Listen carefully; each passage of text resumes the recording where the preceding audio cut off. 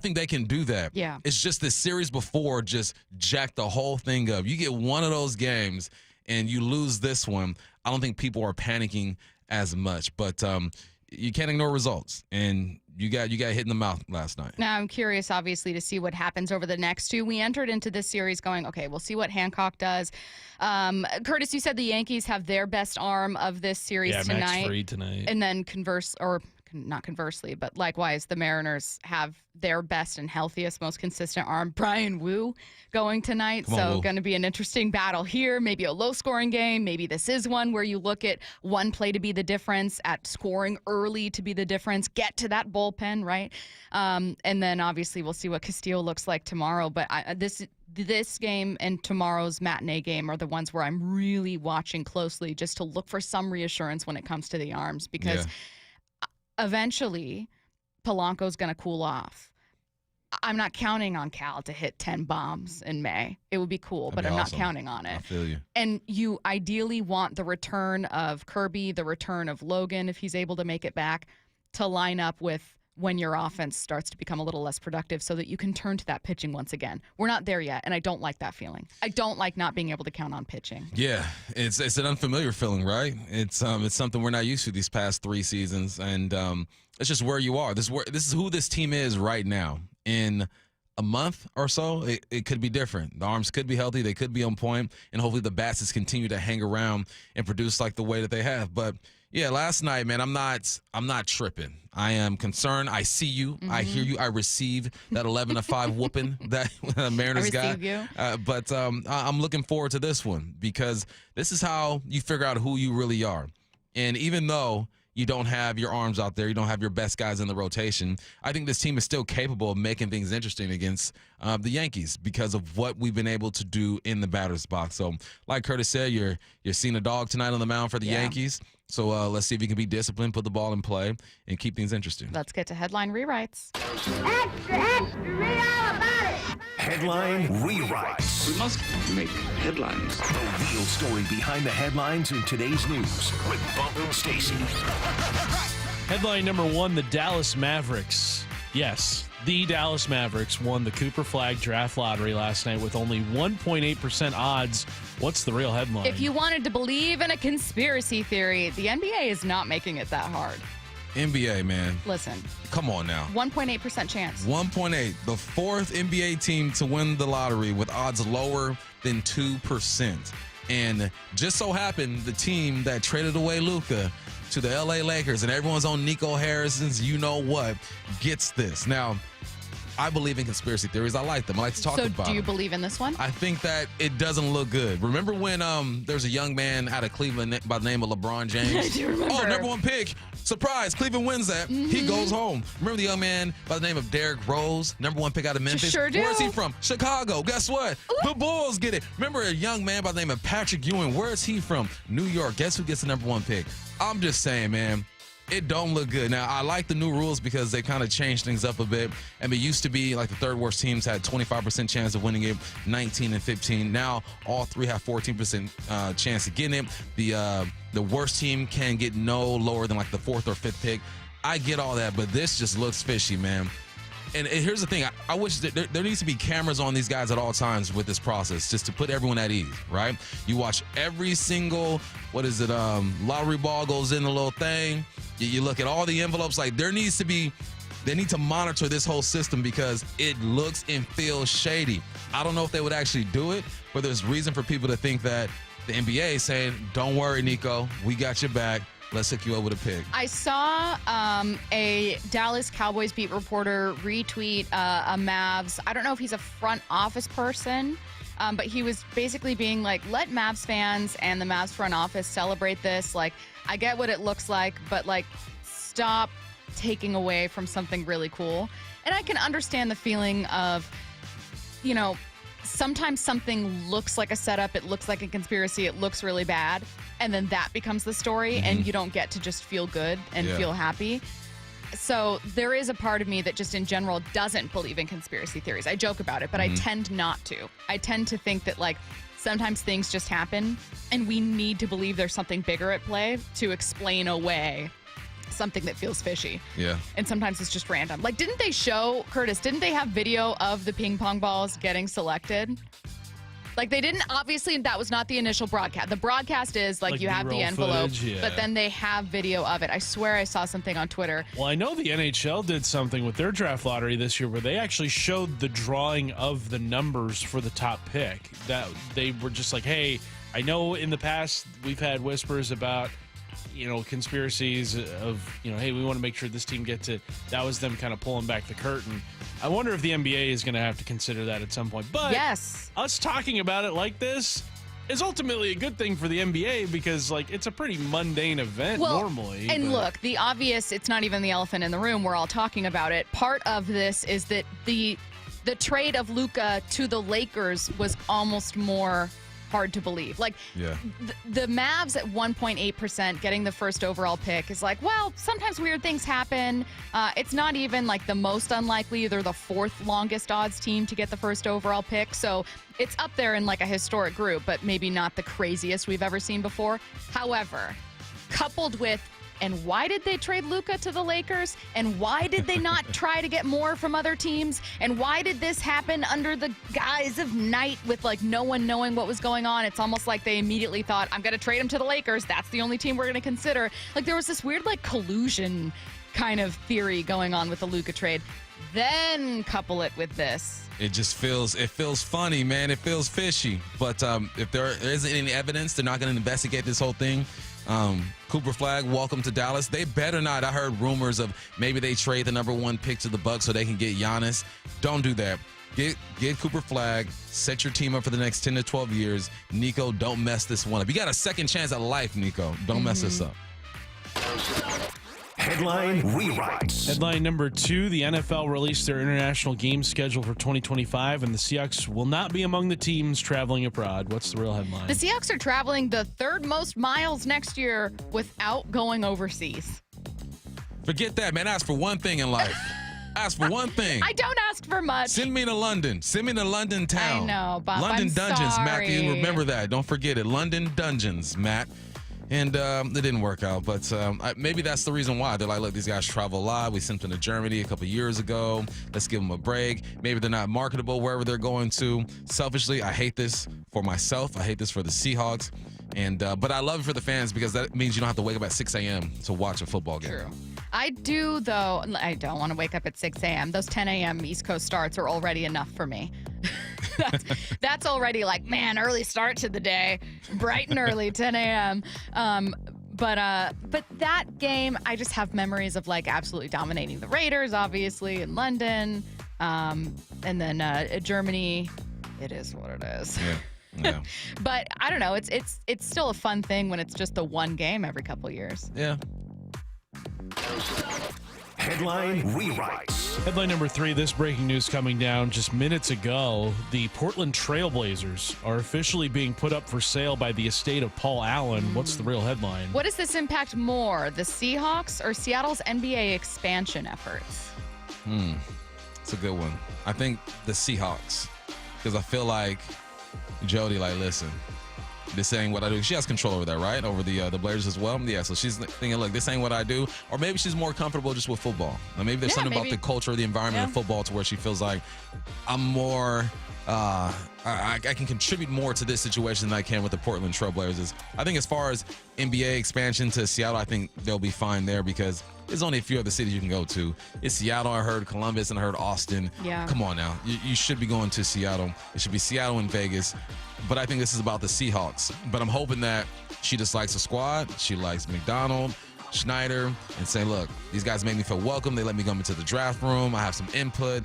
Let's just do this because I feel like in football, there's so many more moving parts. So she can just add more value to a situation because she can find her lane and kind of help out there. The estate of Paul G. Allen, a.k.a. Jody Allen, in that press conference did mention the Seahawks, and they said, look, reiterating, neither the Seahawks nor the 25% interest in the Sounders is for sale right now. This is just this. But they said it's begun the formal sales process for the Portland Trailblazers NBA franchise. Consistent with Allen's directive to eventually sell his sports holdings. So again, it's kind of combined with eventually these teams presumably are sold, but this move does not mean the Seahawks are for sale or that that's happening imminently. The estate is selected. They talk about the investment bank that they're going to, and then the NBA Board of Governors must then ratify a final purchase agreement. This news, once again, does not affect the Seattle Seahawks NFL franchise or the estate's 25% interest in the Seattle Sounders MLS. Neither is for sale. We just talked about the NBA draft lottery for a little while, and Mike Greenberg introduced an interesting idea that I think we should go over. Should the NFL and should every league have a draft lottery? That's next. Wyman and Bob, afternoons 2 to 7. For some people that are just committed to being mad at the team or they stink, you just wait. You know, they're desperate to be right about them not being good. So this was their first chance to go, see? Yeah, there's the real team. I'm like, so the real team is the one we saw in these 3 games and not the previous 9 series. Dave Wyman and Bob Stelton, afternoons 2 to 7 on Seattle Sports, the app, YouTube, and your smart speaker. We at 3 Tree Roofing understand that your home is your castle. That's why our certified technicians use state-of-the-art installation methods to deliver the highest warranties available. Check out our hundreds of online reviews and schedule a free estimate to see for yourself. 3 Tree Roofing, your Puget Sound roofing experts. Imagine finding your dream home and moving in right away. No waiting to sell your old place first. Sounds perfect, right? That's exactly what Orchard's Move First, Sell Later program lets you do. Buy your new home now and sell the old one later. Here's how it works. Orchard gives you cash so you can buy and move into your new home first on your timeline. No waiting, no showings, no double moves. Then the Orchard experts take it from there. They handle repairs on your old home for you so you attract the right buyers. Once they're done, a local Orchard agent lists and sells your home for top dollar. Orchard's Move First program gives you the freedom to buy and move into your new home first and sell your old home later. Buy before you sell and get top dollar for your home with Orchard. Ready to find out how much your home is worth? Visit Orchard.com to get your free home valuation. That's Orchard.com. What is that sound? Ugh, that sounds like a plumbing sound. Luckily, there's a company that fixes all the plumbing sounds across Puget Sound. That's All Sound Plumbing. Puget Sound's plumbing experts. Have a sound? Visit allsoundplumbing.com. It's time for a girls' night out back. Australia's Thunder from Down Under Temptation Tour is hitting Galaxy at Muckleshoot, June 5th through 7th. Tight abs, ripped bodies, and moves so hot you'll need a cold shower after. Get tickets now at muckleshootcasino.com and feel the thunder. June 5th through 7th, only at Muckleshoot Casino Resort. Hey, it's Ryan Roland-Smith for Eastside Weight Loss Clinic. I dropped 30 pounds and honestly, I feel amazing and it has been so easy to keep off. But I didn't want to just lose weight. I wanted to be in the best shape of my life. Look, I'm in way better shape than what I was even when I was playing.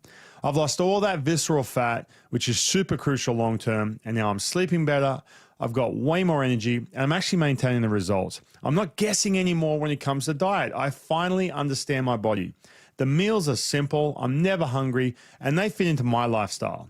And yeah, now that I've dropped the body fat, I can still enjoy an Aussie meat pie on the weekend, and I'm not stressed about it. After speaking with Dr. Coogan, it all made perfect sense. Yes, it was going to take some discipline, but trust me, the results were well worth it. So if you're ready to take control and feel like your best self, go to eastsideweightlossclinic.com and book a 15-minute consultation. It changed everything for me, and it can for you too. Dr. Ryan Coogan, D.C. Results may vary. Washington is leading the way in car theft reduction. Car theft dropped by 32% from 2023 to 2024 in our state, but there's still work to be done. Help keep your car safe with these simple and important tips. Don't leave your car running unattended. Park in well-lit areas. Lock up every time. Keep valuables out of sight. Use an anti-theft device like a steering wheel lock. Prevent the theft and keep you and your vehicle safe. These tips are brought to you by the Washington Auto Theft Prevention Authority. 4 down territory, going inside the game with Michael Bumpus. I like this. More quarterbacks should start doing this. Every day at 11:15 and 1:15 on Bump and Stacy.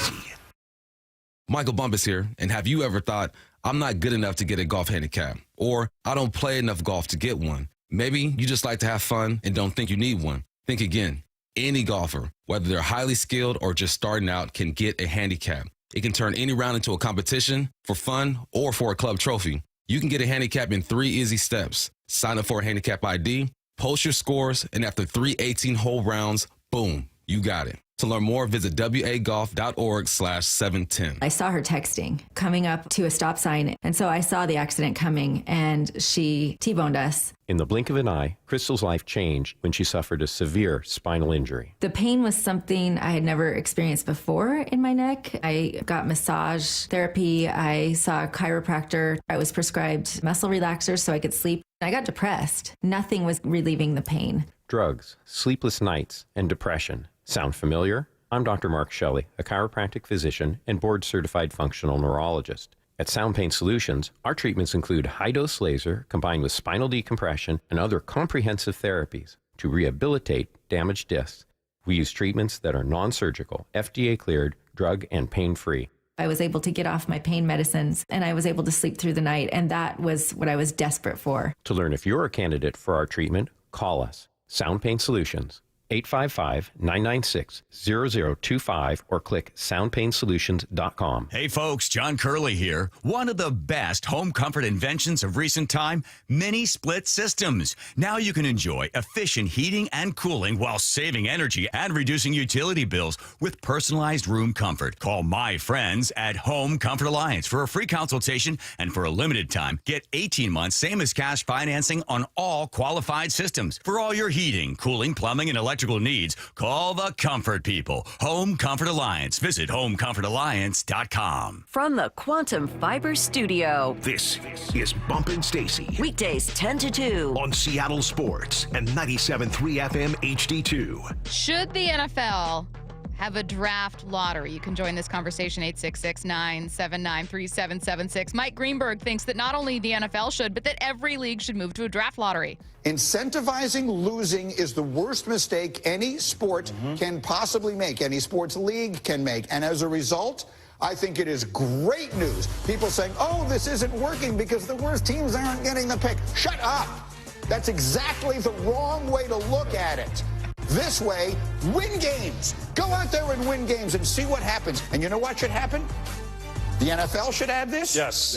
Every sport should add this. Yes. The lottery is a brilliant idea, and I would completely favor, I know Shefty was on talking about it on the radio this morning. I would absolutely be in favor of the NFL going to some sort of draft lottery so you stop with the tanking, which is the worst thing in sport. The 509 texting in saying absolutely, and then similarly, every major sport should have a draft lottery. It's a smart move that prevents teams from deliberately losing games to improve draft picks. I'm so torn with this one. Why? Because I feel like, could you imagine if Philly got the #1 pick this year? Like they're not gonna get a quarterback. I think it'd be limited to teams that miss the playoffs. So like it'd be like the Seahawks getting the #1. Okay. So teams who make the playoffs don't get. Okay, never mind. So the Seahawks, that changes my whole perspective. But to your point, it would be like if it would be like this. Let's say that the Seahawks ended up getting that 5th tiebreaker over the Rams, so they're the last team into the playoffs, and then the Rams at 10-7 are eligible, but with the lowest odds, much like the Mavs. They're now eligible for the #1 pick, but they have the lowest odds. It would be like them getting the #1 pick. Yeah. All right. Cool. All right. Thank you for clarifying that, because I'm thinking, man, everybody gets a shot at this thing. No. I go, nah, man. I don't want Philly with the #1 pick. All right. So let me process this again. So if that is the way that we're going, I think that in football, the worst teams need the #1 pick, because in football, you will be down for decades. You will have no glimmer of freaking hope, because you can't just get 2 superstar players, put them on the court, and now you're good to go. In football, you need an O-line, you need a quarterback, you need a D-line. It takes so much to build a football team that if bad teams don't have the #1 picks, it's like their chances of being good are just, it's a long shot. And football is just so different because there's so many different moving parts and positions. I don't know if the NFL should go that route. I think the worst team should go get their quarterback and have a chance of winning. The one thing I don't like about teams or the NFL not having a lottery is that teams do tank. And fan bases do get mad if you win a game late. What was it, Lovie Smith with the Houston Texans? And recently the Giants and Titans were all vying for it. Right, and now the fans are mad because your team is winning late. That's the one thing I don't like about this. But in football, I feel like the worst teams should have the number 1 pick. So I will let you know the text line is like 90% on your side right now. I think most people are like, why? It's a formula that works. I will give this. The formula right now that the NFL has of it's by record with tiebreakers that work kind of the opposite of playoffs, right? Worst divisional record, you get a higher. So there is no way to fudge that. There is no conspiracy theory that you can work out for the Browns having the number 2 pick, for the Titans having the number 1 pick. If you're bad, you're bad. We all know the tiebreakers. We all know the rules, right? There are no hidden ping pong balls, and we're like, wait, that's kind of interesting. Right. Now, why did they, you know what I mean? You're telling me that they gave the, Atlanta Falcons the number 1 pick to get former Georgia, whatever it is. There's no way to create the idea of something being rigged when it is what it is. Yeah. However, going to your point about de-incentivizing tanking, I think that while the NFL already does its very best to de-incentivize tanking and it can punish teams for tanking, I think that, I don't know, man. There are teams that just, I don't know that tanking is as obvious in the NFL. I would argue it's less obvious in the NFL than it is in other sports like baseball. Yeah, for sure. But I think that I would want to de-incentivize it in multiple leagues.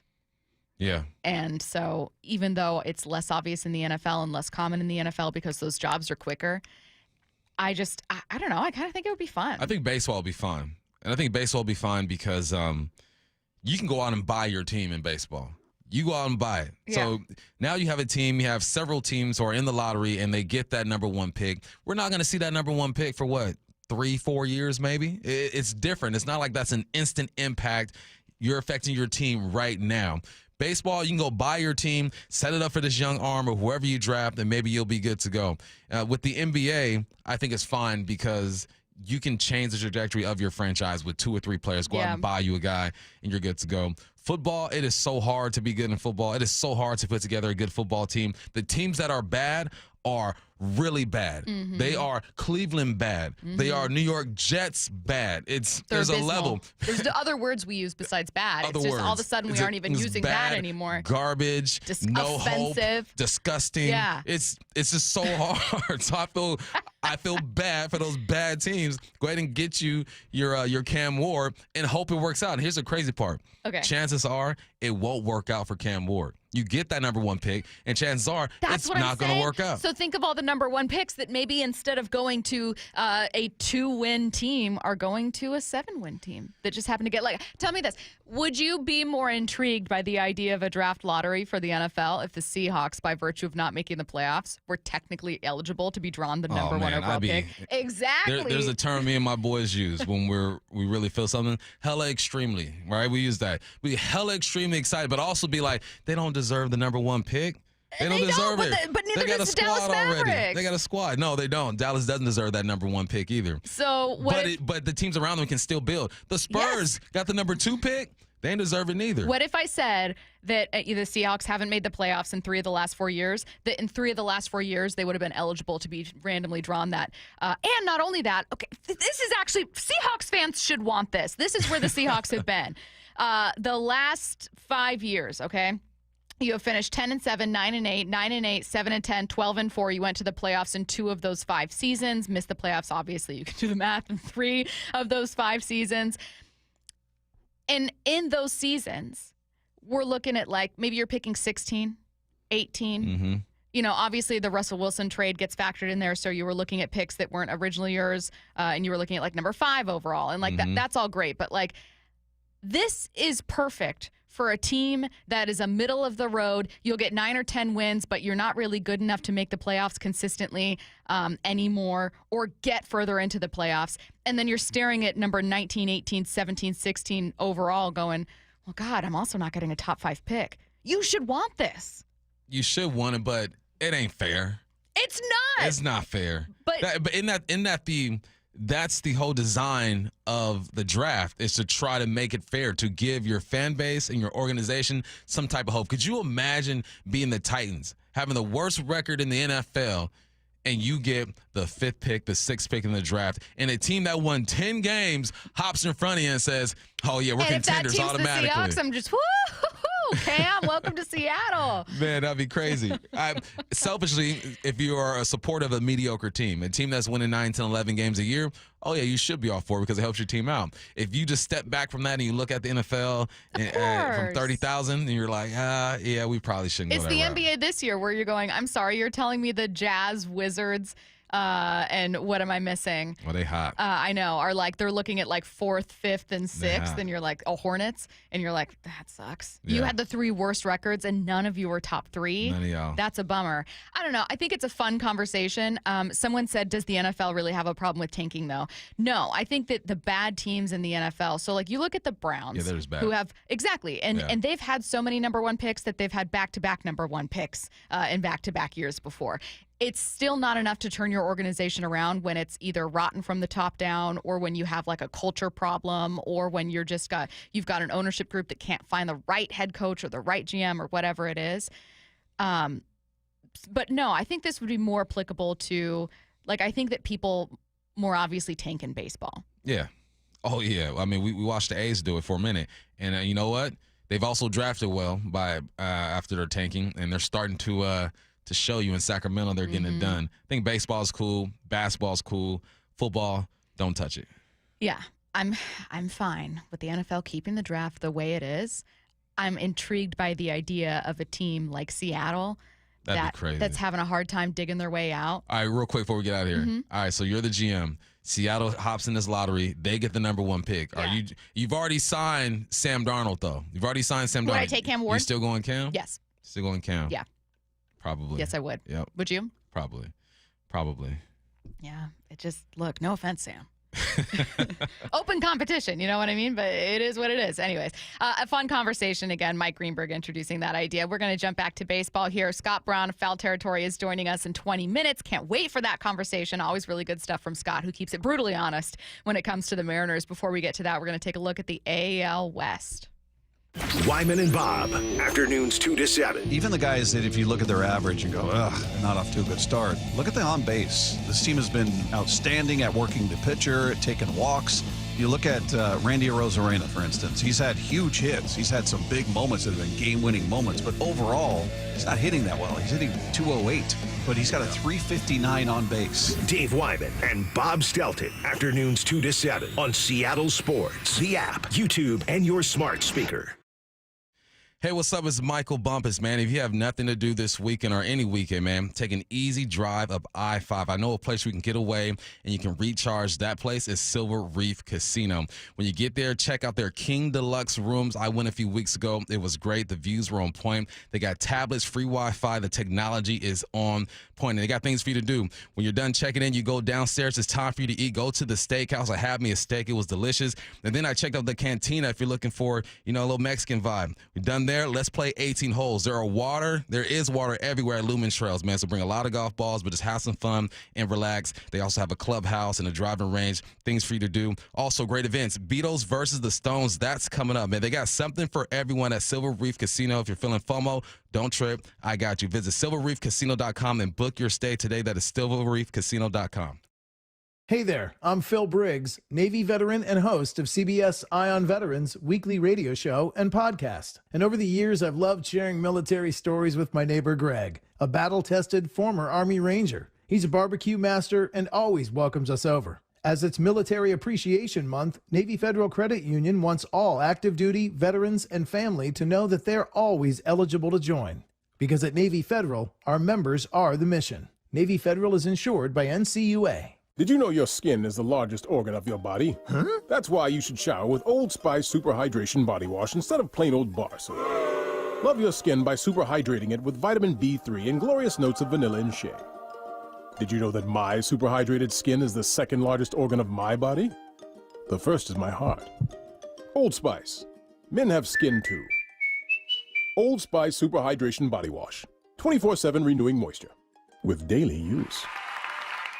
Hey, Brock Hewitt here for my friends at PCF Group, or People Come First Construction Group, and that's exactly what they did when we made the call a couple years ago. We wanted to redo our outdoor space, wanted to add a deck, an outdoor living, a television, and a kitchen, and PCF Group, wow, they more than delivered. And if you're interested in building a stunning outdoor area like we did, I cannot recommend them enough. Reach out before the good weather arrives, and their schedule, well, it's going to fill up. So whether you're looking for a complete outdoor living space or a very specific project like an underdeck ceiling, deck, patio cover, railings, PCF has you covered. Design now and pay later. In fact, get 12 months, no interest and no payments, and up to $6,000 off and a $1,000 Amazon gift card. Request a complimentary design and estimate consultation at 425-629-8476 or project ideas. Explore photos at pcfgroup.com. That's 425-629-8476. You're free now. Free to stream beyond your wildest dreams. Rom-coms, slasher-coms, space operas. Free to fill your feed with impossibly chonky chonkers. Cats, corgis, babies on demand.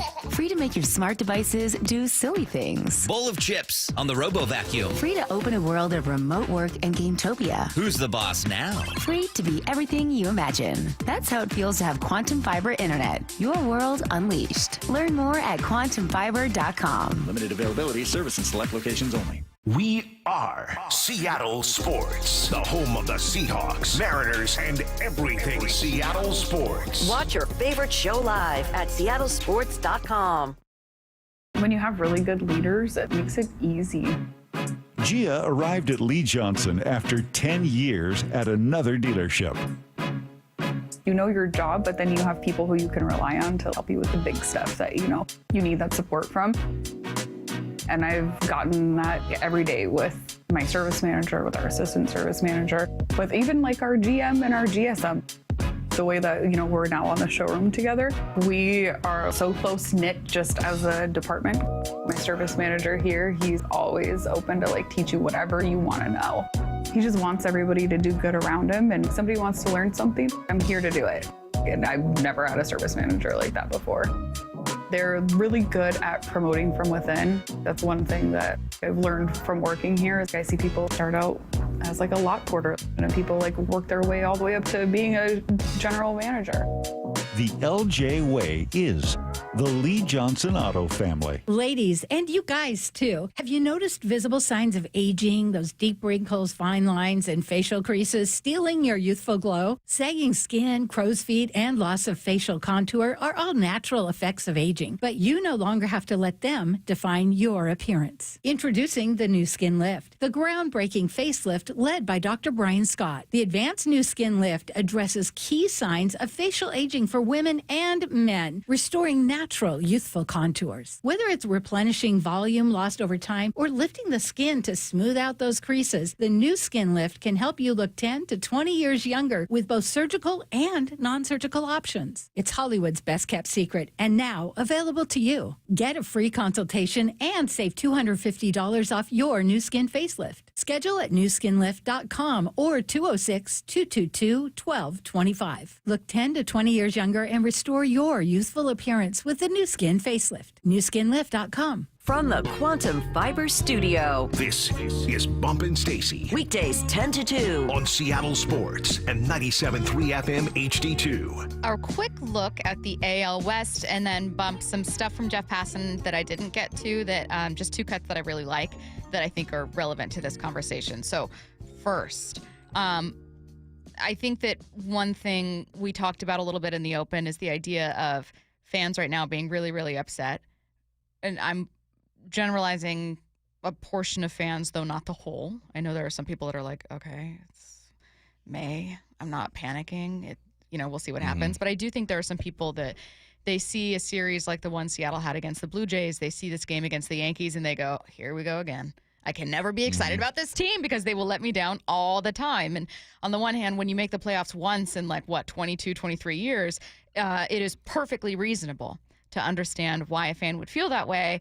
On the other hand, this is a very weird year for the American League, and one in which you don't have to be the best version of yourself to win. Sure, it would be nice if this team not just had won those 4 games instead of lost them, but was playing the kind of baseball that we sort of got used to for a couple weeks. And, when they're playing the kind of baseball that they were playing, you want that to never go away. But it's just not possible to maintain that over 162 games unless you're a great team. And this isn't a great team. I still think this is just a quite good team. And quite good guys in the American League West could be quite enough. So, again, teams that are quite good, not great, but quite good, could be good enough to win their division in the American League. And that includes the Mariners. Yeah, and I think so far during the season, most experts that we've spoken to, and obviously you and I watching this team and what's going on around the division every week, you see that. You see that the A's are a legit team, right? You got to take notice. You see that the Angels are falling apart or whatnot. The Rangers are going to be competitive. Houston's going to be competitive. But there's no one to kind of like stand out and make themselves the top dog in this division, let alone the league. That's good for the Mariners. If there were 3 or 4 teams that were just juggernauts and balling and having great success, then I'd be concerned because we feel like the Mariners aren't the type of team that's going to jump out ahead of you 10, 12, 14 games, even though we saw a 10-game lead disappear last year. I don't want to talk about it. Even during that time, we felt like something bad could happen. Yes. So I think this is the type of climate or environment that is perfect for the Mariners. You got to get through this month, though. You got to hold on tight and wait for Kirby and wait for Logan. And we're hearing good news about Kirby, right? Had a bullpen session with a stand-up catcher the other day. So, he's making progress. He's moving in the right direction. All right, let's take a step back, look at the division. So, again, I wanted to start with the premise of the American League is kind of down. That includes the American League West, where it's going to be a close race, and all these teams are deeply flawed. And some of them are very bad, right? Like the Angels. However, there is still a fair amount of expectation you should have for your team. And it's okay to demand more from your team, especially since the Astros and Rangers are closing in. So I understand your desire for having more from this team, and it's not unreasonable. Like, if in the same way, if you had told me that the Mariners are going to have one of the best offenses in baseball, I would have been like, they're running away with the division. And right now, they are decidedly not running away with the division. The A's are nipping at their heels. The Astros are nipping at their heels. The Rangers are nipping at their heels. And the problematic part of all 3 of those things is that they're all 500 teams. Mm-hmm. And so if a 500 team is nipping at your heels, not where you want to be. So again, it's not like either is especially hot. However, the Astros right now are, let's see, they're win-loss in their last 4. They haven't been, neither have the Rangers, as hot as the Mariners bump, but you've been watching them kind of climbing. Yeah, getting a little closer. They're just taking advantage of the Mariners' loss, right? The Mariners are 4-6 their last 10. The Athletics 5-5. Houston 4-6. Rangers 5-5. That is the epitome of the AL West. And you look at the Angels; they're 5-5. Right? I think the last time I saw a team have a winning percentage over like 600 in the last 10 was last week, and I believe it was the Mariners at 7-3. So it's about keeping pace. It's about running your own race, but kind of looking in front of you and seeing how fast that team in front of you is running and keeping pace. And it's about the matchups as well. We knew coming into this week it was going to be a tough little stretch for the Mariners. Who do the Astros have? They have Kansas City. Can't sleep on them, right? And you got our guy Bobby over there. You got the Rangers coming to Mex and then Tampa Bay. So if you look at the stretch for the Houston Astros, they're looking at this as an opportunity because they see what the Mariners are going up against this series against the Yankees and saying, we can grab a few games. The schedule has a lot to do with how teams are perceived. And again, unfortunately, Toronto, you wet the bed, and you gave away 3 games. Didn't give away. They took it. They played some good ball. And now you got to go up against these Yankees, which provides opportunities for teams like Houston and the A's and the Rangers to feel like they're still in it, which they are. They're not too far behind. Yeah, I'm finding myself just kind of balancing between, hey, I do think that, the first time losing 4 games in a row for this team happening on May 13th, considering my relatively low expectations for this team most of the time, particularly offensively, I'm okay with. However, I don't want to tell anyone not to have more expectations for this team. Because one of the biggest problems with this franchise in general has been that it should have higher expectations for itself. You should. You should expect we need to get to a World Series, not just like, yeah, we want to win more often than not so that we can maybe punch our ticket to the postseason. So, again, it's this weird kind of like, by no means would I lecture anyone.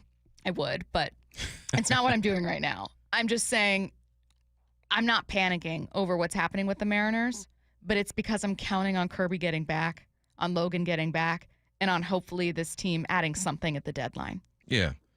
And we're also counting on other teams being just as mediocre or less than mediocre. That's another big point. We're looking at the Astros, right? There was a stretch where they lost a series to the White Sox.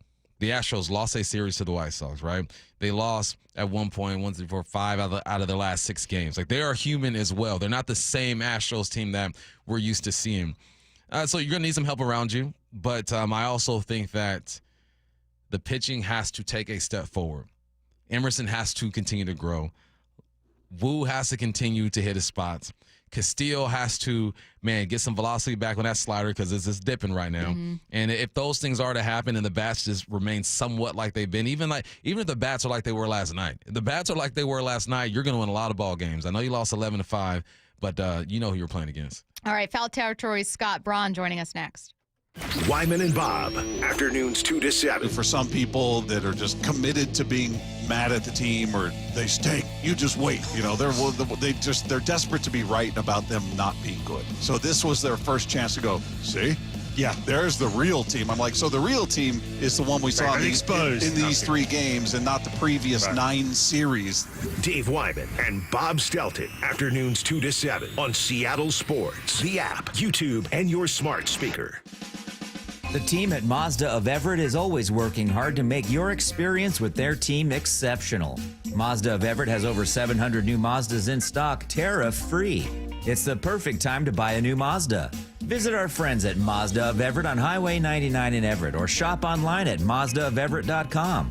Click the Mazda of Everett price where pre-tariff pricing still applies. Shop their tariff-free selection at Mazda of Everett. Hey, it's Graz here. Getting a quick round or range session in before work makes the day so much more fun and is a big-time stress reliever.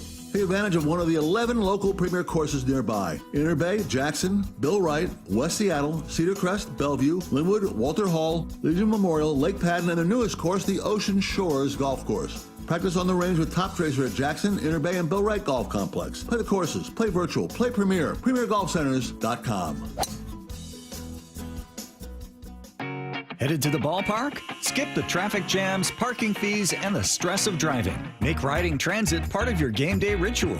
Roll in with your crew, talk stats, and meet fans. No traffic, no stress. Community Transit riders enjoy seamless connections to light rail and ferries to get to Seattle and beyond. And youth 18 and under ride the bus for free. All in for the win.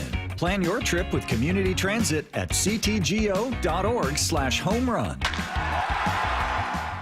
The Mariners are back in action at T-Mobile Park, and you could be there for big moments all summer long with a Flex membership. Flex plans are perfect for fans who want the freedom to choose their games and seats as they go, while still enjoying all the perks of being a member, like saving 10% or more on tickets with no fees, unlocking access to exclusive pre-sales and year-round discounts, and so much more. Join the squad today at mariners.com/flex. Cal Raleigh wins it in the 10th inning for the Mariners. Did you hear? A recent stash of $10 gold Liberty coins from the 1800s has been found. These gorgeous gold coins are as bright and shiny as the day they were struck in the late 1800s, and less than 200 of these gold coins are available. Coin experts are calling this gold find an incredible opportunity. Call 1-800-917-4635, and you are guaranteed a $10 gold Liberty coin minted by the U.S. Mint in the 1800s. But with extremely limited availability, you must call now. These gold Liberty coins coins from the 1800s are still in uncirculated condition. That is history you can hold in your hand. To learn more, call 1-800-917-4635. Call now and you'll receive a free American Coin Collector's Bonus Package, a $40 value, free with every order. Call 1-800-917-4635 now to secure your $10 Gold Liberty coins dated from the 1800s before they sell out. That's 1-800-917-4635. Thanks for calling Discover. This is Nia. Hi, Nia. It's Jennifer. Did you know that Discover automatically doubles all the cash back you've earned at the end of your first year? Yeah, I work here. Okay. I was just double checking. Get it? Because Discover automatically doubles all the cash back you've earned at the end of your first year? Oh, you get me, Nia. Or you could say that I double get you. I guess we've taken it too far. You earn, we match. Discover Cashback Match. See terms at discover.com/creditcard. Watching Clorox cleanup spray dissolve tough grime in the shower feels like... Wait, this really just happened? I'm shocked. Underwear and everything? It feels like being able to zip up your overpacked suitcase on the first try. Smooth. With Clorox, clean feels satisfying. Clean feels good. Use as directed. Attention! If you owe money to the IRS, this is an urgent message. The IRS is cracking down by sending out collection letters, garnishing paychecks, seizing bank accounts, and putting liens on homes and businesses. They call it enforced compliance, and you better watch out because penalties and interest on unpaid taxes compound daily, making it even harder to get out of debt. Don't let tax debt destroy your life. You need to call Optima Tax Relief, America's #1 tax resolution firm. They're experts in taxpayer assistance programs that can save you thousands if you qualify. A+ rated by the Better Business Bureau, Optima's resolved over $1 billion of tax debt for their clients. Let them fight on your behalf, helping to put your tax problems to rest. Call the tax professionals at Optima now for a free consultation. Call 800-783-8055. 800-783-8055. 800-783-8055. Optima Tax Relief. Some restrictions apply. For complete details, please visit OptimaTaxRelief.com. Let's go! This is Seattle Sports. Streaming through the Seattle Sports app. KIRO AM Seattle. KIRO FM HD2 Tacoma. Home of the Seahawks, Mariners, and everything Seattle sports. Seattle Sports Snapshot. The Dallas Mavericks won last night's NBA draft lottery despite having the fourth longest odds at the first overall pick, just 1.8%. That made them the fourth longest shot ever to win the first pick. The three teams with the worst records last season, the Hornets, Jazz, and Wizards, were kept out of the top three entirely. Just their luck. They'll be picking 4th, 5th, and 6th, respectively. Jason Tatum had to be carried off the court in last night's Game 4 between the Knicks and Celtics after suffering a non-contact leg injury. Boston now one game away from elimination, but news could get worse as they await an MRI on Tatum. Snapshot brought to you by Miller Lite. When it's game time, it's Miller time. From the Quantum Fiber Studio, this is Bump and Stacy on Seattle Sports. Streaming through the Seattle Sports app and at seattlesports.com. Now, here are your hosts, Michael Bumpus and Stacy Ross. Here we go now. Host of Foul Territory, it's Scott Braun joining us now on the Emerald Queen Casino Sportsbook Hotline. Hey, Scott, how's it going? Great. And I'm sure everything's much better right now in Seattle these days. Stacy and Michael, how are you doing? Good. Kinda. Look, honestly, Scott, I wish that we would have had you on like a week and a half ago and we'd have nothing but fun things to talk about because everything was so unexpected. But here's the thing about what's happening now. We're having a little snapback to reality where the Mariners are just an up and down, volatile team to watch sometimes, but not for the reason I would have expected. If you were to tell me, oh, they go on a hot streak and then they start to struggle, drop a series against the Blue Jays, really struggle, against the Yankees, I'd go, oh, the bats quiet down. It's like, no, they're not pitching well. And I wouldn't have expected it. I'm going to start with the arms, Scott, and kind of your takeaway about not just the starters, but what you've seen from the bullpen as well from Seattle this year. Yeah, well, I mean, first off, let's go with the headliner. They're missing two of the best starting pitchers in all of baseball. Right. Logan Gilbert and George Kirby are very nicely in the top 20. you can make a case for both of them in the top 10, right? They're missing 2 aces. So let's just move that right in front of the line here of the conversation, and also keep in mind that both of them give pretty good length. You know, if we look at when they're healthy, the kind of innings that they're able to eat up on a start-by-start basis, they're among the best in baseball. What does that do? Limits your bullpen, not just for that night, but it's a marathon. It's something that all of Major League Baseball has struggled with, because as pitching has advanced and we are maxing out arms with fastballs and with breaking pitches, right? And arms are becoming more robotic than ever. It's like, oh, let's change the grip just a little bit and we'll get more spin on that. We're leading to more of an arm injury epidemic. We're leading to guys blowing out. We're leading to shorter outings. The key with the Mariners the last 2 years was that they've got a pretty healthy staff and they went deep in outings. What happens with most teams, fans of teams that don't have stud pitching like this, is that the bullpen starts to fall apart because you're overworking them. The Mariners have done a really nice job of being able to keep their bullpen in a good spot, but it's not going to be the same when you're missing 2 guys that are going to give you 6, often 7 innings in their outings. So to me, that's a lot of it. I'd be really pumped, of course, for the most part, about what Munoz has brought to the table. I don't know every single situation of each reliever after that, of course, but for me, I'm not too concerned because both guys are going to come back at some point. It's just that this was, Stacy and Michael, what I always thought was going to happen with the Mariners. You know, you and I have probably spoken 3-4 times over the past year, and I said, I can't believe how much they're wasting one of the best pitching staffs in the 21st century because arms are a ticking time bomb and they're going to get hurt. So here's where we are now. You're missing 2 guys.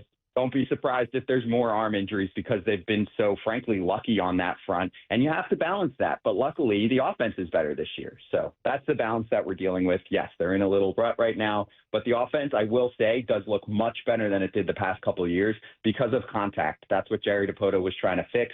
They're more middle of the pack, I think, right now in contact, when the last couple of years, I mean, they couldn't hit a baseball to the backside of a barn at times. Like, you just struggle to watch them make contact, almost to a point where I'm like, are they seeing the ball? And Teoscar Hernandez said, no, actually, I can't see the ball. The batter's eye is a little slanted for me. So that's why I'm saying 22-18. It's better than where they were the last couple of years in my mind, but obviously this is still a marathon. They're not a lock to make the playoffs. It's so early. Yeah, Scott, I think that's what's concerning for us and a lot of fans when you go through this stretch where you're losing 4 in a row, is that you think back to a couple of years ago, you go, man, those arms stayed fresh. That rotation was good, but the bats couldn't get going. There's something that athletes do. It's called the eyeball test. You know about this, right? You line up, you look at the other team, and you start to size each other up. And the Yankees probably look the best in their uniforms. Yankees, Dodgers, right? They have the specimens over there. But then you play the game, and you start to feel what the other team is capable of doing. What do you think this team can learn from playing the Yankees, and what do you think management can learn this series from playing the Yankees? I think on the pitching side, you're seeing what it looks like to run into the most powerful team in the American League and the team that made it the furthest in the American League last year and still has a good chunk of that lineup together, plus additions, right? The Yankees offense looks pretty good post Soto. I mean, I still would rather have Juan Soto than some of the pieces that they added, but it does look pretty good right now. And you're seeing, I mean, I think they are worlds ahead of the second place team in terms of home runs in the American League. So they're running into power. As far as I can remember, last year when the Yankees visited Seattle, they did pretty well offensively as well because, you know, we're a national show on foul territory and we're often like, what's wrong with Seattle's offense? How much of this is the ballpark, which is the top pitcher's park in baseball? That's basically an undisputed fact, right? But then we look at a team like the Yankees come to town and they bashed baseball over the field and you're like, okay, this is possible. Let's just not a lineup that looks as good as the Yankees. So we're seeing that again. I mean, this is maybe the top offense in the American League, and that's what they're running into. And Seattle doesn't stack up against that offense right now. So that's how I would look at it if I'm Seattle. There's a lot of good positives, you know, in this lineup. Obviously, Jorge Polanco has been playing out of his mind to start the year, and he looks great. I'm going to be a realist here, Stacy and Michael. He's not going to finish with 40 homers.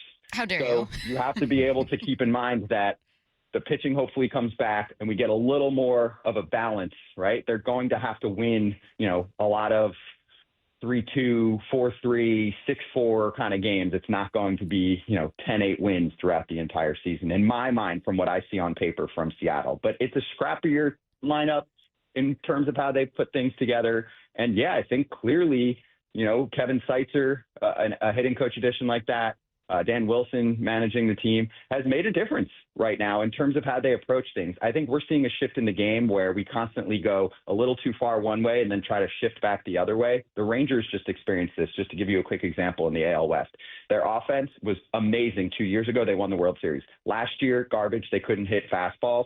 Just the consensus from an outside perspective was overthinking, too much game planning to a point where they're looking for one specific pitch in one specific window, and you're kind of driving guys crazy. It's like they're over-preparing for a test.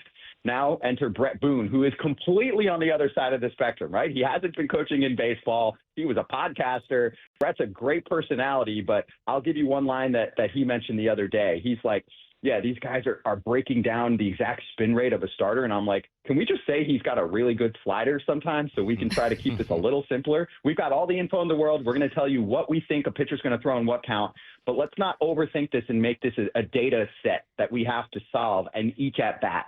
And already in the past few days, the Rangers offense has been better. Out of curiosity, Scott, do you hear that the Mariners are up there in terms of like really, really analytically minded front offices, or is it kind of a mixed bag? Like you just kind of hear that there's just every front office in baseball is super about numbers and their analytics staff, and then players typically older players kind of push back against it. I think, I'm going to be the guy that brings up the number. Jerry DiPoto mentioning the 54% line should still be burned in everyone's brains. That should tell you how he runs a front office. And I think that even he recognized last year, I need to shift away from that a little bit, or at least the messaging that gets to the players. If that's how I determine value with a player, cool. That's what most front offices do. But there needs to be a translation when it comes to actually playing a game on the field. So I would say, if I had to guess, Stacy, last year I would put them in the top 5, if not top 10. Mm-hmm. At the most, right, in terms of being a very heavy analytical front office. And I think you can counter that with the coaches that you have around you. So, yes, I think DiPoto is a total numbers nerd. And I also want to make sure I mention to everyone that I've been pretty consistent that I don't blame Jerry for what's gone on the last few years. I think he's done a really great job with developing. They've got one of the top farm systems in baseball. He's just got to work with the budget that he has. But yes, to answer your question, I would say they tilt definitely more towards the super analytical side of the sport. But yeah, a lot of the sport is in that direction right now and trying to find the right balance. It's hard to predict the future, right? Stacy mentioned a week ago this conversation about the Mariners would be different. But you mentioned something interesting. You said, look, another arm might fall. That's just how this game goes. So let's imagine some things and say, all right, the trade deadline is in a couple weeks from now, right? If the team, the way it's constructed right now with the problems that they have as far as arms being healthy, the rotation and the way the bats are performing, where would you lean as far as trying to grab some reinforcement for this team? Would you look for an arm, or do you think that Emerson has enough, Logan's going to develop, and the bats will continue to produce? Well, let me try and counter this. So, Michael, where am I at? If the trade deadline's in 3 weeks, are Kirby and Gilbert coming back? Let's say Kirby. If we're doing the hypothetical. Kirby and Gilbert are back, yes. Oh, then I'm definitely going for bats. If Kirby and Gilbert are back, I mean, I'm great. Kirby, Gilbert, Woo, Castillo in the playoffs, that's what I need. And obviously you have to get there too, and Miller, of course. But, yeah, I'm good there, right? And this is a cool opportunity for some of the guys like you're mentioning, Logan Evans, Emerson Hancock, to try and prove themselves and really see what you've got with them. It's time. So I'm in a good spot with the starting rotation if those two are coming back. I think they are both coming back. I'm more concerned now about Gilbert. I haven't looked at an update in the past week or so, but the injury that he's dealing with, just throwing this out there, often is a precursor for a more significant injury. I hope that's not the case, but let's keep that in mind as we go through this process. With Kirby, it does sound like good progress, and that he will be back at some point in the next few weeks, so that's great. But I'm definitely looking for more offense, more thump in my mind. Where is that? It's probably at this point an outfielder, an outfield bat. I mean, the name that I'm just thinking about on the top of my head, because we're not going over trade deadline too much yet, is Luis Roberts going to get traded. Is he the right fit here? I'm not sure. Right now, we're going to see what Leody Taveras looks like. We got to give him a few weeks to see if he turns into the next Robles edition, where it's a guy who was cut loose by his team, and then they strike gold where he gets a change of scenery. So I'm okay. It's a good thing that the trade deadline's not coming up, because I think we'll know a lot more about what the needs are in a month and a half. Okay, scenario B, one of those arms are not available. Arm. Yeah. But if one of those arms, well, I mean, you're still in a good spot, but sure. The thing is, if one of those arms isn't available, right? Like, let's say Gilbert doesn't come back for the rest of the year. I still have a playoff rotation in my mind. I mean, Kirby could be a 1. Of course, the fire alarm goes off in my building right now. Kirby can be a 1. Brian Wu can be a 2, and Castillo a 3. So I think just a depth starter at that point. We'll at least let you know we can't hear anything, so you're good on our end. Good. Probably Okay. annoying for you, but we can't hear anything at all. A question for me is, we've heard so much about, hey, the AL is just down, like as a whole. And if you were to power rank the rest of the league, you'd have like 3-4 National League teams before you get to an American League team. And I think I've been kind of using that to like calm myself a little bit when the Mariners start to struggle and just go, well, I don't know. I mean, there's not a lot of fantastic teams you got to power through in the American League. But Scott, I'm asking to know if you think that might change. If you've seen some, American League teams, maybe it's the Astros or Rangers, maybe it's another team in the AL East besides the Yankees that you think like, no, I actually think that they might heat up and I think this could level out.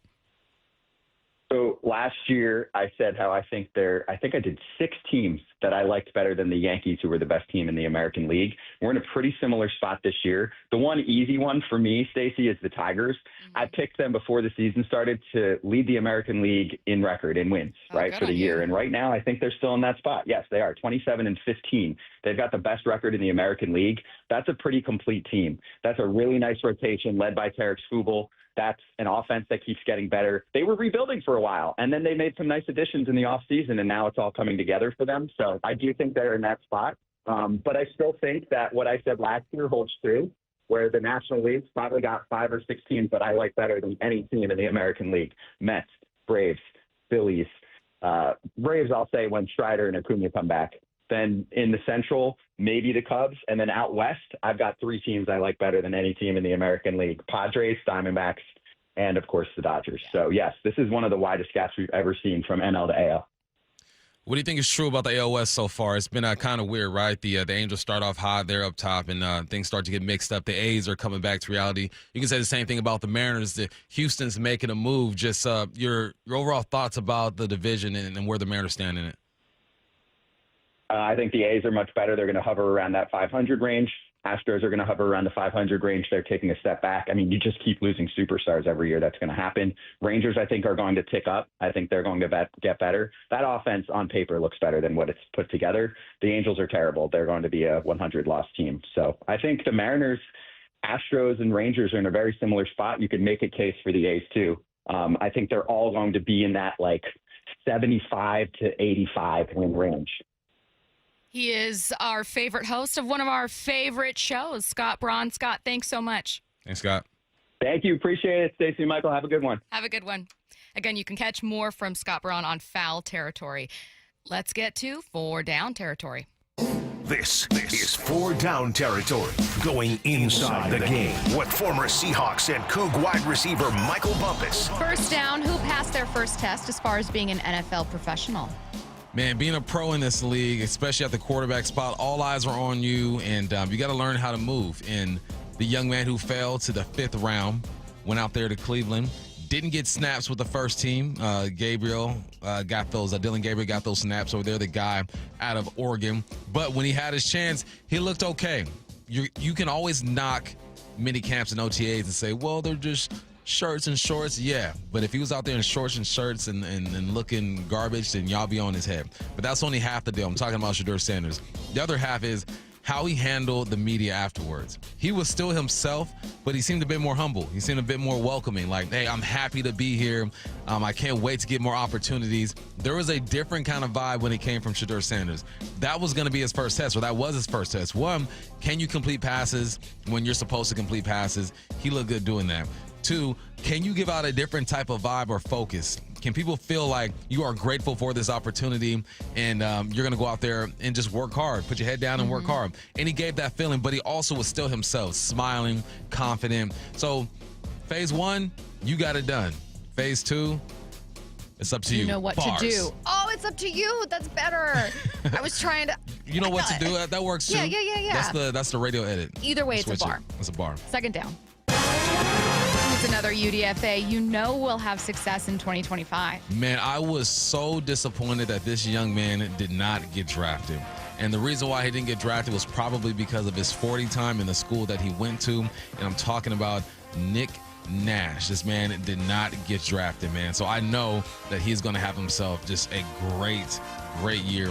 He ended up landing with the Atlanta Falcons. He's almost like Drake London.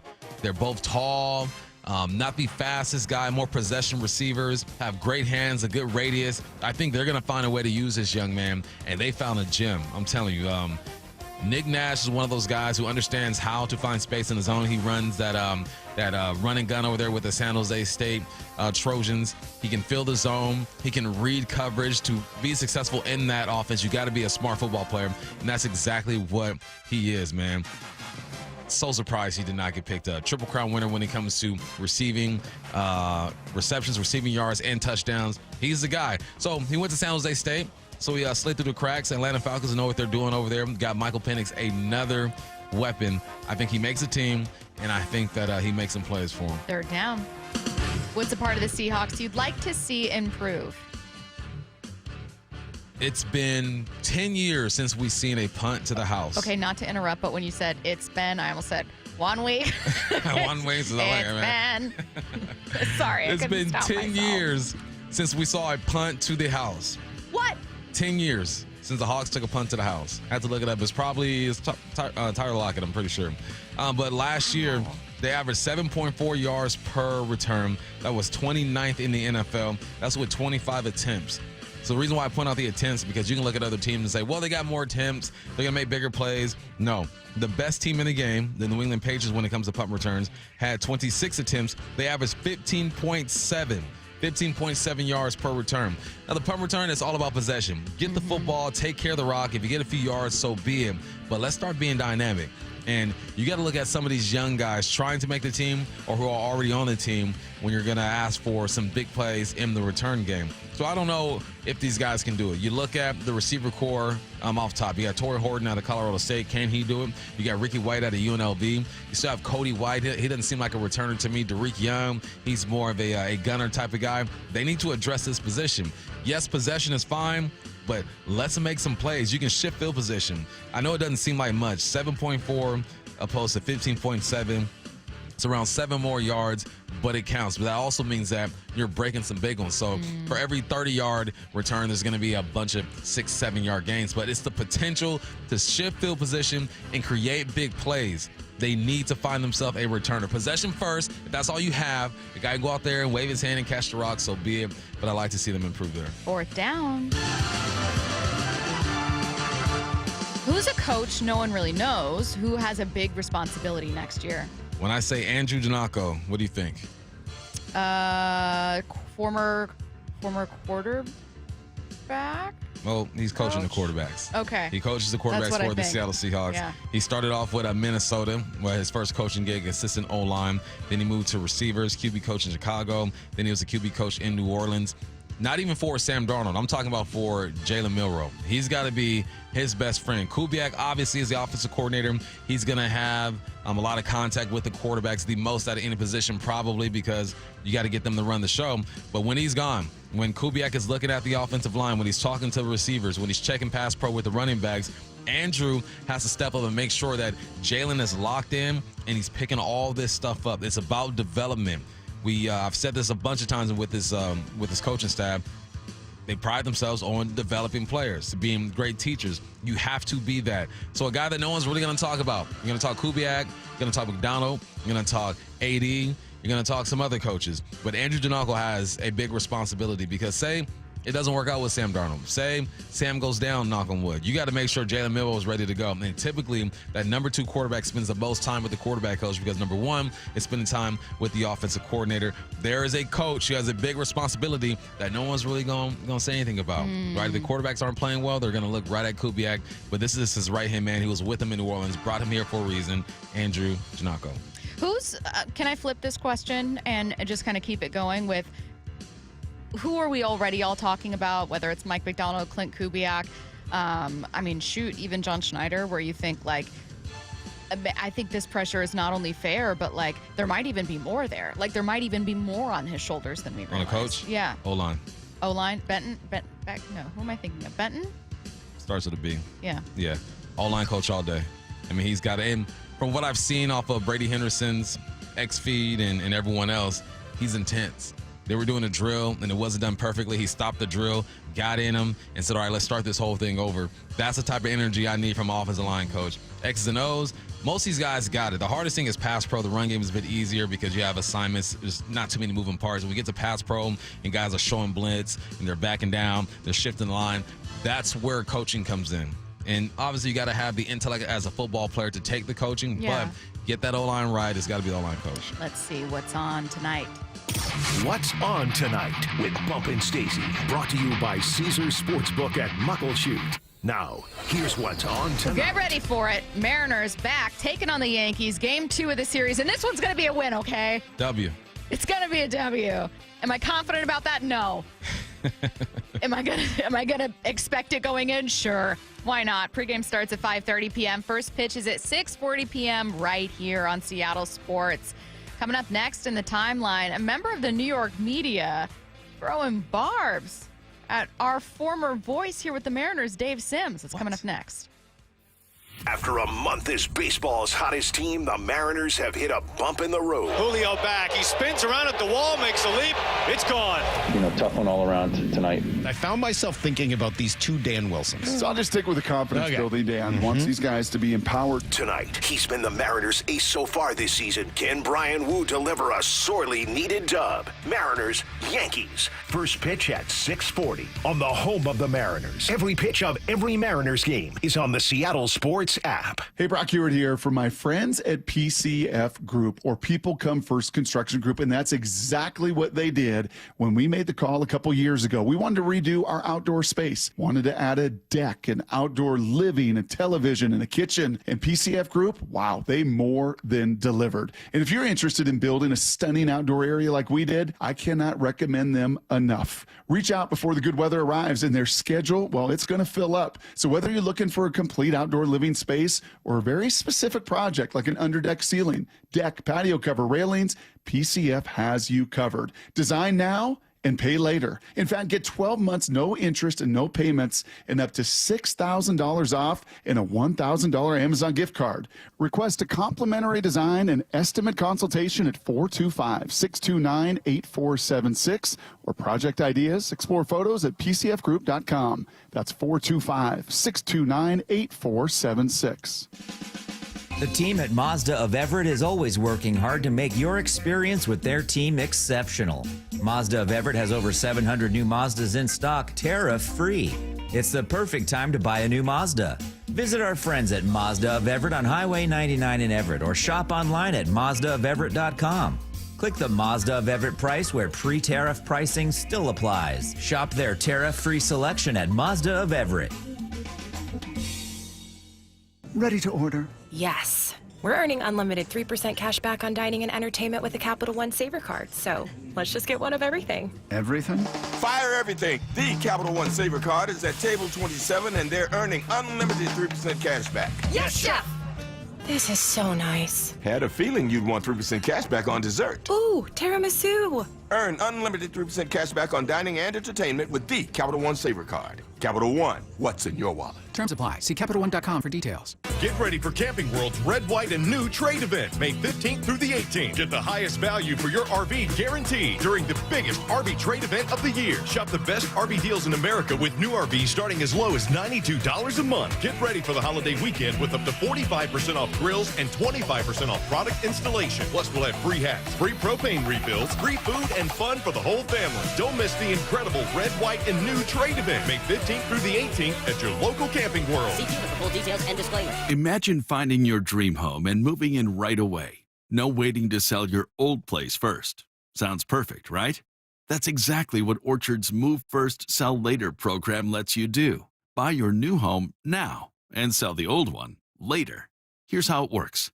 Orchard gives you cash so you can buy and move into your new home first on your timeline. No waiting, no showings, no double moves.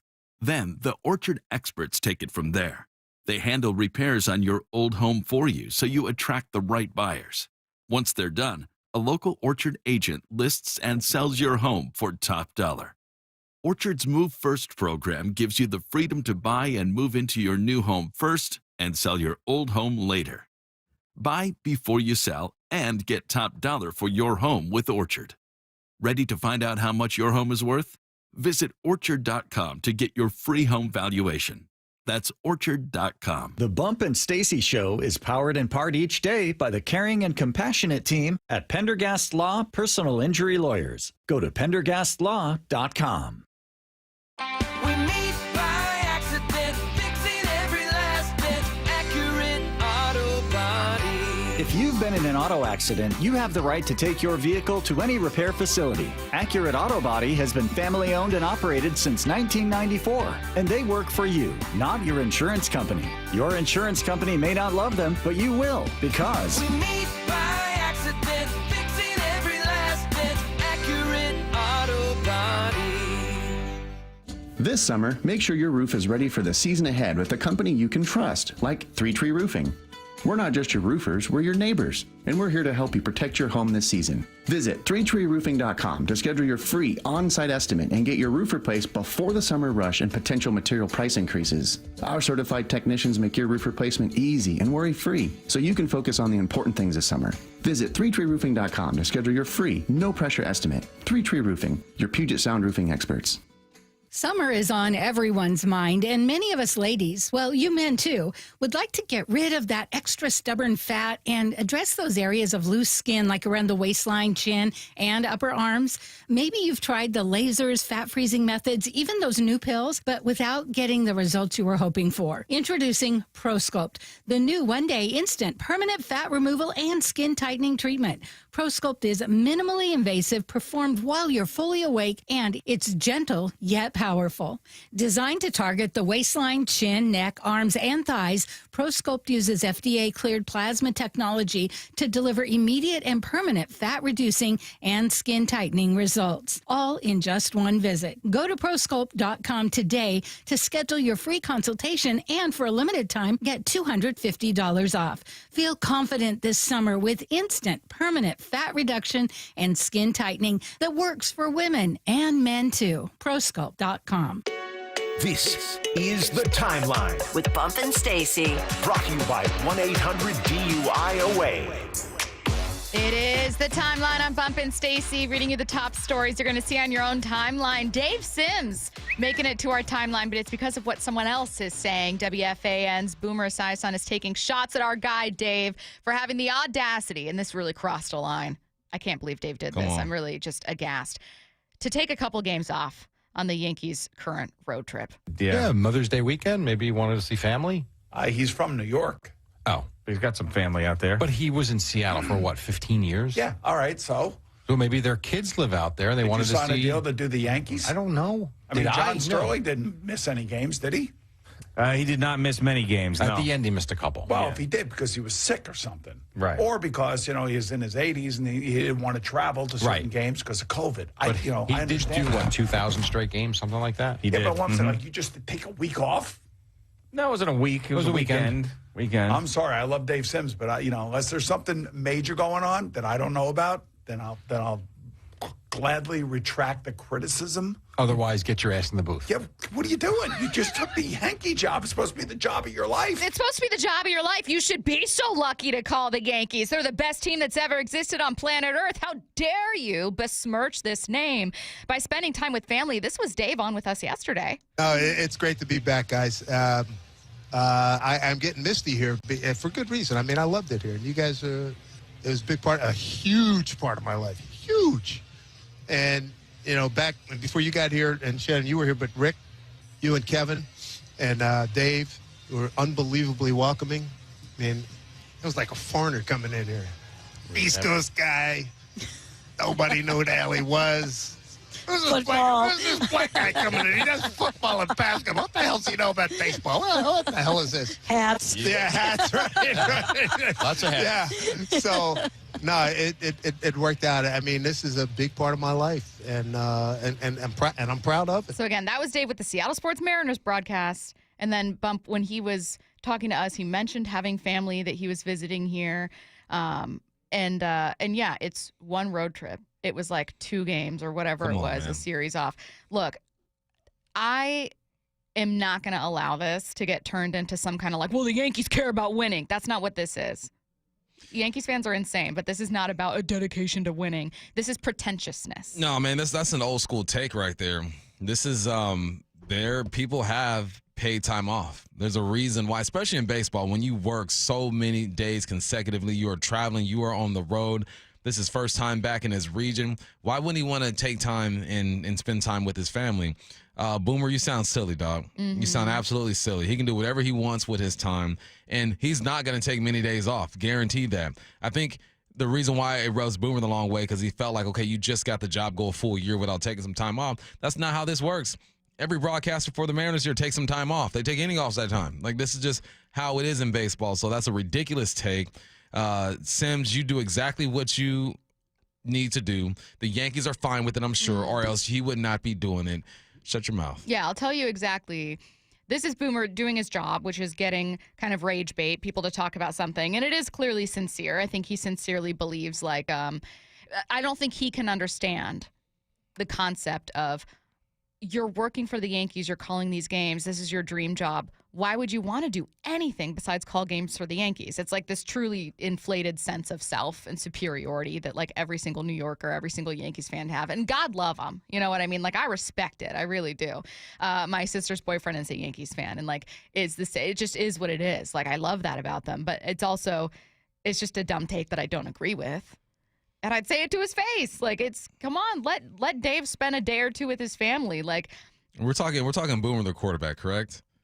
Oh yeah. Oh no, he's taken some time off. That's what I'm saying. And I'm listen. You don't work every single weekend when you're broadcasting. You don't spend every single day of your life working. That's no way to live, brother. If you are, then I suggest you take some time off. And maybe you won't be as grumpy. Someone commented Boomer took whole seasons off, and I was like, wow. Ooh. Okay, I didn't say that. I didn't say all that. But yeah, I thought that this was like reeking of Yankees pretentiousness. And look, I hate the Yankees. This reeks of bias, and I'll say that right now. I hate the Yankees. And he does. That's right. Man, come on. Anyway, let's move on. Boomer. Yeah. Boomer with a boomer take. Exactly. Thank you. Sorry, Boomers out there. I'm sorry. Don't get mad at me. Don't come after me. Right, but just take one for the team right now and let us have this. Adam Silver spoke to SiriusXM's NBA radio today about the timeline for the NBA's expansion efforts, including when those conversations are happening. Let's see. This is cut. Curtis, would you mind playing cut 26? I think at this point, we have a NBA board meeting in July in Las Vegas, and my sense is it will be on the agenda to discuss with full ownership now for the 30 teams to get directly the existing owners' views on potential expansion and how we would begin furthering the study of all the implications. And then we'll go ahead. So he mentions obvious interest in Vegas and Seattle, but let's go ahead and go to cut 27. And I've said before, there's an impact on dilution of talent. There's, of course, an economic impact in that presumably if we were to expand, let's say, an even number of teams, 2 teams, it means there's then a division of our media deals by 2 additional partners, et cetera. I mean, that's just math. That's something we have to look at as well. Okay, so there's trepidation with expansion on the part of owners, and it's because of the dilution of talent in the league, and then you add 2 more teams to split up that revenue with. Delusion of talent. I think there's a lot of talent in the league right now, especially some new talent as well. So I'm not sure what that take is about. Now, the financials make complete sense because owners want to collect as much as they can. You add a couple new teams. You have to disperse the money equally. I understand that part of this whole deal. But like any investment, it's going to take time for this thing to grow. If you invest in 2 cities, especially one like Seattle and the other being Las Vegas, people are going to show up. Teams are going to grow. Media market is going to have new deals. The CBAs are going to be different. Like, there's potential there to grow. It's just the initial shock of maybe 2 to 3, maybe 4 seasons to where the owners feel like they're losing money. And I guarantee you, they might lose money, but they'll be fine. They're billionaires. You lose a $50 million this year to make $250 million in the next few years. Like, it's not that serious. All right. Next up, ESPN has officially announced their direct-to-consumer streaming option. It'll debut this fall in time for the football season. The unlimited plan gives fans access to ESPN's linear networks, ESPN, ESPN2, ESPNU, etc., in addition to ESPN on ABC, ESPN Plus, SEC Network, which all of us obviously watch a ton of. So this is going to be a monthly subscription for $29.99. An annual subscription of $299.99, and then you get Disney Plus, Hulu, ESPN, this unlimited bundle for $35.99 a month, blah, blah, blah. Monthly subscribers, so like a month by month, is $11.99 for just ESPN Plus. That sounds good, actually. That sounds great. Only problem I have with it is that I watch Hulu Live, and I guarantee you Hulu Live is an extra like $10-15 on top of that thing. But this does make it easy because sometimes I just want to watch football. Sometimes it's like, all right, just give me, or just sports in general, just give me ESPN. Boom, that's all I need for the day, and I can Netflix wherever the heck I want to watch. So no, I think this is cool. It also makes me, it would make me adjust kind of my subscriptions a little bit. It's the first ever time ESPN's been offered the whole thing offered without a cable subscription. So I don't have cable at my house because we buy the Root Sports standalone thing for $19.99. So it'll be nice to have ESPN, especially at this cost where you're not having to pay, over $100 a month for cable, and that's like on the cheap end for cable. Yeah, I can't find the complaint for this one. No, like if you already have cable, then the story isn't important to you in any way. Right. You just continue on. And further, if you have a streaming service like Bump mentioned with like YouTube Live or Hulu Live, like I have the same thing. I have Hulu Live. Okay, I already have ESPN and a lot of that stuff on there. Not bothered by it. And if I wanted to buy this package separately because I was, let's say, like a Georgia fan and I was like, oh, I want to get some other stuff. Like I don't have SEC Network with Hulu. Then I do that. I think this is one of those things that like people initially bristle at. Like, oh, another thing. And it's like, this is really just an option for people that really want some of these games and currently don't have access to them. And if you do, then you don't You're good. care. Don't stress. You're fine. You don't need to care. One former MLB GM thinks the Mariners need to get another bat. Wyman and Bob, afternoons 2 to 7. For some people that are just committed to being mad at the team or they stink, you just wait. They're desperate to be right about them not being good. So this was their first chance to go, see? Yeah, there's the real team. I'm like, so the real team is the one we saw in these 3 games and not the previous 9 series. Dave Wyman and Bob Stelton, afternoons 2 to 7 on Seattle Sports, the app, YouTube, and your smart speaker. The Mariners are giving you more baseball for your buck. With Mariners Value Games, score seats for as little as $11 on select dates all season long. Plus, check out the expanded Mariners Value menu and beers available every game. Enjoy ballpark classics like hot dogs and nachos for less than $5 and a great selection of brews starting at just $5. Go to mariners.com/value to grab your tickets and check out the full slate of value options at T-Mobile Park. Do you have a car sitting around collecting dust? Turn that car into cash at Wayscar Ford in Auburn. Not only will they purchase your vehicle today and pay you right up front, but it gets way better because once they resell your old car, they share 50% of their profit with you. I was just at Wayscar Ford getting service on my new Bronco. If you guys are regular listeners, you know exactly what happened there. I caught up with Mark, the GM, and we were talking about the program. They've been sharing their profits with people utilizing the program for several years now. In fact, there's a whole page on their website dedicated to photos of happy customers with those giant oversized checks.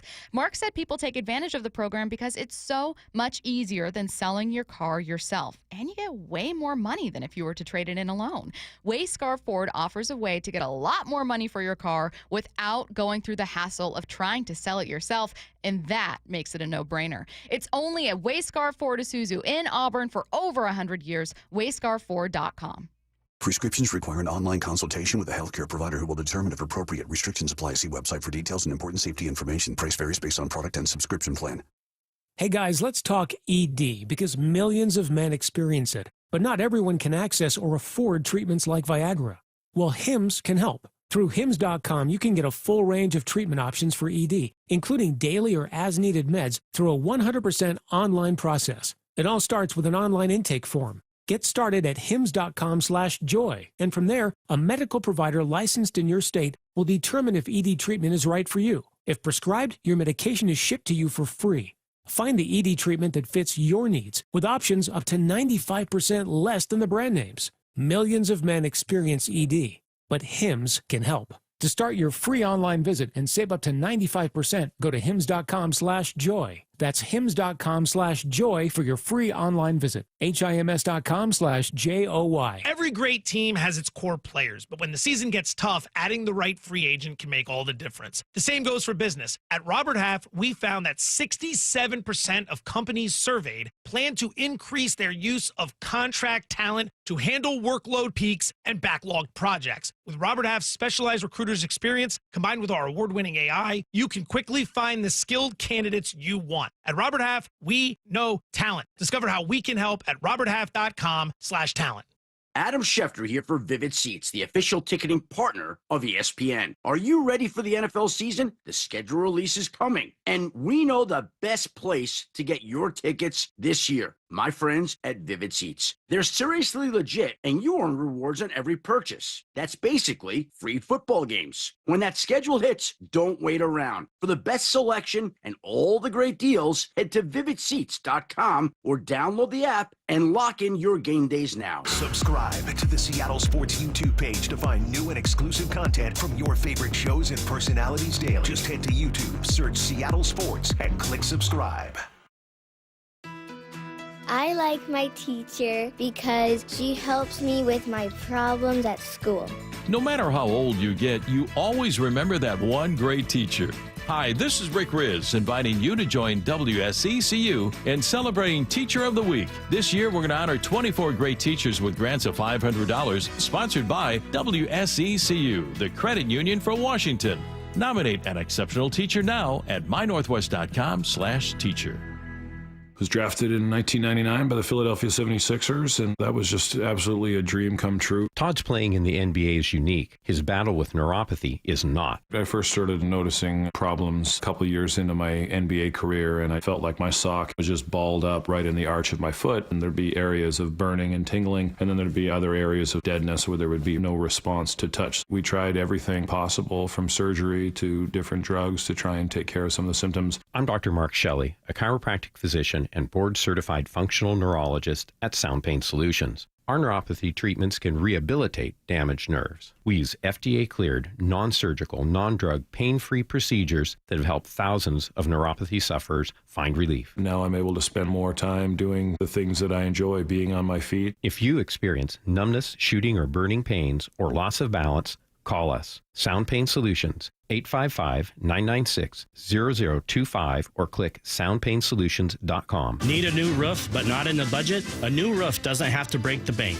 Justin Shirley, CEO of State Roofing and Exteriors here. Right now, State Roofing and Exteriors is offering 0 down, 0 payments, and 0 interest for up to 24 months. That's 2 years with no payments while getting the protection your home deserves. But this offer won't last forever. Call 866-ROOF-ROOF or visit stateroofing.com today to get on our summer schedule now.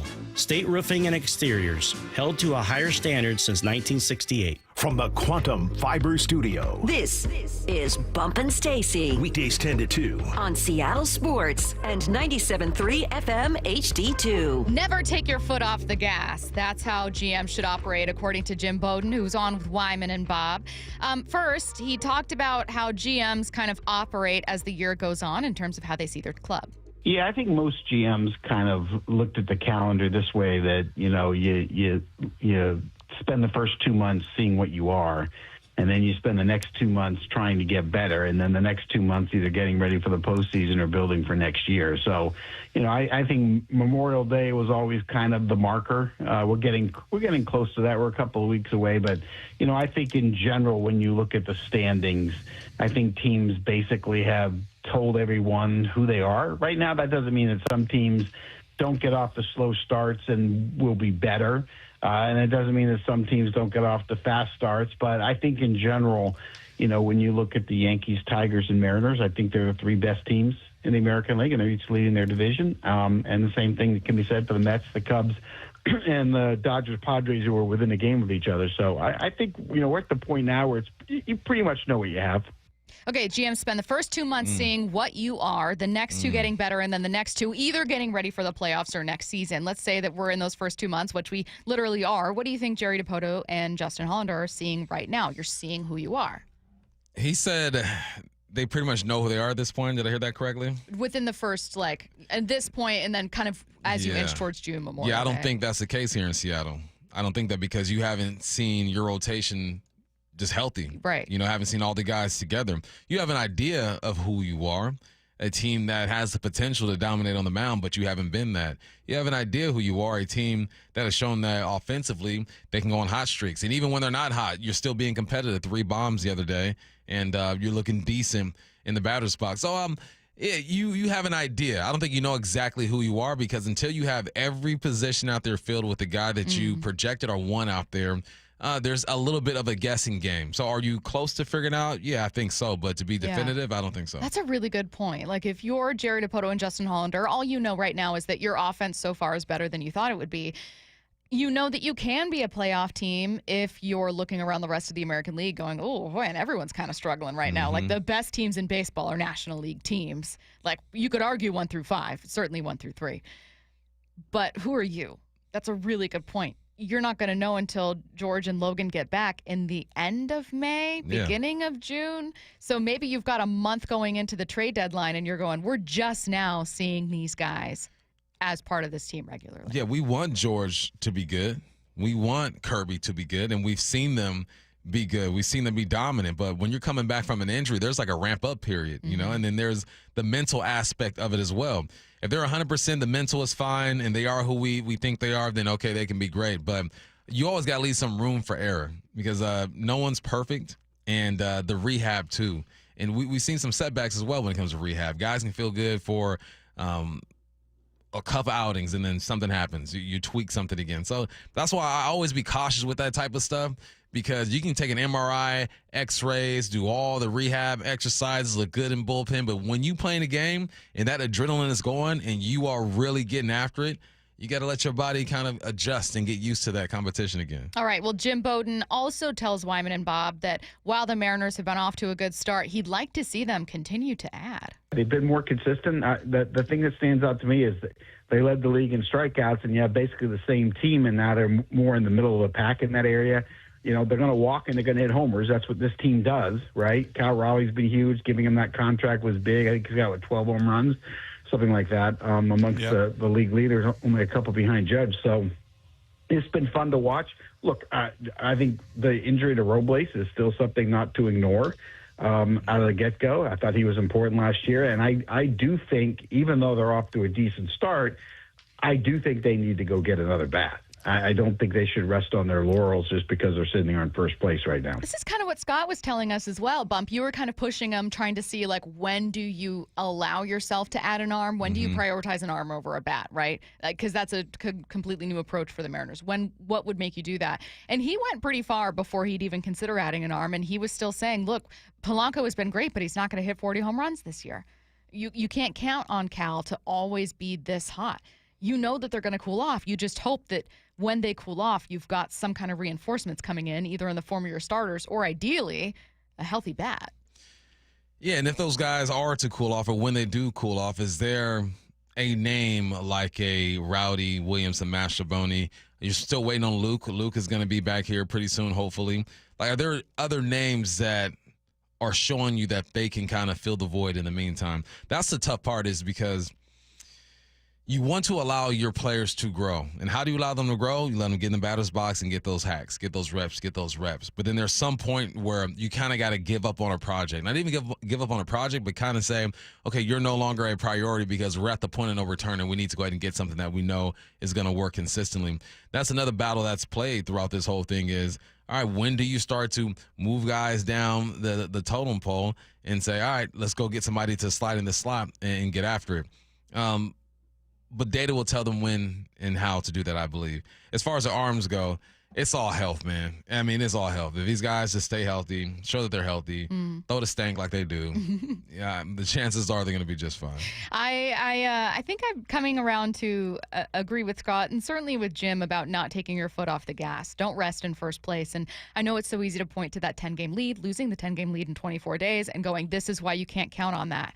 But I think building a lead can be more sustainable if part of Polanco's season is that he's healthy instead of just luck in a hot streak. Like, I think Jorge Polanco is outperforming what we've seen from his career, but I also think his 29% strikeout rate last year was not typical for his career. You'd seen him dip into the 20s in his more recent years, but that was like a bad version of Jorge Polanco. So maybe the truth is less than the Barry Bonds-esque figure that he's been in April and part of May. And a little more like he's not striking out as much. Randy Arozarena drawing walks, getting on base. You mentioned that on-base streak. Like, this can be genuinely, maybe is a better offense than you expected. Why just look at it and go, whew. Got that figured out. Yeah. No, you don't. You do not. No. You absolutely do not. No, you got to get more. But, again, it's all contingencies. Week by week, game by game, series by series. You're constantly evaluating the health of your team, the performance of your team, and what is necessary right now. And, you don't necessarily have to wait until the trade deadline to get something done, but you have to wait for things to unfold all across the league, right, to see who is available, what teams are tanking or giving up on the season. How aggressive do you have to be? Or do you have to be aggressive at all? That's why there's a big waiting game. That's why most deals go down right before the trade deadline, because you're waiting for teams to show who they really are. We started this segment saying, all right, they pretty much have an idea who they are. No, I disagree. This could be a different team by the end of the trade deadline. This could be a team that's completely healthy when it comes to the arms and that's balling with the bats. This could be a team that is struggling with an arm or two and the bats are okay. There's so many different scenarios because he has so many games to play.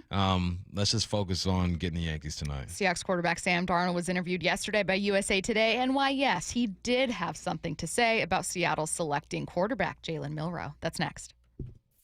After a month as baseball's hottest team, the Mariners have hit a bump in the road. Julio back. He spins around at the wall, makes a leap. It's gone.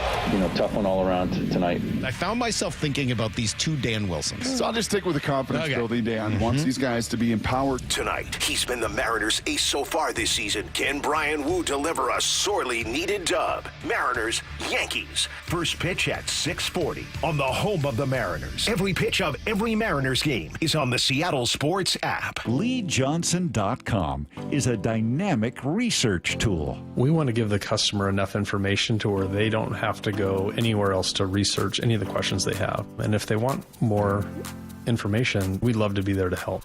We don't want them to feel like they're dependent on emailing us or texting us or calling us just to get the information they need. So we put it all out there. We call them digital retailing tools. big fancy calculators where you can get in there and change the terms and change the payments and change the cash down. And it'll give you a disclosure of, hey, when you do this, this means here. And a consumer can get on there and do a lot of this themselves. And then if they choose to get us involved, we can actually get involved on the backside of it and help them along the way. We want to give the consumer the same tools that we have and let them understand what we understand. Yup, that's pretty much what you'd expect. The LJ Way is the Lee Johnson Auto family. Mike Salk here, and luxury awaits at Snoqualmie Casino and Hotel, where comfort meets elegance. And this summer, you can experience the breathtaking Cascade views, the world-class dining and entertainment, and elevate your next getaway by combining effortless style with the utmost relaxation. Plus, Snoqualmie Casino and Hotel's award-winning outdoor summer concert series is back with amazing artists like Hanson, Austin Jenks, Melanie Fiona, and POD. This summer, overlooking the beautiful Snoqualmie Valley, snocasino.com for tickets. Seattle's closest is now Snoqualmie Casino and Hotel. Guys, I'll never forget the first time I saw somebody get results at our clinic. He was an 81-year-old man who hadn't been intimate with his wife in over 8 years. Viagra had stopped working for him, and he was desperate for help. After several treatments, he walked into my office and told me he couldn't believe the results. Needless to say, this was a very happy man. This man made me a believer in what we do. He had taken pills for years, but he had never fixed the problem. When he came to us, we fixed the problem. Our treatment does what no pill can do. So give West Coast Men's Health a call today. Speak with our clinic manager. Ask him any question you like, how it works, the science behind it, and even the cost. Change your life today, like the thousands of men who already have. With clinics in Redmond and Tacoma, call 206-519-6541. That's 206-519-6541. 206-519-6541. Online at westcoastmenshealth.com. Hey, it's Graz here. Getting a quick round or rain session in before work makes the day so much more fun and is a big-time stress reliever. Take advantage of one of the 11 local premier courses nearby. Inner Bay, Jackson, Bill Wright, West Seattle, Cedar Crest, Bellevue, Linwood, Walter Hall, Legion Memorial, Lake Padden, and the newest course, the Ocean Shores Golf Course. Practice on the range with Top Tracer at Jackson, Inner Bay, and Bill Wright Golf Complex. Play the courses, play virtual, play premier, premiergolfcenters.com. William is one of millions of Americans who uses GoodRx to save on the cost of their prescriptions. My oldest daughter, Camilla, 2 days old, she had to have open heart surgery. All of a sudden, she's on 5 different medications. It adds up at the end of the month. Me and the pharmacist got so tight. She said, GoodRx save you a lot of money. Saving that extra $200-300 a month. We're able to do all these extra activities, so it puts less stress on our household, and it puts less stress on our pockets. Download the free app or visit GoodRx.com and start saving today. GoodRx user compensated for their time. GoodRx is not insurance, but can be used instead of insurance. Ooma. What was that? That is business phone bliss with the Ooma cloud phone system. It handles all our voice, video, and messaging needs. You sound very calm. I am. Ooma has everything I need to run my business more efficiently, like virtual receptionist, call routing, and video conferencing. And it starts at just $19.95 per month per user, plus taxes and fees. Ooma. Nice. Find your business comm at ooma.com/radio. Mariners fans, it's time to bring the noise to T-Mobile Park. This lineup is loaded up and locked in. From every moonshot. Now Raleigh obliterates this. How far? Way back there. To every how in the world did he catch that moment? Tough play. Air Williamson reels it in. Be here as the squad shuts the door and lights the W. Munoz looking for the final out. Here's the stretch, and that 2-2 on the way to Young. It is strike 3 called, and the ball game is over. This is our house. They're going crazy here at T-Mobile Park. Mariners baseball. Tridents up. Be here for this week's Mariners marquee matchup. Cal Raleigh and the crew are squaring off against Aaron Judge and the New York Yankees tonight at 6:40 and tomorrow afternoon at 1:10. Don't miss the action. Go to mariners.com/tickets to lock in your seats for this AL East showdown at T-Mobile Park. Let's go! This is Seattle Sports. Streaming through the Seattle Sports app. KIRO AM Seattle. KIRO FM HD2 Tacoma. Home of the Seahawks, Mariners, and everything Seattle sports. Seattle Sports Snapshot. The estate of Paul Allen has officially put the Portland Trailblazers up for sale. The statement released this morning said it will not have an impact on the Seahawks or the minority stake in the Sounders, neither team currently on the market. This morning on Sirius XM NBA Commissioner Adam Silver said owners will meet in July to formally discuss NBA expansion. Snapshot, brought to you by Miller Lite. When it's game time, it's Miller time. From the Quantum Fiber Studio, this is Bump and Stacy on Seattle Sports. Streaming through the Seattle Sports app and at seattlesports.com. Now, here are your hosts, Michael Bumpus and Stacy Ross. Here we go now. Matt, I'm trying so hard to be health and wellness, and it's not working. Oh, Matt. Get one water bottle. Get one water bottle and some Crystal Light or whatever you put in that thing. It was liquid Crystal Light. Okay. Which sounds like something like illicit. It was strawberry lemonade, but it wasn't enough to counterbalance the probiotics that I put into the water. I'm just not here for it. This is why I have iced coffee. I've been influenced by health influencers, and I want to undo it. Sam Darnold spoke with USA Today yesterday, talked about Mike Macdonald playing in Kubiak's scheme, and, of course, what a lot of people are interested in. Hey, Sam, how do you feel about the Seahawks taking Jalen Milroe? Yeah, I want to know, too. So let's go ahead and get to some of this sound first. Sam Darnold on the Seahawks drafting Jalen. Yeah, it's great. You know, it's funny. I don't even think about it like that. I'm just kind of doing my thing. He's doing his, and, you know, if he picks up stuff from me, like, that's great. And you know, if he wants to ask me a million questions about playing quarterback in this league and kind of what I do on a daily basis to you know, get to know the playbook and all those things, like I'm all for like sharing so much information with him and sharing him all that I know. But I'm sure there's going to be things that he does really well that I'm going to want to get a little insight on and kind of, you know, ask him questions. So it's really a back and forth relationship, really. Sam's incredibly professional. How do you think Darnold feels about Jalen being on the squad right now? If he's a realist, then he understands why he's on the squad. Mm-hmm. I mean, Sam knows I've only put together one good season. All right, I have to bring in some reinforcement. I think he feels some type of pressure, but I also think that he knows how this league works. He's been in the game for so many years. He's been the backup quarterback hoping to get an opportunity. He's been the starter trying to fight off the backup. This is just the life of a quarterback in the NFL that is not a all-pro type of dude, is that there's always going to be some type of pressure or somebody trying to take your spot. But I also think he genuinely will give up information. I don't think this is a front to where Jalen's going to come up to him and ask him something and he's going to give him the Aaron Rodgers treatment. No, I don't think that. I think he will share information and try to make sure that he can be the best quarterback he can be, because at some point somebody did that for Sam Darnold as well.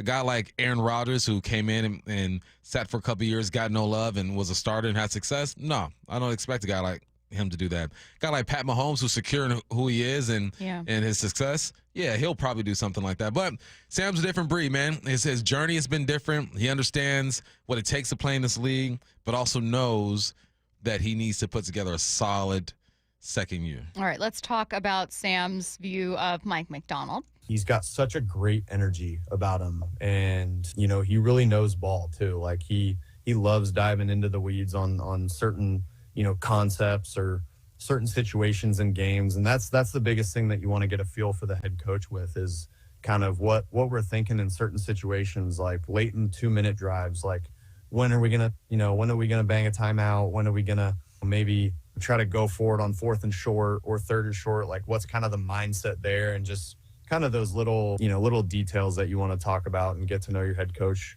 on. And so it's been good to really, you know, just continue to get to know him and kind of his personality. I'm going to combine it with this one, talking a bit about the culture Macdonald has already set, and then he mentions Kubiak as well. You know, I think one of the things that excited me about coming here was Coach Macdonald and kind of the culture that he set for this team last year, and kind of, you know, rolling back into this year, and kind of already the momentum that I feel like we've gained these last few weeks working together. And so it's been really good. And then obviously I know Coach Kubiak from my time in San Francisco in 2023. And, you know, it was, so it's nice to be able to, you know, have some verbiage and some of the things in the system sound really familiar to me. And so that was also a part that really excited me about it.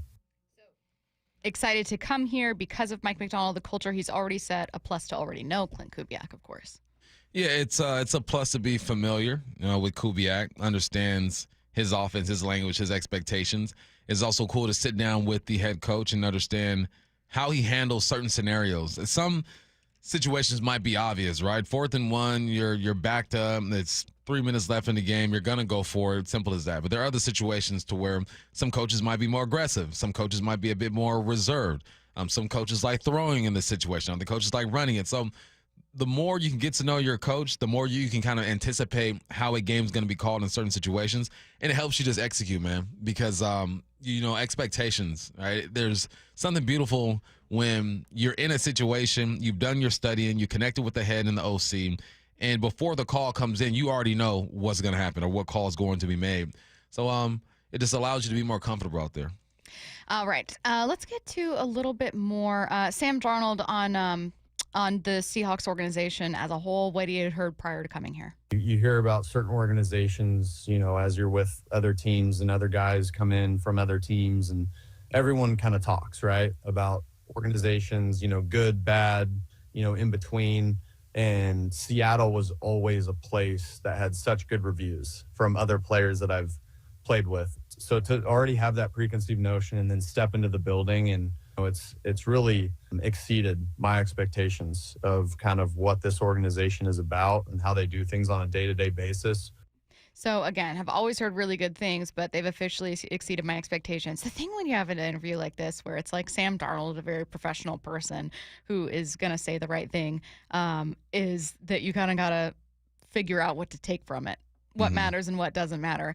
Do I care if someone who came here as a free agent says, like, yeah, I've heard good things about the organization, they've exceeded my expectations? No, because that's exactly what I would say. But what I'm interested in is, well, what might he really be intrigued by here? Why might Sam have chosen Seattle, outside of just money, over some other potential landing spots? I mean, we got to go back and see who else was out there, too. I think that would help us answer that question a bit more accurately. But it's about opportunity, right? You want to go to a place where you have an opportunity to play now and to hopefully win ball games. That wasn't Cleveland. That wasn't New York.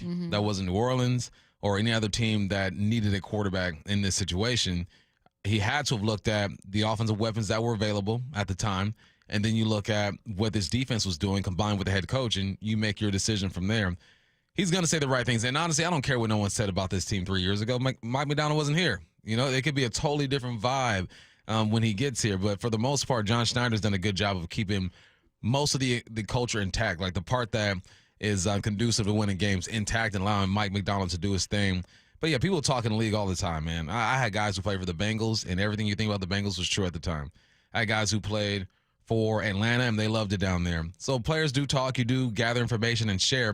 But one man's experience might not be the next man's experience. You're talking to an undrafted free agent who didn't get much playing time. He might be a bit bitter. You talk to a guy who was a second rounder who played 2 or 3 years here and got some playing time. He might like it. So it's all about who you're getting information from.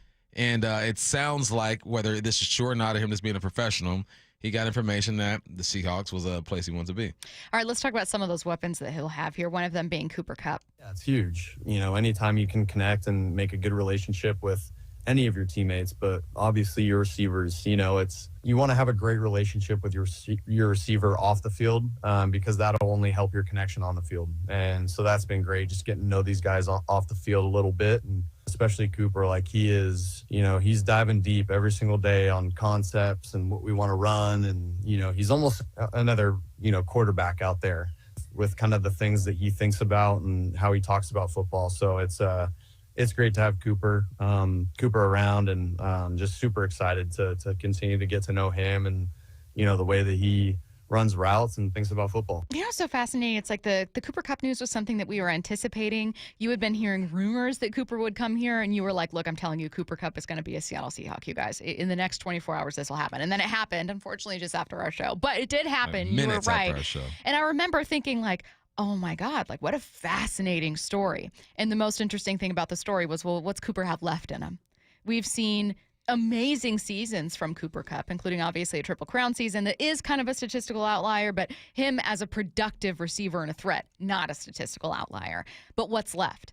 And we've talked with Eric Williams, an NFC West reporter for Fox Sports, that's like pretty high on what Cooper might still have left here. And then we kind of went on to the draft, and we went on to other things, and we forgot about the shiny new toy that we got in free agency. And I like Sam Darnold answering this question and kind of bringing it back to, let's talk about what that connection could look like. What kind of weapon might Cooper be for Sam? It could be a great one. I mean, his last 3 years, he was still productive. He played in 9 games, 12 and 12, going from 22 all the way up to last year. And 812 and 6 touchdowns, 737 and 5, 710 and 6. I'll take those seasons right now. If he were to come here and put up those numbers, and that's when missing 5 and like 7 or something like that. So if he were to come here and put up those numbers, we're good to go. You're not going to get the 1,900, 1,100, 10 touchdowns, 16 touchdown season. No, those days are over. But also what you're getting is a guy who can teach these young receivers how to play the position, how to prepare, how to think about the coverage pre-snap, how to adjust mid-route, where to sit down, why to sit down. I mean, you ask the questions why when you talk to Cooper Kupp. Why do you do this? Why do you like that? Because when you look at the depth chart, right now, as it stands, this is ESPN, right? Who knows what this depth chart is going to look like. You got Torrey Horton, rookie. Steven Sims, fourth-year guy. I don't think he's recorded a reception yet. Jake Bobo, third-year guy, few receptions. Ricky White, rookie. Cody White, bounced around the league for a while, has a few receptions. Drake Young, been here for a while, a few receptions. There's nobody other than JSN and MVS and Cooper Kupp who have shown that they can be consistent in this game. And Cooper's been the most consistent, even though the last 3 years he's been riddled with injuries. The numbers haven't been the same. And MVS doesn't have a lot of yards, but his plays are huge, right? He makes big plays every single time, right? I think his career average is like 16 yards per play or something like that. But Cooper's a guy. He's the OG, but JSN is the guy who's going to lead the charge as far as production. I think he's got a lot left in the tank. Give me 700 yards and I'm good. You know how yesterday we were listening to Steve Smith and Greg Olson debate about fit when it comes to offensive coordinator schemes and when you have great players, like how they fit? If you were to look at Clint Kubiak, Steve Smith argued that DK Metcalf wasn't really a fit for what he wanted to do. Is Cooper more of one? Yeah, I think so. He's more of a route runner, right? In this offense, I think DK could have been productive. Let's not get it twisted. He's a good receiver. You set him up, he's going to be fine. But in this offense, you got to be a route runner. You have to be able to move defenders, snap it at the top and sit in space, and then move into space accordingly. That wasn't DK's strong suit when it comes to who he is. He's a down the field, throw me a go, throw me a post, deep cross type of guy. They did throw him a few slants. I think he's big on the second, third, and short slants because he's so big. Box him out, boom, you catch a football. But he's not the route runner that JSN and Cooper Kupp are. MVS is an okay route runner. He's more of a DK kind of guy. But to be successful in this offense, you have to be able to work in condensed areas and anticipate where the gaps in the lanes are going to be according to the route combinations around you and what's going on in the backfield. What about Sam? Like, is Sam a better fit than Geno would have been? And I don't mean to discredit Geno. It's kind of the same thing to start, where you'd be like, look, Geno was great under pressure. No, I would. Geno is a perfectly fine starting quarterback. If Geno were the quarterback here, I'd be completely fine. Would you be more optimistic? Probably, because I've seen what he can do. Yeah, he's done it for 2-3 seasons already. What's your lingering question about Sam? Can he do it again? I don't disagree. Can he do it again? You know, can he operate under pressure? Can he handle the blitz? Can he get better? Can he improve off of what he did last year? An improvement to me isn't just more touchdowns, less interceptions, more yards. It's handling the blitz. It's getting rid of the football. It's using your legs when you can use your legs. It's doing what's needed to win the ball game. Over with the Vikings, what was needed was to find Justin Jefferson and your tight end and hand the ball off and make those big plays. I don't think that's going to be necessary to win here. Just got to be on time and let your receivers and running backs pick the yards for you. Do you see a realistic world where Jalen beats out Sam for that week 1 starting role, or does that feel pretty unrealistic? Like, what would Jalen need to do? He'd need to. Sam would have to be injured. There's nothing Jalen can do. Fair. Sam would have to be injured. Jalen could look great and outperform Sam Darnold barely in training camp, and they're still going to go with the veteran, at least to start, a guy who has been here and done that. But he can make it interesting, but I don't think there's no way. Sam's the guy. Yeah, I ask because I think that it's still a really popular debate, and one that I kind of enjoy having about like, well, how much of a threat is Jalen really? Like the reason USA Today is asking Sam Darnold about Jalen Milroe isn't just like, well, what do you make about Jalen Milroe? Interesting guy, right? It's because he's a quarterback. Is he going to take your job? Sam, how do you feel about it? Right? That's why they're asking him. And I'm wondering how realistic that actually is. And if Jalen Milroe comes out and let's say he gets more snaps than Sam does for 2 preseason games and it's just balling, you don't think ESPN and some national outlets are going to be like, ooh, what's happening in Seattle? You know they're going to talk about it. Yeah. For sure they're going to talk about it. But this is what Jalen can do. He can convince the coaches that he is worthy of 6 plays a game. He's worthy of not just 6 plays where he's running the football and being an athlete. That's just the threat. You know, it's like when that debate that's going on, 100 men versus 1 gorilla. What's going to happen, right? It's the threat that is going to stop that first guy from jumping on him. Yes. Right? That's what Milroe is. It's the threat of the run game that's going to hold the defense steady a little bit, and maybe he shows his arm and goes after it. But somebody got to jump. Can I say something about the 100 men versus 1 gorilla? I really do think that if we work together, we can do it with like 35. 35? No, yeah. No. But like work together. Like if we all, and by we, I mean you men. No. If we all kind of work as one, instead of like, don't let the gorilla take on one person one by one. Like you're going up there like in action movies where it's like one guy goes up and then the other guy stands back. If everyone, like when those birds move together as a group and we're all flocking together to the gorilla, but again, by we, I mean you, then I think that 35-40 could be a good Here's my safe question. number.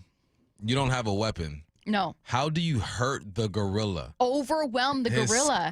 Skin is too thick. Those Neck, muscles too eyes, strong. Nose. Shove your fingers up his nose. Heck poke your no. fingers in his eyes. I think this can be done. And I think that I don't mean to not give gorillas their due respect. Like 35 is still a massive number of people to be able to take on yourself. I just don't think it needs to be 100. Like, I don't think it would take 100. I don't think 100 people would lose. You know why you don't think? Because you're not in the fights. You're saying, 35 would do. That's exactly right. Yeah, 35. But no. are you flattered by the belief that I have? No, I think I need you to really think about this. Okay, let's get to Hype Train. First one into the station. We're going to the NBA draft last night with just 1.8% odds to get the number 1 overall pick. The Dallas Mavericks, curiously, mysteriously, surprisingly, get the number 1 overall pick in the NBA draft lottery. Welcome to Dallas, Cooper Flagg, I suppose. Wait till our second one here. The NBA rigged it. Bump reboarding. I want to believe it so bad. I want to, because the owners of the NBA, of the Dallas Mavericks, embarrassed Nico. They were the ones who made the call to tell Nico, this is what we're doing. We don't want to pay him a supermax contract. He's out of shape. He's not worth it. You know what's jacked up? I went and saw highlights of Luka when he first got into the league. Man, he was slim. He was dunking all over foes. I mean, that American cuisine really got to him. He was a lot healthier back in the day. Yeah. But I want to believe that is rigged. I do. But I also want to believe in humans and integrity and not believe But isn't that why you it's- would believe it's rigged? Exactly. Both. I want to believe humans so are you're good, not and I boarding. want to believe humans are bad at the same time. Bump, are you boarding? I'm trying to talk through this right now. I don't think you want to. No, I'm not going to I don't board. think you I'm are. not going to board. I know. It's think that fishy, though. I get it. Investigate. I think that you FBI. I think you're going with your gut, and I think your gut is telling you not to board, even though you're like, look, it makes sense. I get it. We need to go to trial. This needs to be investigated. I'd love it to be investigated. Curtis, the NBA rigged it. Are you boarding? Bump is not. Yeah, I'll board this train. Absolutely. And this isn't the first time. There's been so many examples of this. Patrick Ewing going to the Knicks in the very first draft lottery. Anthony Davis going to the NBA-owned New Orleans Hornets team at the time. And then after Anthony Davis was traded to the Lakers, the NBA gives Zion Williamson to New Orleans. Cleveland with Kyrie right after LeBron left. And then, right before LeBron came back, they just hand Cleveland a number 1 overall pick so they can sweeten the pot to trade for Kevin Love that offseason. Yeah, this stuff happens. This stuff absolutely happens. I can't believe I'm Open saying your this. third eye, I know. sheeple. I can't believe I'm saying this, but I'm with Bump. I think that there is plenty of corruption in multiple industries, including in professional sports. I think if the NBA could get away with rigging it, we'd see it even more than we do. Like, I think if pro sports leagues could get away with rigging things and just continue to do it over and over and over, it would happen more often. I think that, unfortunately, when this happened, Adam Silver was probably like, oh, God. This is the worst thing that could possibly have happened. No, if you're going to rig something, you got to be smarter than that. It's not going to happen over and over and over again. You got to space it out. It can't be too obvious. I think they do it shamelessly. No, like I don't think so. The NFL would be like, yeah, it's so weird. It's Giants Cowboys in the NFC Championship again. I can't believe that happened. Oh my God. See, you've never been like, caught up in anything. Like, you've never stolen anything. No. You've never I'm straight-laced. You don't know how this works. On the narrow. Don't go back to the store over and over and over again and steal something. You take a little candy bar there, and then I'll see you in a couple months, maybe. Okay, That's so how you you think it. that okay, I see what you're saying. I'm still saying the NBA didn't rig it. Next up, sticking with the NBA for our next one, then we'll get to a couple NFL predictions here. The Mavericks trade the number 1 pick for Giannis. If they want to win right now, that's what you do. Because imagine Giannis, hopefully Kyrie, comes back. He will come back sometime next season. You got Anthony Davis over there as well. Those three alone, changes the game. It is a power 3. But don't go for the sprint. Go for the marathon. You have Cooper Flagg, who could be there for 10, 12 years. He can be your Dirk. He could be what Luka could have been for you guys. And then you can build around him once Kyrie and Anthony Davis kind of phase out and ride off to the horizon. So, no, you're not going to do it. Keep your pick. Come on. The Mavs trade the number 1 pick for Giannis. Curtis, I can already, it's like before even hearing the horn sound, I can see you picking up both suitcases and jumping aboard. You're right. We're boarding this train. We know you too well. Well, because Nico Harrison's whole thing was like, we need to win now. Like, yeah. Anthony Davis increases our ability to win now, even though that didn't happen. He got hurt. Same with Kyrie. Giannis is, 30 years old, I think? 31 years old. I don't know how many great years he has left in him. Probably at least 4 or 5 more, I would say. But Giannis would absolutely help Dallas win a championship now. I kind of wonder, the timelines for Flagg and the timelines for Anthony Davis and Kyrie Irving, I don't know if they necessarily match up. Whereas you're going to have to wait maybe a year or 2 before Flagg is an all-NBA type player. Whereas Giannis, you already know what you have. You got a guy who's going to average 30, 10, and 8 every single game. Counterpoint. What would be the more expensive option?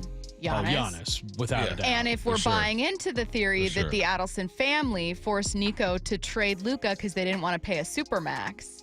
Not to him. Not to him. Might we buy the idea that they go, but we don't have to pay Flagg a ton of money and we get all this free hype and excitement? Because I'm on board with you. I think if philosophically what Nico's saying, if he's consistent with it, then yes, of course. Of course you're doing this. And I'm boarding that train, in which case we'd have 2 aboard. But I'm curious as to whether we may see some philosophical inconsistencies with Nico. In which case I'm looking at the ownership with the Mavs going, looks like money was a thing here. Man, if he traded for Giannis, I think it's a win-win either way for him. You trade for Giannis, you get a guy who is a top 5 player in the game right now. If you don't, the potential, everything that I've heard, experts talk about Cooper Flagg and how he competes and his personality, you want this young man on your squad. It's a win-win for Nico. And it's not, here's the thing. It's a win-win for Nico, but it's really the people upstairs. It's a win-win for them because you're good either way, in my opinion. One, if you're the Bucks too, if you're looking for the best offer, Cooper Flagg is probably the most enticing offer you're going to get this offseason.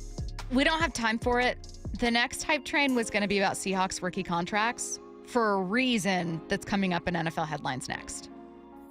After a month as baseball's hottest team, the Mariners have hit a bump in the road. Julio back. He spins around at the wall, makes a leap. It's gone. Tough one all around tonight. I found myself thinking about these 2 Dan Wilsons. So I'll just stick with the confidence building Dan. Wants these guys to be empowered. Tonight, he's been the Mariners' ace so far this season. Can Brian Wu deliver a sorely needed dub? Mariners, Yankees. First pitch at 6:40 on the home of the Mariners. Every pitch of every Mariners game is on the Seattle Sports app. Can you take the power of your home internet almost anywhere? Well, with Xfinity, you can. Do more of what you love in the places you go the most with internet and mobile together. Xfinity built a network that's 99.99% reliable. Plus, Xfinity Mobile Well, they have Wi-Fi Power Boost, giving you ultra-fast Wi-Fi at home and out on the go. So get the same reliable network in the places you need it the most. Maybe the coffee shop, the grocery store, or at the game. Whatever you're into, you'll love how fast you can do it with Xfinity Internet and mobile. And now through April 21st, get 300 megabit Xfinity Internet and one unlimited mobile line together for $25 a month for a year with no contract. And save $1,000 in your first year over Verizon and AT&T Plus. Ask how to get a free premium 5G phone. Visit Xfinity.com, call 1-800-XFINITY, or visit a store today. Requires paperless billing and auto pay with stored bank account. Restrictions apply. Equipment, taxes, and fees extra after promo. Regular rates apply. Actual speeds vary. Savings compared to Verizon 5G, Internet Plus One Unlimited Welcome Line, and AT&T Internet 300 Plus One Unlimited Starter SL line. Xfinity Internet required. Reduced speeds after 30 gigabits of usage per line. Data thresholds and actual savings vary. You think your home is pretty cool until that summer heat hits, and suddenly your home isn't that cool. In fact, it's hot. Air conditioning from Washington Energy Services can help. Stay cool this summer with our biggest spring savings event ever. This month only, take up to $2,500 off an energy-efficient Braun cooling system with exclusive Washington Energy rebates. Ensure your home is always the cool house with air conditioning from Washington Energy Services. Contact us today for a free estimate.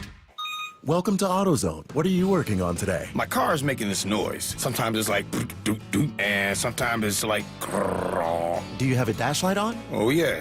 Then we don't have to listen for clues. With the free Fix Finder service, we can read a check engine, ABS, or maintenance light to find the likely fix and even recommend a local shop if you need one. So you don't need to hear the grrr. Not with Fix Finder. Everything you need, nothing you don't. Get in the zone, AutoZone. Restrictions apply. Get ready for Camping World's Red, White, and New Trade event, May 15th through the 18th. Get the highest value for your RV guaranteed during the biggest RV trade event of the year. Shop the best RV deals in America with new RVs starting as low as $92 a month. Get ready for the holiday weekend with up to 45% off grills and 25% off product installation. Plus, we'll have free hats, free propane refills, free food, and fun for the whole family. Don't miss the incredible Red, White, and New Trade event, May 15th through the 18th. At your local Camping World. See for full details and disclaimer.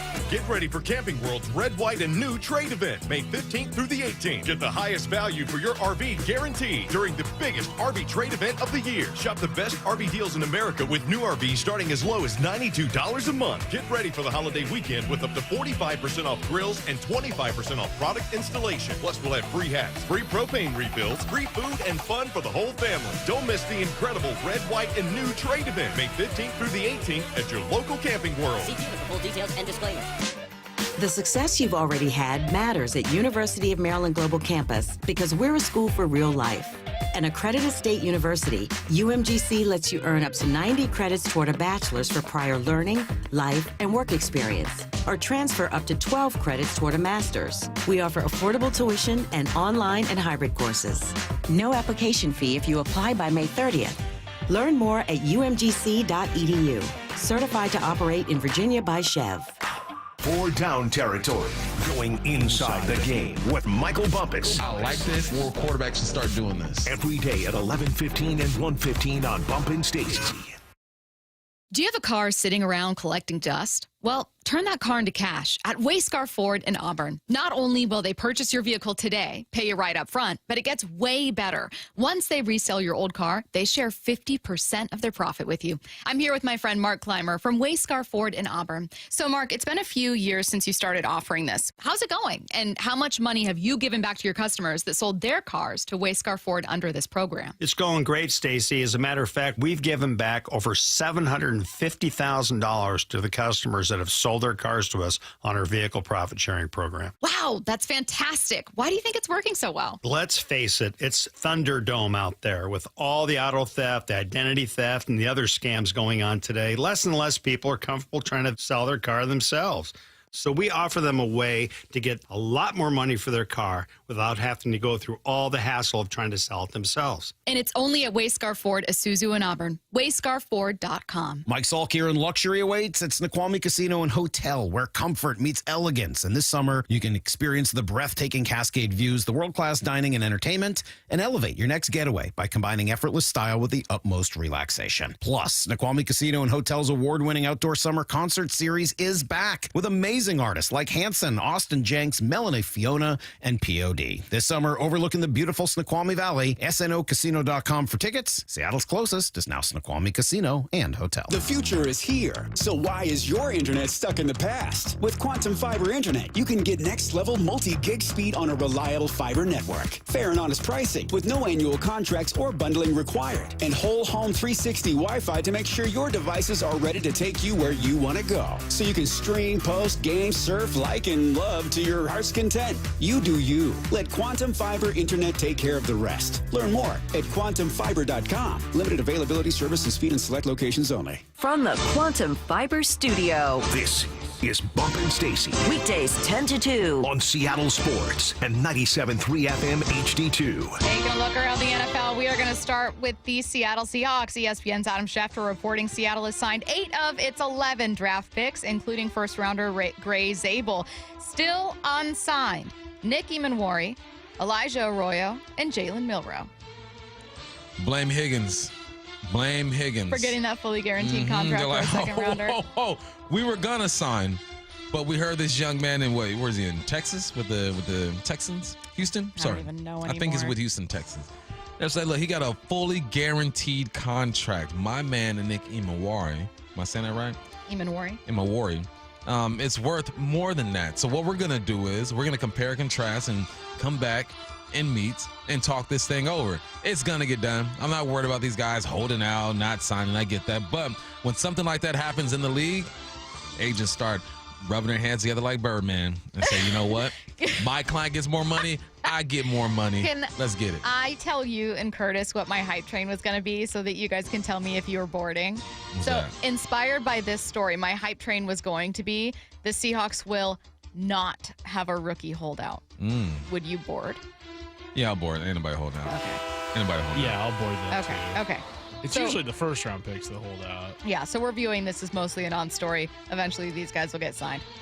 Another veteran corner is visiting the Seahawks today. Rasul Douglas visiting Seattle. Something that you hypothesized a while ago, Bump, was because they used 9 of 11 draft picks on offensive players, this team would have to turn into that late wave of free agency to add depth at interior linebacker and corner. Rasul Douglas, he had, 4 interceptions in 23, 0 in 24. 5 in 23, played for 2 teams, and 5 in 2023. Don't know much about him. I know the name. I don't really know the game. I'd have to go back and watch some film, but this is a move that we anticipated. So now it comes down to him, Rasul Douglas and Griffin. Pick one. You just need a veteran corner here who's been around. He's 29 years of age, got drafted in 2017. He's a vet. You need some veteran leadership in that room. This does not surprise me at all. Next up, Bengals star pass rusher Trey Hendrickson, still waiting on that new deal with Cincinnati, did report to the Bengals facility today, but he didn't dress. He was asked if he's going to consider holding out if he doesn't get that new deal. Are you willing to sit out regular season games? You feel like if it came to that, that's something you feel like you might have to do to try to, if it came to that, you'd be willing to do that? Well, I can raise a hypothetical with a hypothetical. I wouldn't be standing here with you if I got the deal in January, so to say I'm going to sit out or to say I'm not going to, what I can say is I'm very disappointed with the communication that's been had. It's former players have walked in these shoes, and what it foreshadows is not something that I'm excited about to tell my wife and family, like, hey, I'm getting good vibes or should be happy. Those comments stink. That's what makes this place so special, is that they watch me every day. They see how hard I work. There's no other organization knows me better than this one. Is the too long didn't read version of Trey's answer, yeah, I might? Yeah, pretty much. And you know what makes this thing awkward? He's still showing up, though. He's not practicing. He's in, his team issue gear, but he ain't practicing. But he's also on their premises letting things be known. I'm not happy here. Why is this taking so long? I want to be here. This could have been over with. He should sit out. 17.5 sacks last year. You ran the numbers last year. The last 3 years, ain't nobody touching them when it comes to sacks. Myles Garrett don't have the numbers he has when it comes to sacks. What was the worst part of your team last year? It was the defense. So why not pay the best part of that defense and get this thing over with? It's ridiculous. If they don't get this done, they are in big trouble. Because Joe Burrow is fine, Higgins is fine, Jamar Chase is cool. We get all that. You got to play defense to win some ball games. Get your best defensive players signed. and let's move on. If I'm him, I'm sitting, I'm waiting. I'm bringing a lawn chair to practice. I'm bringing a lawn chair, and I'm just sitting there and say, look, I'm here, but I ain't even helping no rookies. I'm doing nothing. Y'all make sure I get paid. Or do you think this is the Bengals being like, honestly, I don't think that we can give him an offer he's going to want. We're already paying Jamar Chase and Higgins and Burrow all this money. Or is this them going, 31 years old, Trey? I think we can do better. 3-year deal. Yeah. 3-year deal. That's what I would do. I'd be like, look, Trey, we can give you maybe the guaranteed money you're interested in or a signing bonus that really entices you, but we're going to do a short-term deal because we've got some young guys that we really are excited about, but we need you to help. Like, you can entice a player with certain way, like maybe a no-trade clause and a big signing bonus. Just have an honest conversation about your situation. Yeah. That's all. He's Trey, a grown man. if you were 26, this would be easier. Hey, listen, man, you're a bit up there when it comes to age, but we realize you do have good years left. Let's sign a 2-year with a 3 option, get you a bunch of guaranteed money and some incentives. The Chiefs and Broncos in Kansas City are confirmed to be 1/3 of the NFL's Christmas Day triple header. That game will air on Amazon Prime. Should be a good one. I like the idea of do you guys remember the Chiefs was one of the teams? Who are the teams that are now going to regularly play or want to regularly play on Christmas? Well, I think it's just the Chiefs so far that have expressed interest in being a permanent Christmas Day team. I kind of like the idea of regular NFC teams for Thanksgiving as the regular Dallas teams. and Detroit. Yes. And then the Christmas kind of being like, it's the Chiefs and the Ravens every single year. Not facing each other, but like hosting games. Yeah, because it was Ravens Steelers, I think, on Christmas last year. Like, I would be okay with Chiefs, like Texans. the AFC kind of holding it down as the regular teams on Christmas and Thanksgiving belonging to the NFC. I don't know why it makes sense. No, it makes sense because with the NBA, we see the Lakers, the Warriors, and the Heat, I guess, Kind of every Christmas. Yeah. So, yeah, make it a tradition. I'm with that. All right, next up. Normally, a vacation to Ireland and England would be very cool, but maybe not when you're an NFL team trying to get your players rested. Bummer for the Vikings. They're going to become the first team in NFL history to play consecutive international games. Bump, I already know you're jealous about this. In different countries this season. They're going to play the Steelers September 28th at Croke Park in Dublin, and then they're going to face the Browns at London's Tottenham Hotspur Stadium on October 5th. Jealous. And they avoid, I believe I read 2 traditional road games as well. So it's like a neutral site, and that could be helpful for them. Don't have to go to Pittsburgh or Cleveland. But, I'm jealous, man. Why the Vikings? Why? What did they do to deserve this? Yeah. Why not pick a team that's on the rise and acquired a new quarterback and got the most athletic quarterback in the draft and has a second-year head coach? Why not us? Why not me? Why not now? Next story here. Are the Saints now an option for Aaron Rodgers? ESPN's Adam Schefter says, well, don't give your hopes up. I don't see Aaron Rodgers setting out to go play in New Orleans.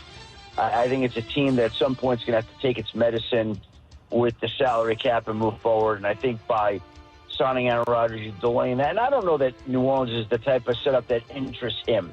We haven't heard any conversation about that so far, and I think it's Pittsburgh or bust.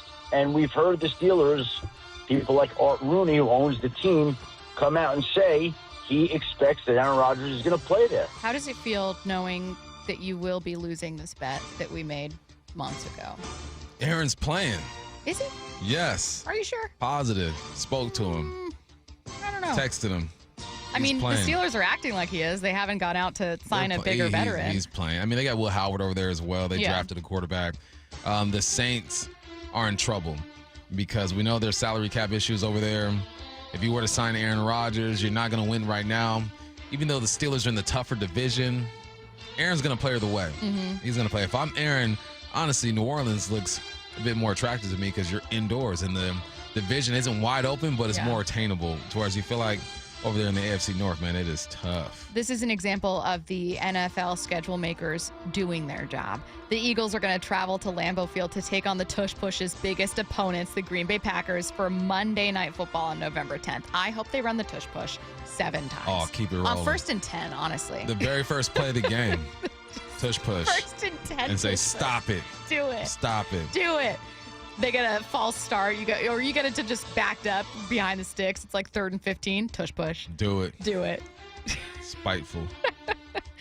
All right, get your questions in for What I Need to Know. 866-979-3776.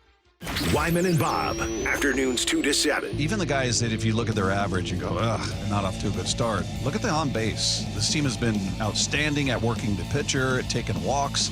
You look at Randy Arozarena, for instance. He's had huge hits. He's had some big moments that have been game-winning moments. But overall, he's not hitting that well. He's hitting 208, but he's got a 359 on base. Dave Wyman and Bob Stelton, afternoons 2 to 7 on Seattle Sports, the app, YouTube, and your smart speaker. What up, it's Michael Bumpus for Silver Reef Casino. I want you to do something. Do what I did. Take an easy drive of I-5 North. Get off on exit 260. Listen to some music, a podcast, whatever. Just make sure you get to Silver Reef Casino. It's a great getaway. It gives you a chance to recharge. You get to the rooms. It's beautiful. Deluxe King rooms with free Wi-Fi. They got tablets, views, everything you need. When you're done, go downstairs and have a bite to eat. They got great restaurants, the steakhouse. I had a steak. It was great. And then I stopped by the new cantina if you're looking for a Mexican little mix up there. And then play 18 holes. There's water everywhere at Loomis Trail, so make sure you're hitting your drive straight. Bring a lot of golf balls. And then they have great events as well. The Beatles versus the Stones. That is going down at Silver Reef Casino. They got something for everybody. If you're feeling FOMO, don't worry. I got you. Visit silverreefcasino.com to book your stay today. It is worth it. Visit silverreefcasino.com. What is that sound? Ugh, that sounds like a plumbing sound. Luckily, there's a company that fixes all the plumbing sounds across Puget Sound. That's All Sound Plumbing. Puget Sound's plumbing experts. Have a sound? Visit allsoundplumbing.com. For over 113 years, Pacific Lamp and Supply Company has been your #1 lighting specialist in Washington, from the Space Needle in Seattle all the way to the Riverwalk in Spokane. With the largest lighting inventory in Washington, Pacific Lamp's knowledgeable and experienced staff can assist with any lighting issue, including intricate lighting and control designs. Plus, they work with all utilities in Washington to get you the best available lighting rebates. Pacific Lamp and Supply Company, Washington's lighting experts since 1912. Visit pacificlamp.com. Need a new roof now? With State Roofing and Exteriors, you can get started with 0 down, 0 payments, and 0 interest for up to 24 months. That's right. Protect your home now and pay later. Call 866-ROOF-ROOF or visit stateroofing.com today. This is Matt Coker from West Coast Men's Health. Has Viagra stopped working for you? Do you hate the side effects? If you've taken Viagra for any length of time, you already know that pills are not the solution to ED. Here at West Coast Men's Health, we have a better approach to ED. Acoustic wave therapy creates blood flow circulation by safely removing the plaque in your arteries and restoring function naturally. No pills, no shots, no surgery. We can also treat Peyronie's disease. Our non-invasive treatment for ED is painless and highly effective. We have treated thousands of men just like you. Stop living with this problem and do something about it. Do yourself a favor, do your partner a favor, and call us today. Call 206-519-6541. That's 206-519-6541. 206-519-6541. Online at westcoastmenshealth.com. HSA cards welcome and financing available. There's nothing better than having a big fish on your line. You'll hear that sound a lot at Queen Charlotte Lodge. Experience a luxury resort, breathtaking wildlife, spectacular wilderness, and amazing fishing at Queen Charlotte Lodge in British Columbia. Reserve now for peak king salmon runs and plentiful halibut this May and June. At Queen Charlotte Lodge, it's fishing first class. Go to fishqcl.com. That's fishqcl.com. And remember, our dollar is worth $1.40 north of the border. We are Seattle Sports, the home of the Seahawks, Mariners, and everything Seattle sports. Watch your favorite show live at seattlesports.com. Yeah, I have a ton of really memorable customers. One of my favorite customers I've ever had, he came in and had a really bad experience with several different dealerships. He just lost his husband. His husband left him with a truck, and he was like, I don't need a truck. Like, this is so impractical for me. And it was a really emotional decision for him because it was one of the last things that he had of his late husband's. We were like, it's no problem. Like, we're going to help you. And we did the process the same way that we always do the process. And we helped him trade in his truck for a beautiful new Rogue. And that was really cool. And he bought his second car from us. And I'm sure when he needs a third car, he'll come back and buy his third car from Nissan too. Afterwards, to thank us, he sent us this beautiful basket of like candies and fruits and stuff. Making a great day for the people around you is making a great day for yourself. The LJ way is the Lee Johnson Auto family. Comcast Business is celebrating Small Business Month by giving you a $1,000 small business bonus when you switch to a qualifying gig speed package from the company with over 99.99% network reliability. Just imagine the thousands of possibilities of a $1,000 prepaid card. Like possibility number 1, company merch for staff. Styling. Or possibility number 24, the latest software. Upgrade. Or possibility number 192, new equipment powered by gig speeds. Or possibility number 555, a 3D printer. Rapid prototyping, anyone? Switch to Comcast Business for over 99.99% network reliability, advanced cybersecurity, and now get started with a $1,000 small business bonus. Comcast Business, powering possibilities. And 6/22/25. New customers only with 2-year agreement. Other restrictions apply. From the Quantum Fiber Studio. This is Bumpin' Stacy. Weekdays 10 to 2. On Seattle Sports and 97.3 FM HD2. The Dugout is coming your way in 15 minutes. We're going to start with Mariners broadcaster Gary Hill. We got the latest from Jeff Passan. Alex Mayer is going to join us. All Mariners from 1 to 2. Before we get to it, your questions to the text line 866-979-3776. What I need to know, Bump. How does it feel to have your partner, Stacy, try to send you to a gruesome death at the hands of a silverback gorilla? Right? 35 of you guys can do it. No, forget 100. I don't think you need 100 dudes to Mine is take on a gorilla. 65. Get 100. You leave the other 65 on the sideline. They can watch. It's ridiculous. 100 ain't beating no dang gorilla. Y'all tripping with that. I think that if everyone works together, then I think that that's something that can happen. And I think that we're seeing it as like a gorilla. This is what I want you to do. Always be stronger than any human. Go Google gorillas fighting in the zoo. Okay. All right? And watch the force that they possess. The tenacity. I'm not saying one-on-one. I'm saying 35 of y'all need to die. But then it means that guy number 70 is going to be like, I'm good. Okay, 206. Stacy's absolutely correct. He's about to gas you. Yeah, some bull. He said, obviously 100 football players probably couldn't do it. But if you sent 4 waves, joking, but if you sent 4 waves of 8 guys that form a circle, first wave attacks hitting high, 4 hit high, 4 hit low, he will go down. Second wave immediately comes in, pig piles, followed by the next wave. How do you hurt the gorilla? I think you poke his eyeballs. That's just going to make him even more mad. No, people will die. We will lose good men. But I'm just saying, I don't think we need to lose 100. And that's why no one's going to jump first. Whoever goes first is a psycho. 866-979-3776. Since the Seahawks put the Rams in a hotel where a furry convention was happening, what other unique festivals or conventions would be an amazing troll for the 49ers and Cardinals? When they do that naked bike ride. Yeah, put him in Fremont for the solstice. Any type of like dance competition, because there's just people everywhere. Like these dance competitions run deep and they go all day long. So like a dance competition. Yeah. I mean, you can't really say Comic-Con can be actually like pretty cool. Mm-hmm. So that feels like actually just giving them free tickets. Yeah. You know, like I want it to be free tickets. You know, I want it to be something where it's like they kind of get stuck and trapped. Yeah. Got to work their way out. They don't want to be seen. Dance competitions, nothing but dance moms and teenagers is polluting. Now, when's Emerald City Comic-Con? First week of March. Knew it without even looking. That's outside of football season, though. Oh, darn. 866-979-3776. What's the go-to gas station snack?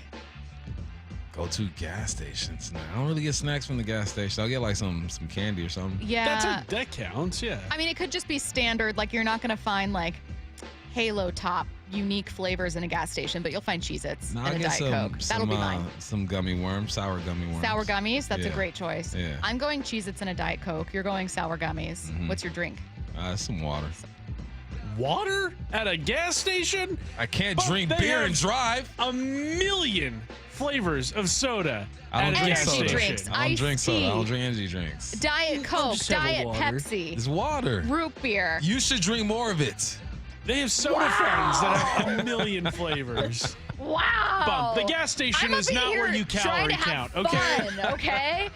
I'm trying You know to have what? fun. I have this drink, this ice drink that has 5 calories in it. Sparkling water. It's sparkling They have water. these. All right, I'll do one of these. No, I'll it's do not one an of these. ice drink. It's sparkling It's water. called ice, sparkling ice. Yeah. Zero they're, sugar. They're delicious. It's my have you kind of had drink. the pink Starburst flavor?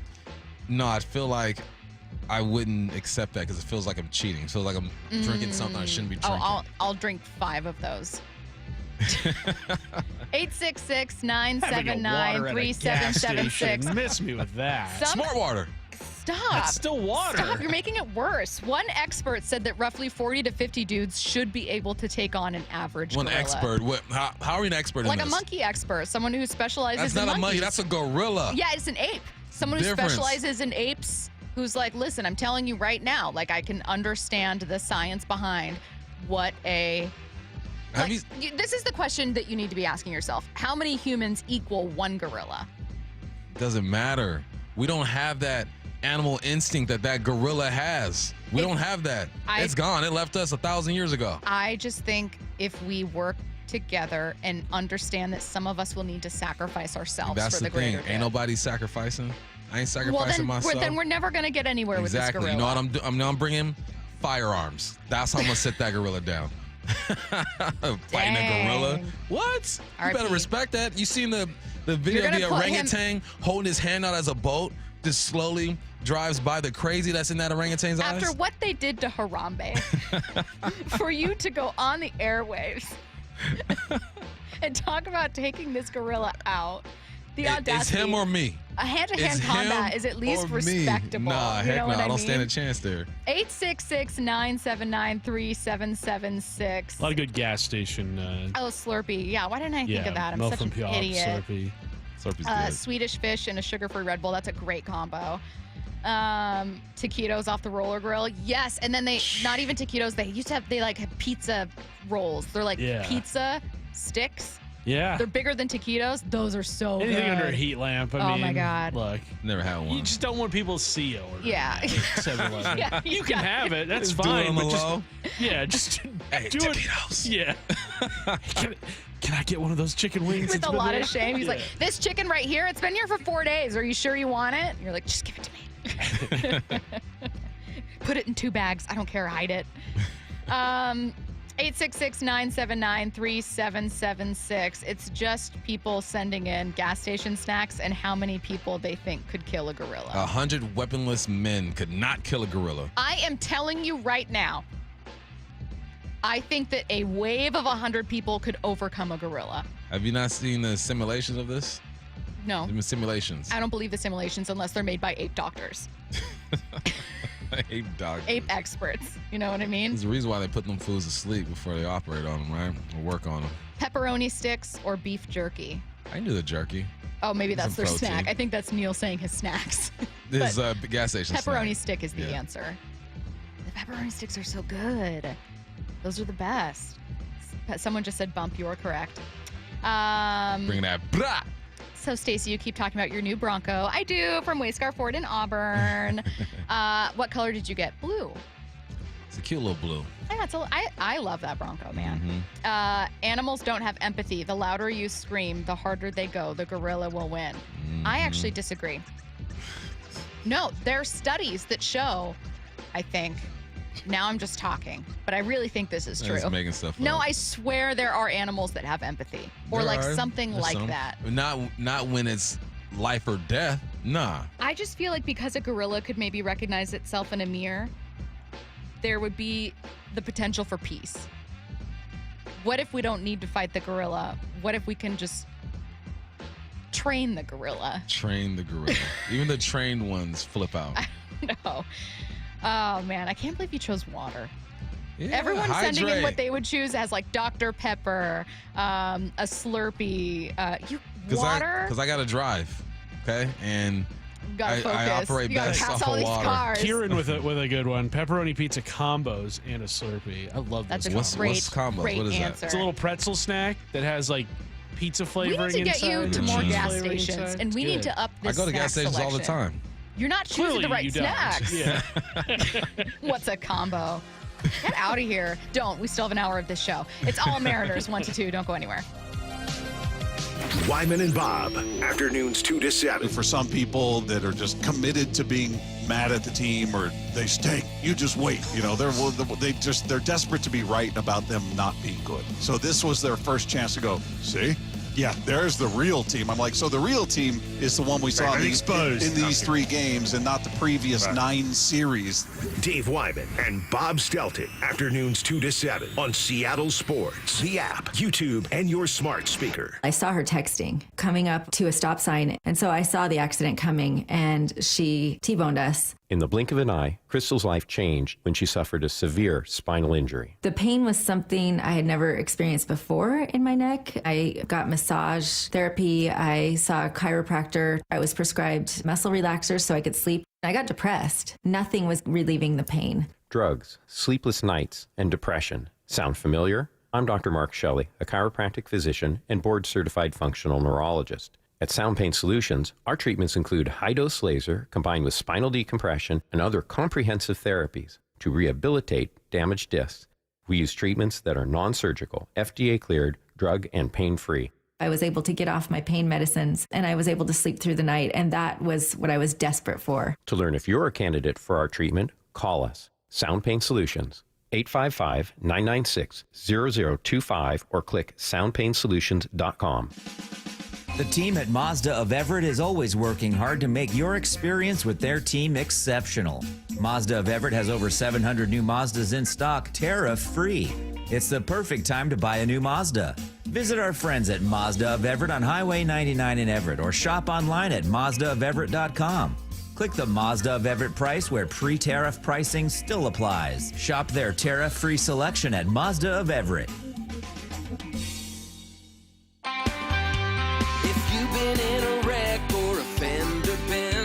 You have the right to take your vehicle to any repair facility, not just where your insurance company tells you to go. Accurate Auto Body has been family owned and operated since 1994, and they work for you, not your insurance company. With over 25 years of auto repair work, they'll exceed your expectations. We meet by accident, fixing every last bit. Accurate Auto Body. At Accurate Auto Body, all their work is performed by certified technicians, only using OEM parts to guarantee the safety of you and your family. For the best in auto body collision repair and customer service, give them a call at 425-883-2450 or AccurateAutoBodyWA.com. Your insurance company may not love them, but you will, because we meet by accident, fixing every last bit. Accurate Auto Body. Hey, it's Graz here. Getting a quick round or range session in before work makes the day so much more fun and is a big-time stress reliever. Take advantage of one of the 11 local premier courses nearby. Inner Bay, Jackson, Bill Wright, West Seattle, Cedar Crest, Bellevue, Linwood, Walter Hall, Legion Memorial, Lake Padden, and their newest course, the Ocean Shores Golf Course. Practice on the range with Top Tracer at Jackson, Inner Bay, and Bill Wright Golf Complex. Play the courses, play virtual, play premier, premiergolfcenters.com. So I formed Davis Law Group about 30 years ago, and I would get, the same questions from people about what to do in the case of an accident. Do you need a lawyer? To the point where I decided that I would at least write a book which would answer the common questions that I would receive as a lawyer. Once I wrote my first book, it proved to be hugely popular. I decided to write then a series of books in different accident cases so that we could really teach people about their rights, how to protect them, and how to decide on whether they need a lawyer and what lawyer to hire. I've found in my career that having a client that is educated and knowledgeable about their particular type of case really helps the client and also usually ends up making the case or the claim more successful. To get your free copy of any of my Washington accident books, visit WashingtonAccidentBooks.com. Welcome to AutoZone. What are you working on today? My car is making this noise. Sometimes it's like doot, doot, doot, and sometimes it's like grrr. Do you have a dash light on? Oh, yeah. Then we don't have to listen for clues. With the free Fix Finder service, we can read a check engine, ABS, or maintenance light to find the likely fix and even recommend a local shop if you need one. So you don't need to hear the grrr. Not with Fix Finder. Everything you need, nothing you don't. Get in the zone, AutoZone. Restrictions apply. The success you've already had matters at University of Maryland Global Campus because we're a school for real life. An accredited state university, UMGC lets you earn up to 90 credits toward a bachelor's for prior learning, life, and work experience, or transfer up to 12 credits toward a master's. We offer affordable tuition and online and hybrid courses. No application fee if you apply by May 30th. Learn more at umgc.edu. Certified to operate in Virginia by Chev. This is Seattle Sports. Streaming through the Seattle Sports app. KIRO AM Seattle. KIRO FM HD2 Tacoma. Home of the Seahawks, Mariners, and everything Seattle sports. Seattle Sports Snapshot. The estate of Paul Allen has officially put the Trailblazers up for sale. The statement released this morning said this will not impact the Seahawks or the minority stake in the Sounders. Neither team is on the market. The Mariners are taking on the Yankees for Game 2 of a 3-game series today at 6:40 p.m. Brian Wu on the mound. Snapshot, brought to you by Miller Lite. When it's game time, it's Miller time. This is The Dugout, every Tuesday at 1 with Bump and Stacy. Inside access to the clubhouse from Shannon Drayer on Seattle Sports, the home of the Mariners. Mariners 1-2 joining us right now. Mariners broadcaster Gary Hill on the Emerald Queen Casino Sportsbook Hotline. Gary, I sure wish you were joining us following a win, which would be great. But you are joining us with a surprisingly hot start for the Mariners, still very much happening. I mean, this is a team that's still in first place. The offense has been so much better than I expected. Earlier, Bump and I were talking about, well, what's the Mariners' problem right now? Like, what are they dealing with? And I couldn't stop thinking pitching. Just not as good or as healthy as you expected. Tell me about that angle, because I know that I'm assuming agree. Yes, it is kind of funny when you think about this big picture so far this season. If you would have told me the Mariners would be where they are, I would have said, okay, that's great. I would have expected it. It would have been on the back of the rotation. Instead, It has been the offense, and that has been a pretty incredible turn. I mean, it's really, after the San Francisco series, it's been one of the best offenses in baseball. And that's with, missing your leadoff guy in Robles, and Raley, who was one of your top 3 most productive bats last year, has been out for a while. So the fact the Mariners are where they are, the most impressive part to me is the adversity they've had to fight through to get there. Now, it's why I also looked at starting the last road trip at this is going to be a pretty tough stretch, because you looked at that offense and Cal was out of his mind and Polanco was out of his mind. And I didn't think you could ask for a repeat of 19 homers combined from those guys for the next month. I think it's fair. I thought a couple. Yeah, I think it's fair. They're averaging 6 runs a ball game, which, again, that's a lot. That's a lot to carry forward. So even if there's a little bit of drop off, I felt like the rotation was going to have to be better. Yeah.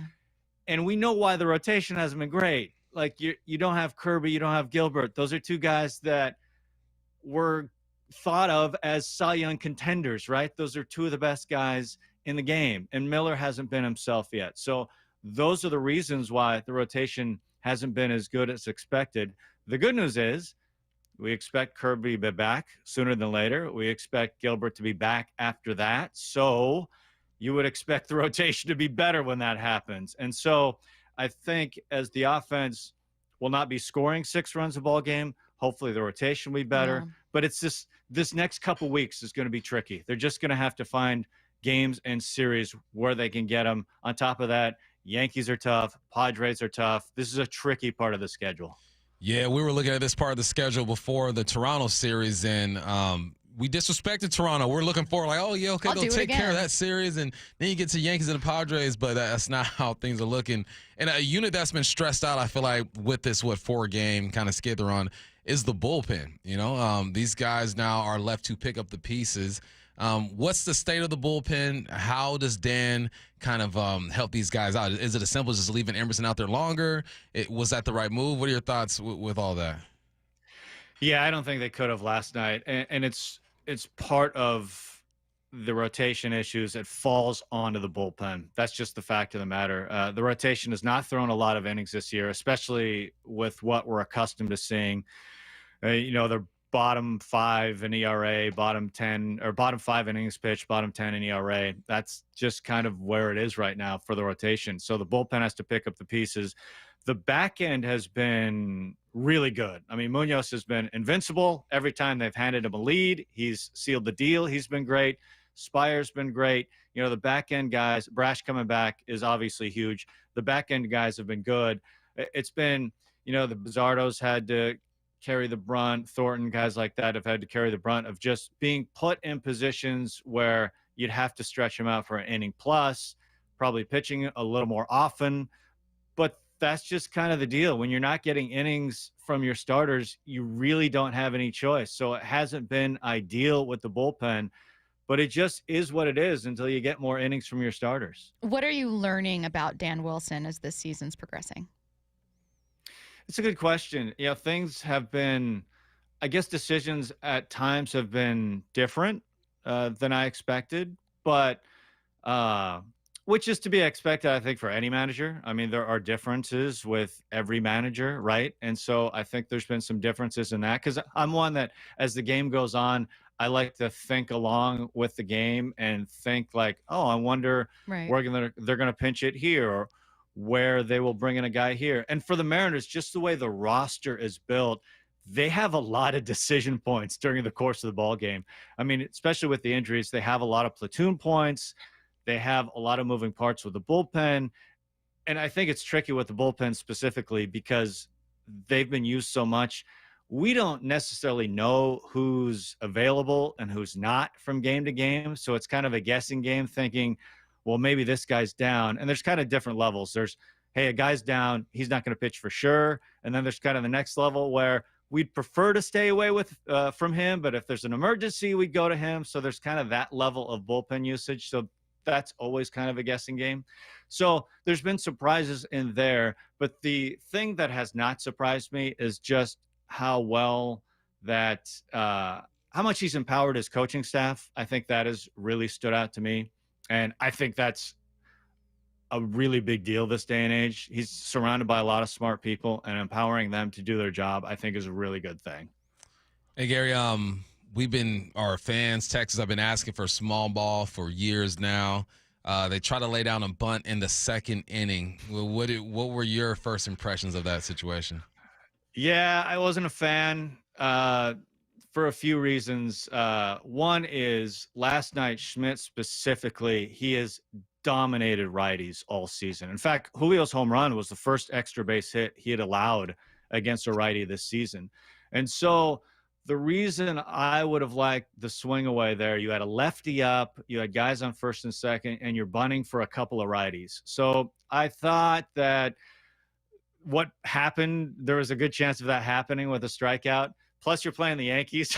And honestly, with the way their offense is cooking, I think you got to put some runs on the board. And, you know, could it have worked out? They get a base hit from Dylan Moore and 2 score. Yes. I just didn't like it because of the righty matchups. But again, I'm probably a little biased because I'm not a huge fan of the sack bunt anyway for most occasions. Like, there is a place for it. I'm not an anti-bunt guy.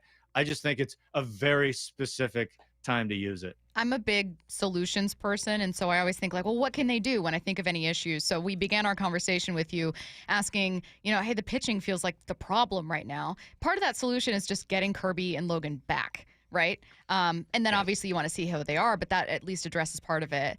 What intrigues me, Gary, is looking at someone like Castillo and going, well, he's there and he's healthy, but what aren't we seeing? So he's going to be obviously pitching in the matinee series finale tomorrow. Not today. We're going to see Will on the mound. But if we're looking ahead to Castillo, what are you watching for with him? And what do you think has led to kind of an up and down season so far? Yeah, this is also part of the story. As you mentioned, Kirby Gilbert clearly being gone, that's a big part of the story. But also, you know, Miller has been searching for himself. And as you mentioned, Castillo's been up and down. There's been a couple starts where we've seen the Castillo we've expected, and there's been a couple we just haven't. And to me, I guess I put Miller and Castillo in kind of the same bucket where, you know, walks have been a big part of the issue. I feel like the command hasn't been there like we expected to see. So I think about them in a similar type of way, although I think Castillo has had some better starts than Miller has if you're comparing the two, but I think it's similar to me.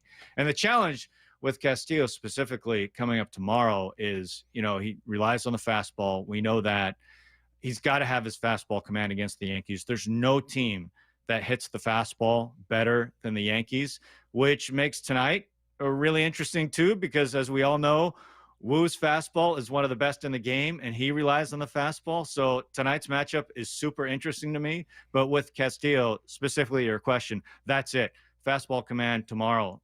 You just got to be really good with it, because when you're facing Judge, who has, unsurprisingly, the best slug against fastball this year, when you're facing Rice, who probably surprises people, he has the second best slug against fastballs this year. You've got to be really on, and you can't leave that stuff over the plate. You talk about the matchup tonight, Woo. Hopefully he has his stuff. But on the other side, you got Max Fried, a guy that you felt like you let one go yesterday because you knew what you're going to see today. Tell us about Max and what makes him so special. He's been awesome this year. He just came over from Atlanta. Fried, lefty, has been simply one of the best pitchers in baseball. What's interesting, I was looking at a MLB poll today, and they were talking about top 5 in Cy Young so far this season, and the Mariners have actually faced 4 of their thought of top 5. Skubal and Braun, Eovaldi was on the list, and Crochet, and Fried will be the 5th. What's interesting about that list, when you think back to when the Mariners faced them, the Mariners won every game that they faced those other 4. So Fried would make it a complete top 5 if they're able to do it. But he will give up runs at some point. That's the hope. But he has been simply dominant so far this season. And I think the Mariners formula of drawing some walks and hopefully running into a couple, because teams have not been able to string hits against him. Teams have not been able to rally against him at all.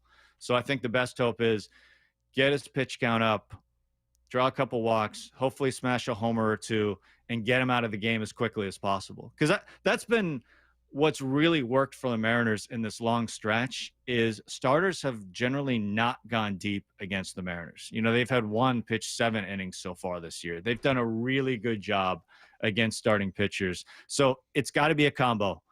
Woo has to pitch great, and the least amount they can face Fried, the better. Like 5 innings, 6 innings would be great. Get him out I call early. him Fried, my bad. Yes, get him out. Get him out. All right, as Gary mentioned, Brian Woo on the mound today for this game 2 against the Yankees, second of a 3-game series. First pitch is going to be at 6:40. Pre-game show starts at 5:30 p.m. He is Mariners broadcaster Gary Hill. Thanks, Gary. Thanks, Gary. Thanks. Good to be with you again. Bye. Fried. Tell him to change the way he spells his name. I'll tell him. The latest from Jeff Passan coming up next. Wyman and Bob, afternoons 2 to 7. For some people that are just committed to being mad at the team or they stink, you just wait. They're desperate to be right about them not being good. So this was their first chance to go, see? Yeah, there's the real team. I'm like, so the real team is the one we saw in these 3 games and not the previous 9 series. Dave Wyman and Bob Stelton, afternoons 2 to 7 on Seattle Sports, the app, YouTube, and your smart speaker. Hey, it's Dr. Coogan with Eastside Weight Loss Clinic. Spring is here, and I know you want to look and feel your best as you head into this new season. Are you tired of the roller coaster of losing weight just to see it all come back again? Maybe you've heard about the new drugs but are concerned with the possible side effects, or you're taking weight loss drugs but also want to learn how to change your lifestyle for long-lasting results. We can help you. We have a team of health coaches that can support you every step of the way. Schedule your free 15-minute, no-pressure phone consultation online at eastsideweightlossclinic.com. Hey, it's Mike Salk here with Ryan Rowland Smith. Thanks, Mike. I've been hearing for about 2 years now how you did the Eastside Weight Loss Clinic plan, and you lost a ton of weight.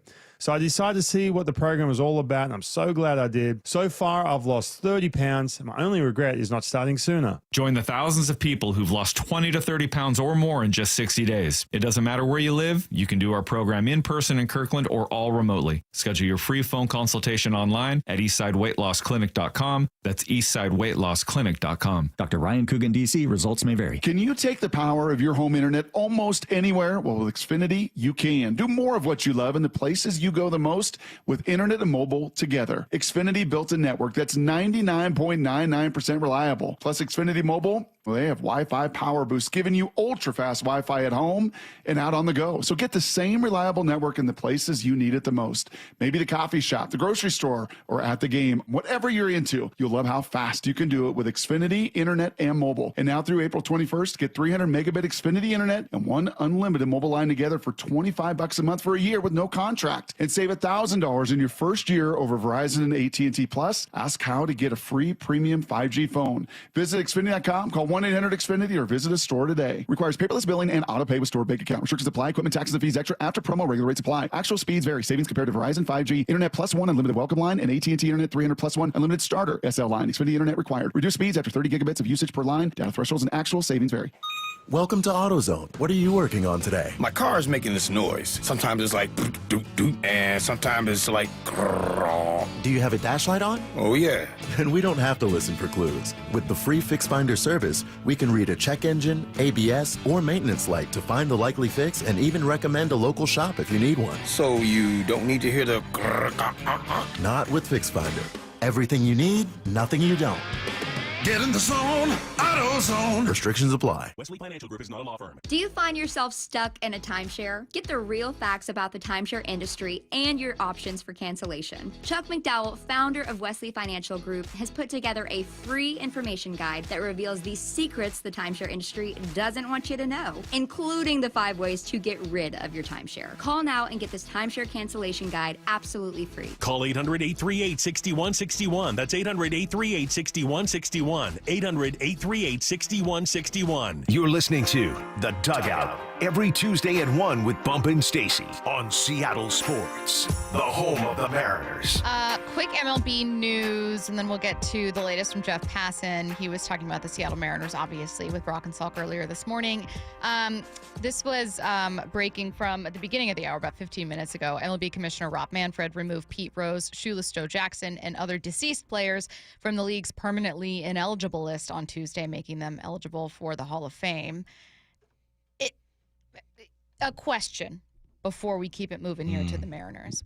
First of all, I already know that you are a little, I don't want to say lax, modern with your view of who should be eligible for the Baseball Hall of Fame. For instance, Barry Bonds, right? Pete Rose would fall into that category. Get him in. How do you feel about players who were deemed ineligible being eligible upon death? I think it's BS. It's kind of dark, right? It's BS. Why you take so long?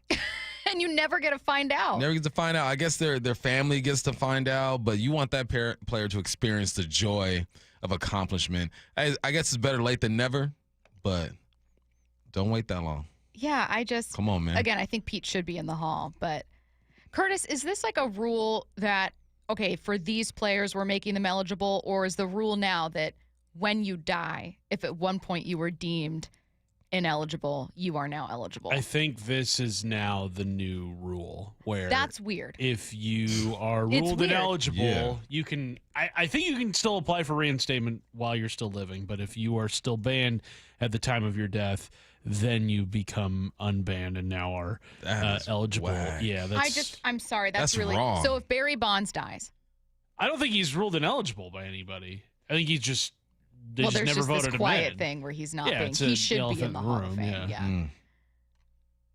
So I don't know. I think that's dark, and I think it's weird, and I think Pete should be in the Hall, and I think that making it to where, okay, we'll finally allow you in the Hall of Fame, but you'll never ever get to see yourself inducted. Well, maybe they believe in another place after this, and they say, you know what? They get to watch from there and see this go down. All right, well, let's get to some of this sound. Jeff Passan was on with Brock and Salk this morning. He had stuff to say about Dan Wilson, obviously Luis Castillo and Bryce Miller, what he's seeing from them, and then kind of what is key for an aging pitcher. And in this case, he was talking about Luis Castillo. Why don't we talk a bit about Castillo? We're actually going to see him in this series. So first, command. Key to aging gracefully. Command is the ability for you to give me a spot and me to hit it with multiple pitches. And Luis Castillo, I think, right now, doesn't really have a whole lot of either. Certainly not command. And in order to age gracefully as a pitcher, you need to develop that kind of command. Let's use Nathan Eovaldi, for example. He's got a bigger repertoire than Castillo, of all these always thrown 6 pitches. But over time, what has allowed him to maintain his effectiveness in the face of declining and diminishing velocity is that he doesn't walk guys.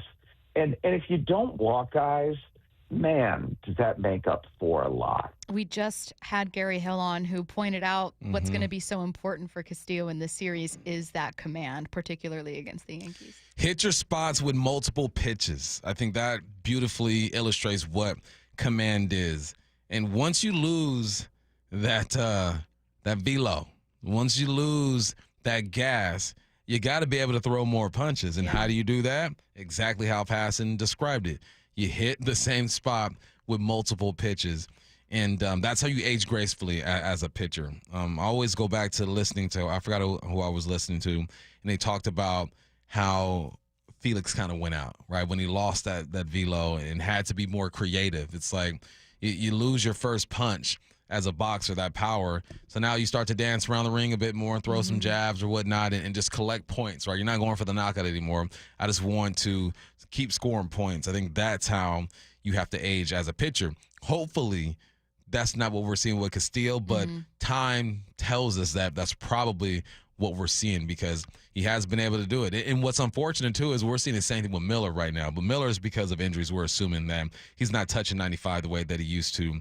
So how does he kind of adjust his game, or does he adjust it, or do they sit him down? That's another jacked up part about the situation. Would you sit him down? Because I don't know that it's injury with Miller. Well, he's hinted that it's soreness in his arm and his back. So he put it out there. I don't think athletes, unless you are just so soft in the mind, I don't think athletes put stuff out there like that. No, I don't think that he would ever say, yeah, I'm just not feeling it when I'm out there. Yeah. Like, I don't know what it is. If he would never say that. There'd be some real... We have to have a conversation. But I do think he has hinted, you're right, he has hinted in previous starts at like, yeah, I'm not quite feeling totally right. And then I think after his latest, unless I'm misremembering, it was something like, yeah, I was feeling better. Curtis, am I misremembering, or did Bryce say like he was feeling better in this one? Yeah, he said he felt a little bit better, but again, the velocity wasn't there. Still hitting about 92 on that fastball. So we've all, to Bump's point, assumed that there's something physical there, but I don't know that these are guys that haven't pitched through some aches and pains and issues before. Yeah, you have to. That's part of being an athlete. Yeah. Anyways, all right. So let's go to what Jeff had to say about Bryce Miller. I think he's just lacking feel right now. He doesn't have his stuff. Something is impeding it. When you see those numbers going in the opposite direction, it's usually somebody doesn't have feel on his pitches. And I think that's probably the case with Miller right now, whereas with Castillo, the quality of the stuff is just out. And I think maybe he's learning on the fly how he needs to pitch with the new repertoire. So, again, kind of throwing in another potential angle there, like just kind of learning on the fly. Yeah, because you don't have the stuff that you're used to having. Yeah. You ready? Golf analogy. Gotta love it. Stacy, sometimes, well, most of the time, I just play a natural draw. Just play a draw. That means where the ball's going to work from the right to the left when I hit it. So draw. Sometimes I get in the box and I'm like, man, I'm hitting a fade right now. Couldn't tell you why, but I'm hitting a fade. So now I have to adjust my game to fit my fade. That is what's happening with Castillo right now. The draw ain't there. The fade is there. He has to adjust to make the fade work for him. I was going to say that same thing. Let's go to the latest from Jeff Passan on Dan Wilson. I think some of that is reps, right? A lot of guys who are managing now, the majority still, did have minor league managing experience. And they were in those scenarios where they learned and they made the right call or made the wrong call. And then next time around didn't do it again. And part of me wonders if some of this is just Dan Wilson as first-time manager being the guy who hasn't made those mistakes and almost needs to experience them in order to learn from them. So give me the guy all day who has a hold over the clubhouse. That, to me, is the hard part. Like, strategy can be learned, feel can't.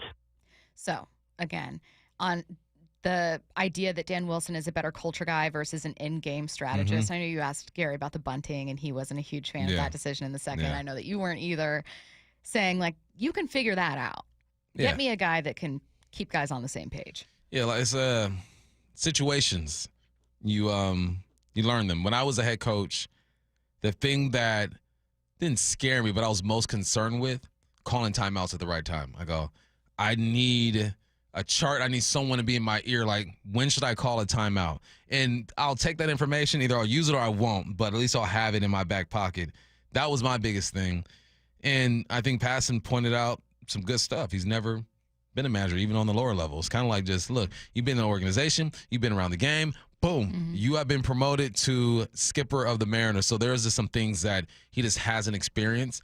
And who does he lean on when it comes to those decision makings? Is he the type of guy who just does it himself?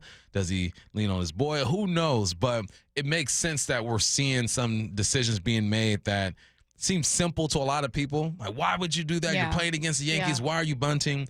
But he's the one in the dugout making these calls and having to do them quickly. So he'll learn from his mistakes, and maybe he walks away from that bunt situation and he's saying, I would have done that again. Right, exactly. You know, that's just what I do. There could be plenty of moments that he's had. Obviously, intentionally walking to the series against the A's is another one, right? Where there are probably moments where he goes, well, what can I say other than I learned my lesson? First-time manager. What are you going to do?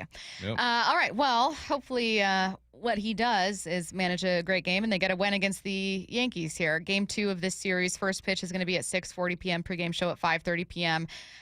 We are going to bring on Alex Mayer and lighten up things a little bit. I know we're coming off a bad loss, and I don't really want to talk about the loss. I want to talk about what we've learned so far about this Mariners team, particularly some really important bats. Randy Arozarena with a really cool stat entering today's game. Also some good stuff on the bullpen that's coming up next.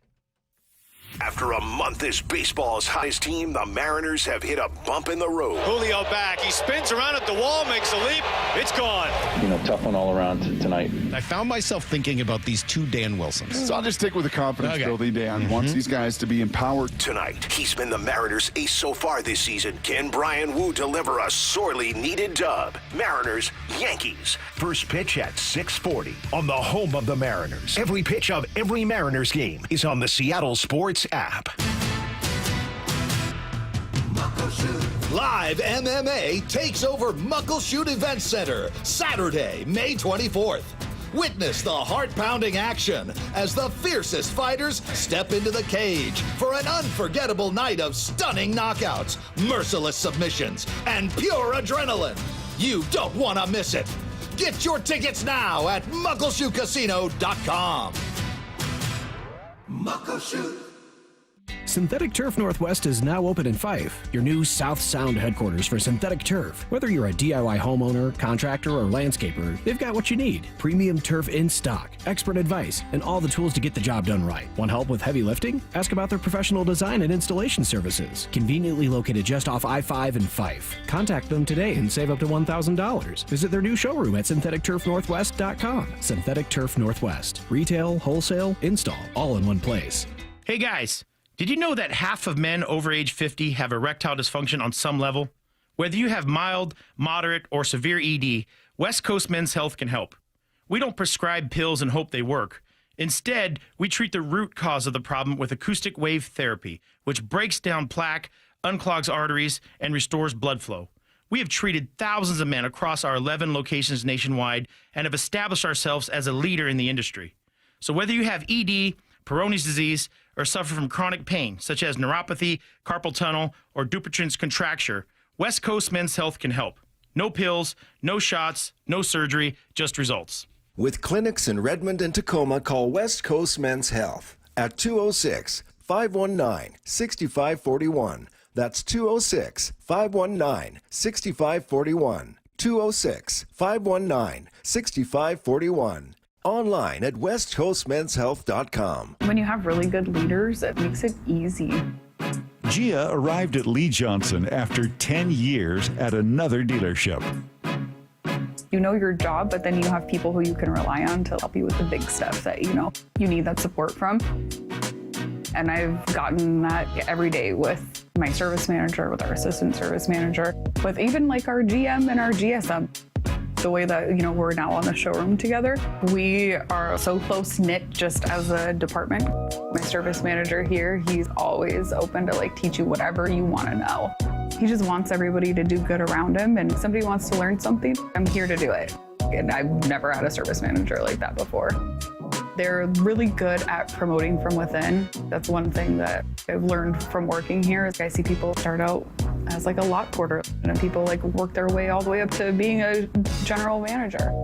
The LJ way is the Lee Johnson Auto family. Attention! If you owe money to the IRS, this is an urgent message. The IRS is cracking down by sending out collection letters, garnishing paychecks, seizing bank accounts, and putting liens on homes and businesses. They call it enforced compliance, and you better watch out because penalties and interest on unpaid taxes compound daily, making it even harder to get out of debt. Don't let tax debt destroy your life. You need to call Optima Tax Relief, America's #1 tax resolution firm. They're experts in taxpayer assistance programs that can save you thousands if you qualify. A+ rated by the Better Business Bureau, Optima's resolved over $1 billion of tax debt for their clients. Let them fight on your behalf, helping to put your tax problems to rest. Call the tax professionals at Optima now for a free consultation. Call 800-783-8055. 800-783-8055. 800-783-8055. Optima Tax Relief. Some restrictions apply. For complete details, please visit OptimaTaxRelief.com. You're listening to The Dugout every Tuesday at 1 with Bump and Stacy on Seattle Sports, the home of the Mariners. Alex Mayer joining us now on the Emerald Queen Casino Sportsbook Hotline. Alex, how's it going? I'm doing very well, Stacy. How are you guys? Doing great. Obviously, wish we were talking about a win, but that's okay. Still a series win, potentially here if they take 2 and 3. You have some really cool numbers that we were going to focus on, and one of them is about Randy Arozarena. Tell us what we need to know. Randy Arozarena has reached base safely in 34 consecutive games, which is just awesome. I mean, over a month, obviously, of getting on base via hit, walk, or hit by pitch. He's done it in a variety of ways, and it's the longest on-base streak for a Mariner since Robinson Cano 9 years ago. And if Randy can find his way on base in his next game, it'll be the longest streak since Nelson Cruz 10 years ago in 2015. So not a bad list of names to be on if you're Randy. Hey, is that something that before Randy got here, was that part of his profile? Like he's gonna walk, obviously make good swings, and has he put something like this together before becoming a Mariner? Yeah, no, I'm glad you brought that up, Bump, because I was looking at his page today, as I do every day, look at stat pages. But basically, yes, he had on-base skills, but I was looking deeper into it, and I know it's only May 13th, but Randy has the makings of maybe his best. 2025 has maybe the makings of Randy's best season so far, which is hard to believe because the guy's been an all-star. He's put together 4 consecutive 2020 seasons, won the AL Rookie of the Year for the Tampa Bay Rays in 21, but his OPS plus, some of those peripheral numbers, he's 145 OPS plus, 824 OPS. It has the makings to maybe be his best season. So really good stuff from Randy so far. Do you feel like, obviously Jorge Polanco has had a phenomenal start to the season, and we do want to talk a bit with you about Kellen Polanco's home runs because you've got some good stuff there too. Yeah. I feel like Randy, though, I'm glad that you came with this stat, and this is where we're starting because you wouldn't expect that Randy Arozarena would be taking the back seat to anyone else's start to the season, but I feel like we're not talking about him nearly as much as we could or should be. I'm with you, Stace. I feel like nationally he's not being recognized as much as maybe some other guys, at least at this point in time. But yeah, he's been as good as anyone, and he's he's been durable too. I know he went through a little bit of a hamstring thing, but he stayed in the lineup almost every single game. So yeah, he's been awesome this year. Man, it's been fun to watch the power kind of show up, right? Yeah. Starting off with Cal, Polanco, obviously Julio has had his moments as well. But let's focus on Cal and Polanco. What do you got for us there? Yeah, it has been great to see the power so far this year. Mariners ranked tied for 4th in the majors in home runs, so I'm not sure we totally saw that in spring training, but it's been awesome to see. When it comes to Polo and Cal in particular, found a fun note on them. So they each we've played 40 games this season at 22 and 18 so far this year, and Polo hit his 10th home run last night. Cal's got 13, which are tied for 3rd most in the big leagues, and it's only the 6th time in Mariners history that a teammate duo has had double-digit home runs through 40 games. And I was looking at some of the names, and it's pretty much who you'd imagine. Last time it was Edwin Encarnacion and Jay Bruce in 2019, so that one might be an outlier as far as names go. But the other names are, littered with, Hall of Fame names like Edgar Martinez, Ken Griffey Jr., A-Rod, some of the best in franchise history to reach that mark through 40 games. Okay, I'm springing a stat question on you, but I feel like you've just got a treasure trove of thoughts, and so maybe you'll have something We'll ready. see. But one of the tasks that I've found myself kind of digging into when I face lots of questions about this start is, will the Mariners start hot and then disappoint? And I am not promising anyone that the Mariners are going to look exactly like this all season long. It's just not really how baseball works. However, something in my gut does feel like this start is a little bit different, that what we're seeing is a little bit different and it feels different. Are there numbers that you can think of that might back up that the start the Mariners are having, maybe some of the offensive production we're seeing, is different than last year? Yeah, I think so. I mean, you've seen the on-base skills up and down the lineup. I mean, we talked about Randy. We talked about Polo and Cal's home run hitting prowess, but you also have guys at the bottom of the lineup who've been producing. I mean, Dylan Moore has had, what's been a career year for him so far, on pace to shatter his career high in home runs. He's already got 7 this year. You've got Leo Rivas, who, is getting on base at a crazy clip right now. But I think also you take a look at the roster so far this year, we've obviously suffered a decent amount of injuries. Victor Robles out for an extended period of time. Luke Raley, unfortunately, went down. And then you look at the pitching. I mean, I think, the offense is going to keep hitting home runs, keep getting it on base, but we've managed to be 4 games above 500 through about the quarter way of the season, and we haven't even had George Kirby throw an inning. We just had Matt Brash come back, which was awesome to see. I'm so happy for Matty, who celebrated his 27th birthday yesterday. He obviously has been back for a week or so now, but he got to make his first T-Mobile Park appearance, and that was so cool. Seeing the T-Mobile faithful just welcome him back with a great ovation. And then, Kirby's made a couple rehab starts in Tacoma. Logan Gilbert shouldn't be too far behind him. So I'm super hopeful for the stretch, but I like to think I'm an optimist. But I think, once we're at full strength, there's no telling how far the team can go this year. Hey, Alex, last night the Dallas Mavericks won the lottery. Right, and they got the number 1 pick, under 2% chance to get that thing. I saw that. So then there's been a conversation going around all right, well, every sport should do a lottery. And in football, I said, no, don't do that. The teams that are garbage, they need to go get a quarterback. Yeah. But I said in baseball, I don't know. It might be worth it because if you do hit the lottery, you're not going to see that kid for another 3 or 4 years probably. And it's a bit different. What do you say to MLB adopting a lottery type of situation? Well, they've started a mini lottery. Actually, there is one in MLB now. Really? Mariners actually got the third draft for this summer, so that's I think the 3rd year they've done it. But it's not quite the same as the NBA, but it's for teams that don't make the playoffs. I had no idea. No, it's very new. But I'm with you when it comes to the NFL. I think with the way NFL teams operate, they don't usually do the full on tear down, the rebuilding project where they could just intentionally, not try to win just to get that pick. So I don't think it fits in the NFL either. It's too hard. It's too hard to build a team. No, you guys, I was saying that hear me out because it would make for a team like the Seahawks. I completely understand why you'd be against it. But for a team like the Seahawks, if you were 9 wins, 10 wins, but maybe not making the playoffs as consistently as you used to, you know that you're always staring at pick 18, pick 19. That's so true. And so, all right, well then would you exactly? What if it helps it's great for a team like Seattle. You know what I mean? It sucks if you're the worst team and all of a sudden you aren't guaranteed the number 1 pick. But bump, if you were the Seahawks. See, I'm thinking with an unbiased mind. See, that's the thing is Bump's thinking of these poor other teams here where he's like, but it's not fair. The poor Titans, they desperately need this number 1 pick. And I'm sitting here going, but the 10-win Seahawks could be eligible. There you go. Well, Stacy, then would you have the odds for nailing a top 5 pick higher for a team that barely misses the playoffs, or how'd you do that? I would do it similarly where it's your odds are incredibly low. So you get more ping pong balls. So let's say that, allegedly, with the Dallas Mavericks, even though they only had 1.8%, it's still fair. Your ping pong ball is in there, and maybe that's the one that's randomly chosen. But you have outweighed odds for the Browns, Titans, and Giants would have, they dominate 80% of that pool, where it's overwhelming odds that they're selected, but this tiny, tiny hope sliver of a chance.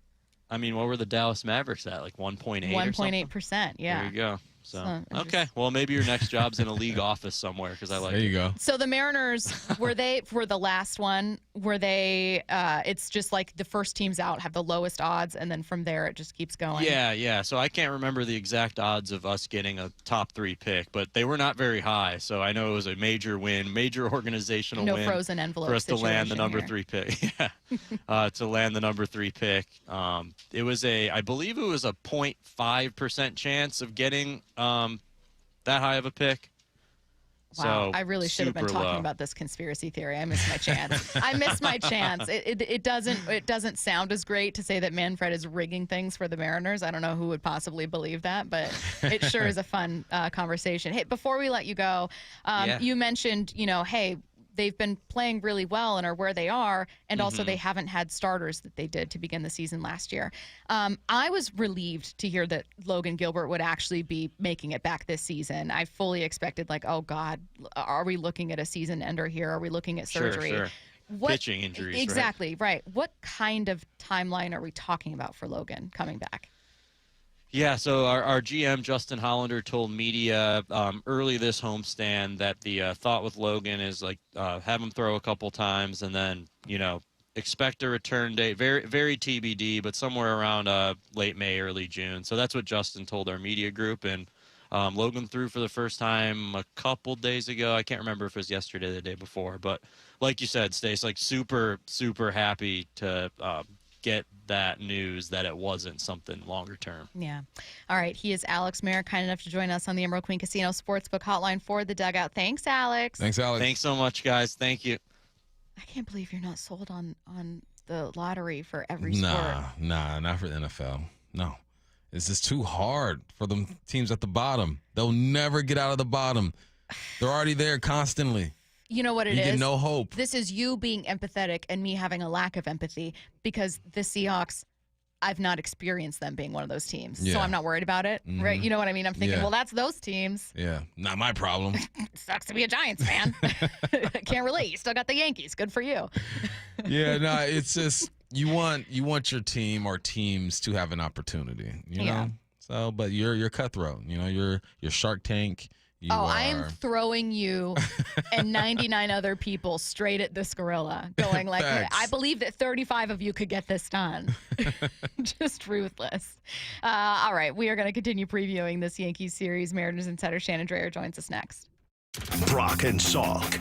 A quick question / maybe unpopular take. Yes. I totally understand graduation gifts in high school. Okay. Here's $100. Here's this. Here's that. Like graduation gifts in college. Why not? Almost more so, I think that would make sense. Really? Yeah. I mean, you talked about setting someone up for the rest of their life. For the most part, you're going off for high school. I mean, they've done kids. that with their degree. Like, God bless them. You think it's appropriate, like, collegiate graduation gift? Because then you're actually, like, going out to start a real life. Brock and Salk. Morning 6 to 10 on Seattle Sports. G. Scott here with former Seahawk Doug Baldwin. Tell us about Nourishing Champions. We know the benefits for young people in sports, but we often don't think about the barriers. And one of those barriers is having proper nutrition. So Nourishing Champions, in partnership with Champions of Change and Safeway, is an effort to address those barriers so that our student athletes have what they need to excel both on the field and in the classroom. High schools can apply for grants up to $25,000 from Nourishing Champions. Learn more at championsofchangefoundation.org/Nourishing Champions. 1-877 Cars for Kids. KARS Cars for Kids. 1-877 Cars for Kids. Donate your car today. Donate today at carsforkids.org. That's cars with a K. Your car can be picked up as soon as the next day. Receive a tax deduction and vacation voucher. 1-877 Cars for Kids. Donate your car today. Now accepting donations of land, homes, buildings, or any kind of real estate. Was drafted in 1999 by the Philadelphia 76ers, and that was just absolutely a dream come true. Todd's playing in the NBA is unique. His battle with neuropathy is not. I first started noticing problems a couple years into my NBA career, and I felt like my sock was just balled up right in the arch of my foot, and there'd be areas of burning and tingling, and then there'd be other areas of deadness where there would be no response to touch. We tried everything possible, from surgery to to different drugs to try and take care of some of the symptoms. I'm Dr. Mark Shelley, a chiropractic physician and board-certified functional neurologist at Sound Pain Solutions. Our neuropathy treatments can rehabilitate damaged nerves. We use FDA-cleared, non-surgical, non-drug, pain-free procedures that have helped thousands of neuropathy sufferers find relief. Now I'm able to spend more time doing the things that I enjoy, being on my feet. If you experience numbness, shooting, or burning pains, or loss of balance, call us. Sound Pain Solutions, 855-996-0025, or click soundpainsolutions.com. Keeping your engines healthy means protecting them in season and out. Experts trust Stable to do that. And third-party testing confirms it. Stable is the industry leader in preventing fuel-related issues, no matter if you use it in your car, boat, or outdoor power equipment. In season or out, at every fill-up or when you store, start with Stable. Get ready for Camping World's Red, White, and New Trade event, May 15th through the 18th. Get the highest value for your RV guaranteed during the biggest RV trade event of the year. Shop the best RV deals in America with new RVs starting as low as $92 a month. Get ready for the holiday weekend with up to 45% off grills and 25% off product installation. Plus, we'll have free hats, free propane refills, free food, and fun for the whole family. Don't miss the incredible Red, White, and New Trade event, May 15th through the 18th at your local Camping World. See dealer for full details and disclaimer. Progressive knows road trips without your pet can be tough. Hi, this is Next Stop Dog Boarding. Hi, it's Scott again. How's Squeaks doing? You can tell if he's stressed by his eyebrows. Oh, and his breathing should sound like this. Scott, Squeaks is exactly the same as last time you called. Okay, let's talk in 20 to see if anything's changed. With Progressive, your pet is covered up to $1,000 in vet bills in case of a car accident. So next time, you can take your pet with you.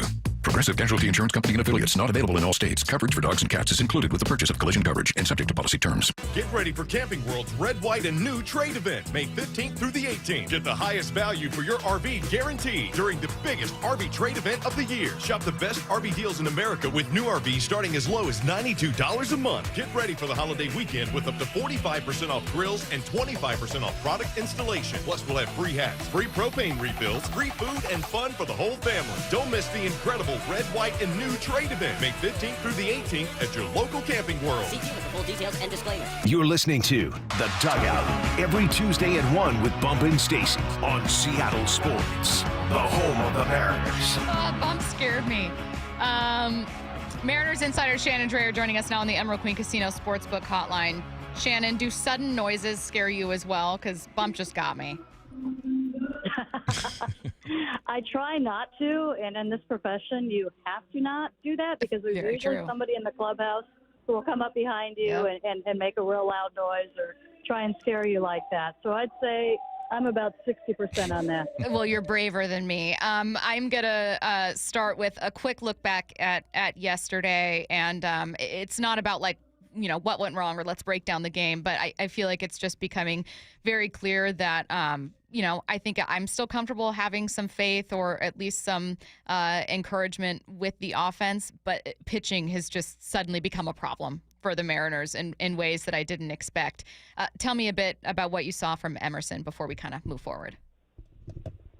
Yeah, it was really such a mixed performance because even when he was going good, and he was going very good yesterday, we're seeing things like one of the things that I was really encouraged about was the usage of the slider. And that was a pitch that we were seeing him use it for a first pitch strike. We were seeing him use it for a strikeout pitch, and he's not a strikeout guy. But, so that was great that he had that confidence from the very first batter of the game. And so I'm like, okay, we're on to something here. We saw 97 from him yesterday.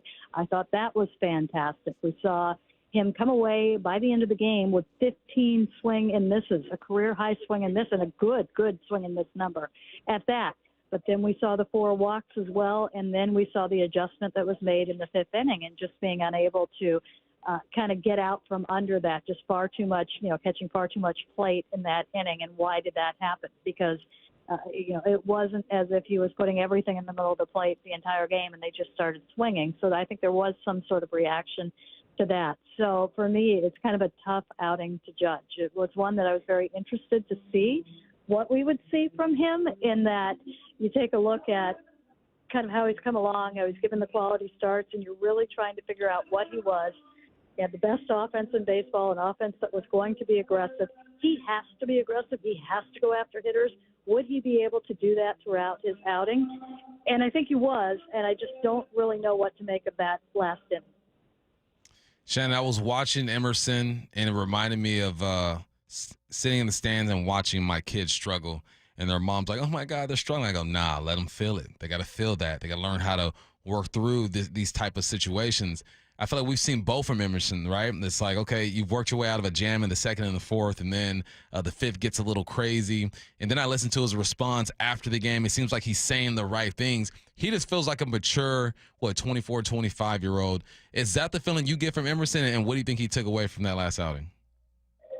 Yeah, I think there's going to be some self-examination in that outing. I think that he has been in a very good place in terms of really believing that he belongs here right now, and he fits in beautifully with the rotation. I mean, they all talk. He gets stuff from them, and every now and then they get a little something from him. And I think he's trying to keep that in perspective and kind of stay where he's at, where he was at in spring training, in that kind of realization. Now, he's probably also in a spot right now where it's just unavoidable. He knows that there are players that are coming back, and I think that he doesn't want to focus on that, but that's got to be in the back of his mind and others' minds right now that, what happens when George Kirby comes back. I probably have less room for error than most everybody else right now. Does that have an impact? But I do think, that his maturity, that he has now seen a lot in the last kind of 2 years at the big league level. I think he's gotten some good experience. I think he knows how to process it, and I think that he does better believe in how he is able to maneuver his way through a lineup and that he belongs out there as well. And I do think that, some of the work that he did in the off season in adding and refining the breaking pitches and giving him a little bit of a different look and giving him something that's going to go in a little bit of a different direction than his main offerings.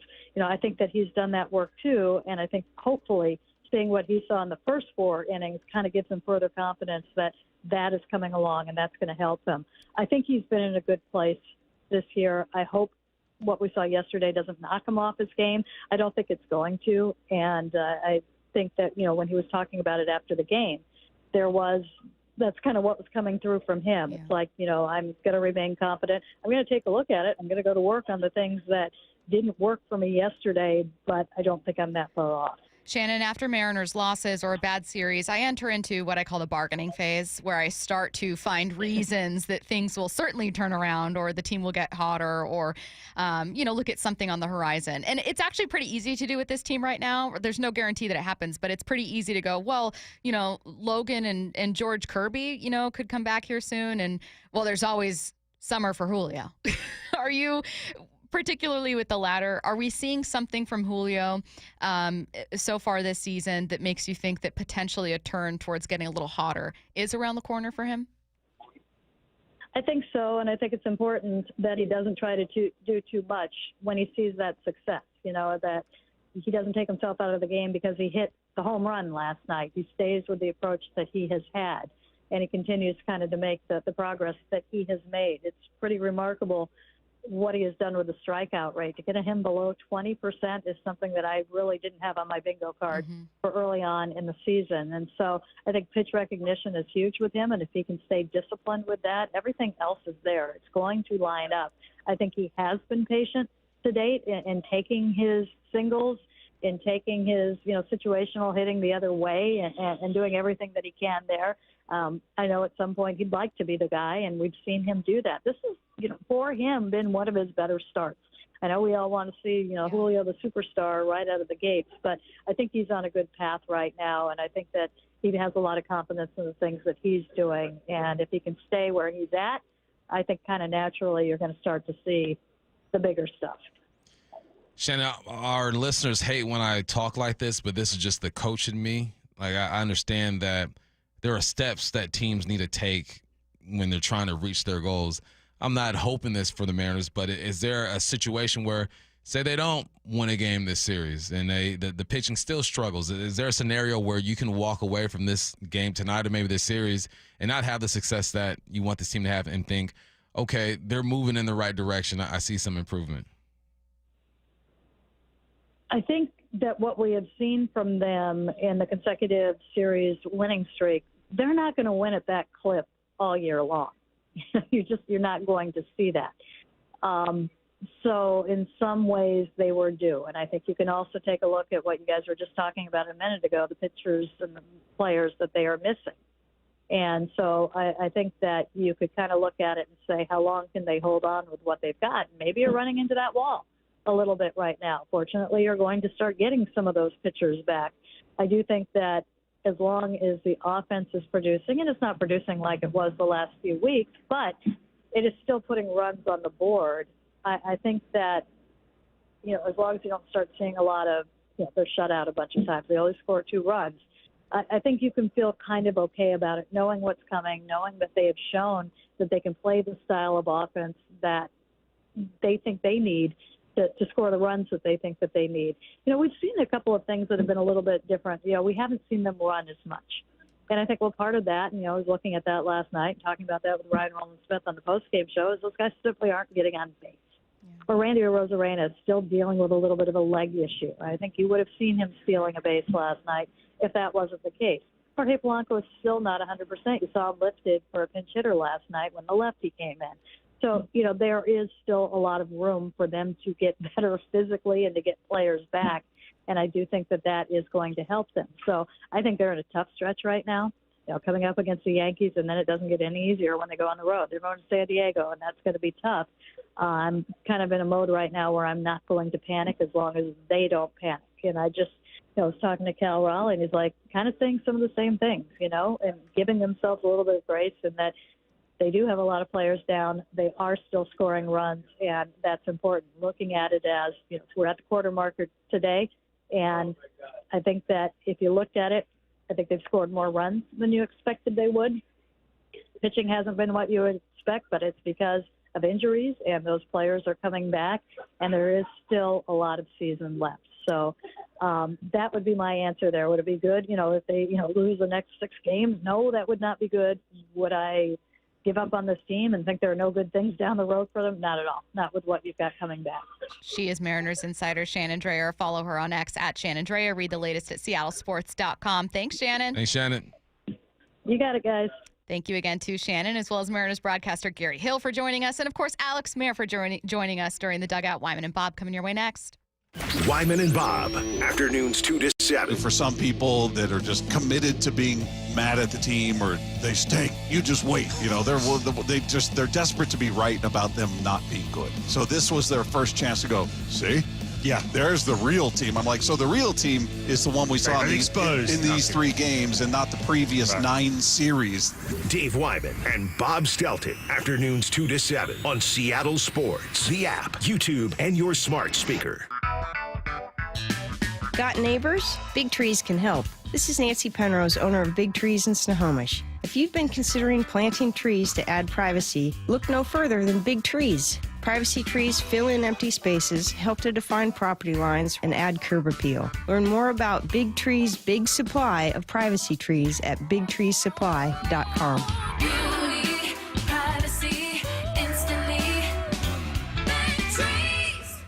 New Harley-Davidson street glides under $265 a month at Jet City Harley. Try it out for under $265 a month on a new street glide at Jet City Harley-Davidson. Payments based on street glide model and base color with 30% down, 96-month term, 6.99% APR with approved credit. Doesn't include freight, setup, tax, title, and license fees. See dealer for details. What is that sound? Ugh, that sounds like a plumbing sound. Luckily, there's a company that fixes all the plumbing sounds across Puget Sound. That's All Sound Plumbing. Puget Sound's plumbing experts. Have a sound? Visit allsoundplumbing.com. Can you take the power of your home internet almost anywhere? Well, with Xfinity, you can. Do more of what you love in the places you go the most with internet and mobile together. Xfinity built a network that's 99.99% reliable. Plus, Xfinity Mobile, well, they have Wi-Fi power boost, giving you ultra-fast Wi-Fi at home and out on the go. So get the same reliable network in the places you need it the most. Maybe the coffee shop, the grocery store, or at the game. Whatever you're into, you'll love how fast you can do it with Xfinity Internet and mobile. And now through April 21st, get 300 megabit Xfinity Internet and one unlimited mobile line together for $25 a month for a year with no contract. And save $1,000 in your first year over Verizon and AT&T Plus. Ask how to get a free premium 5G phone. Visit Xfinity.com, call 1-800-XFINITY or visit a store today. Requires paperless billing and auto pay with store bank account. Restrictions apply. Equipment, taxes, and fees extra after promo. Regular rates apply. Actual speeds vary. Savings compared to Verizon 5G, Internet Plus One Unlimited Welcome Line, and AT&T Internet 300 Plus One Unlimited Starter SL line. Xfinity Internet required. Reduced speeds after 30 gigabits of usage per line. Data thresholds and actual savings vary.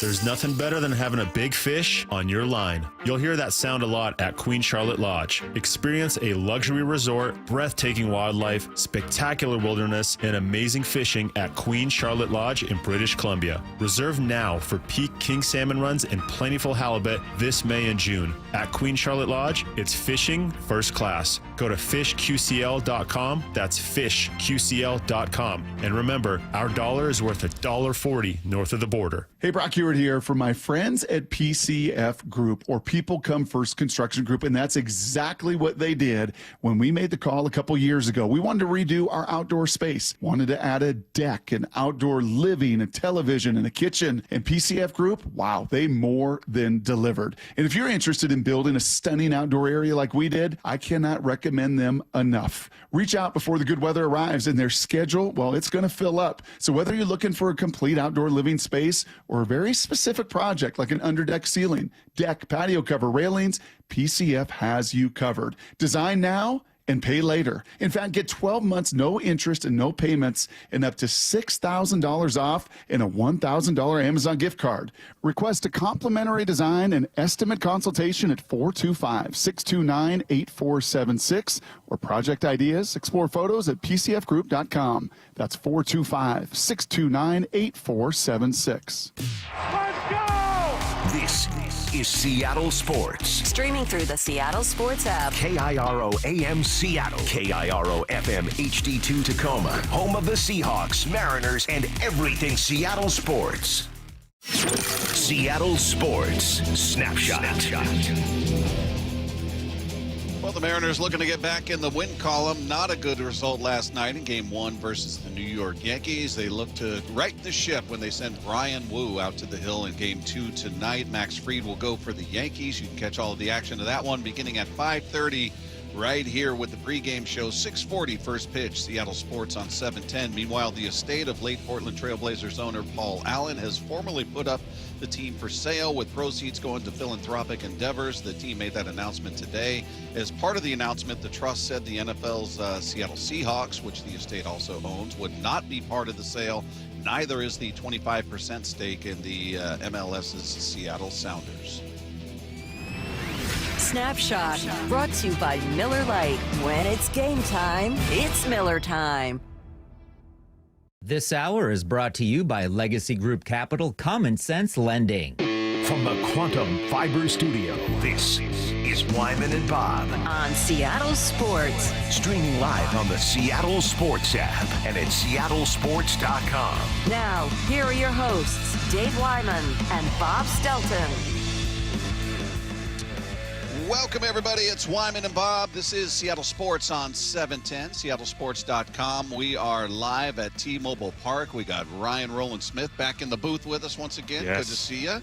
See you too. You're going to be hanging out with us today until around 4 or so. Charlie Furbush is going to come in. You apparently don't want to talk to another pitcher, so we'll make sure you guys don't make eye contact. Well, I mean, no, you asked me. First of all, you called me last week and said, hey, can you hang out till 4:30? I was like, Yeah. hey, for you, Bob, for sure. And I come in today like, hey, by the way, what time are you wrapping up? I'm like, what time you need me? He's like, well, Furbush is coming in. I'm like, I get it. All right. I want to make sure you clear the premises before he comes in. No, it'd be a big party to have two pitchers out here because we got a lot of questions about pitching. So the more educated minds we have, the better off we are. So Charlie would be with us at 4. John Morosi coming up at 2:30, so we'll talk some baseball with him. Dylan Moore is going to join us up here in the booth at 2:45, so looking forward to that. Meanwhile, wow.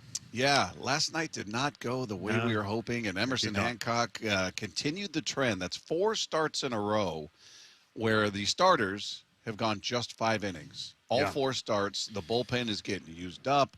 They're coming in a hole. I mean, it was just not a good night for Hancock. What'd you see that was different from the previous handful of starts? Well, there was a lot of encouraging things from Emerson. Now, you go back to some of the last starts he had, and the first time through the lineup, not that it was like a ton of damage against him, But it took him a little bit to settle in. I love the fact he was being aggressive, just like that Red Sox start, which I think's top 3 in his career in regards to performance. He was aggressive in the strike zone. He wasn't pitching timid, because that is the best offense 1 through 9 you are going to face anywhere on the planet. And I loved it. It was great. Problem was, third time through, all of a sudden got really aggressive. And I want to say there was 9 pitches inside that little square, the strike zone, which he was through that weren't swung on to the whole game. Right. And I didn't have it in front of me right now, but I want to say that not swung on in that 5th inning where he gave up the 6th spot, I don't think there was one. In other words, he was in the strike zone so much, which is great. Don't get me wrong, great. But if you're going to be in the strike zone that much against that offense, you can't be in the middle of the plate. There was 2 at-bats that really stood out to me in that 5th. One, the 2 home runs. Trent Grisham threw that slider. That should have been strike 3. Yeah. He would have sat down, and then you got Aaron Judge with no one on base. That's number 1. That's an out right there. The other one was Austin Wells. He threw a changeup down and away. I'll never forget, Torrey Hunter told me this after the game. Love Torrey Hunter. Oh, yeah. He said, if you are going to throw your best quality pitch when you're talking about location,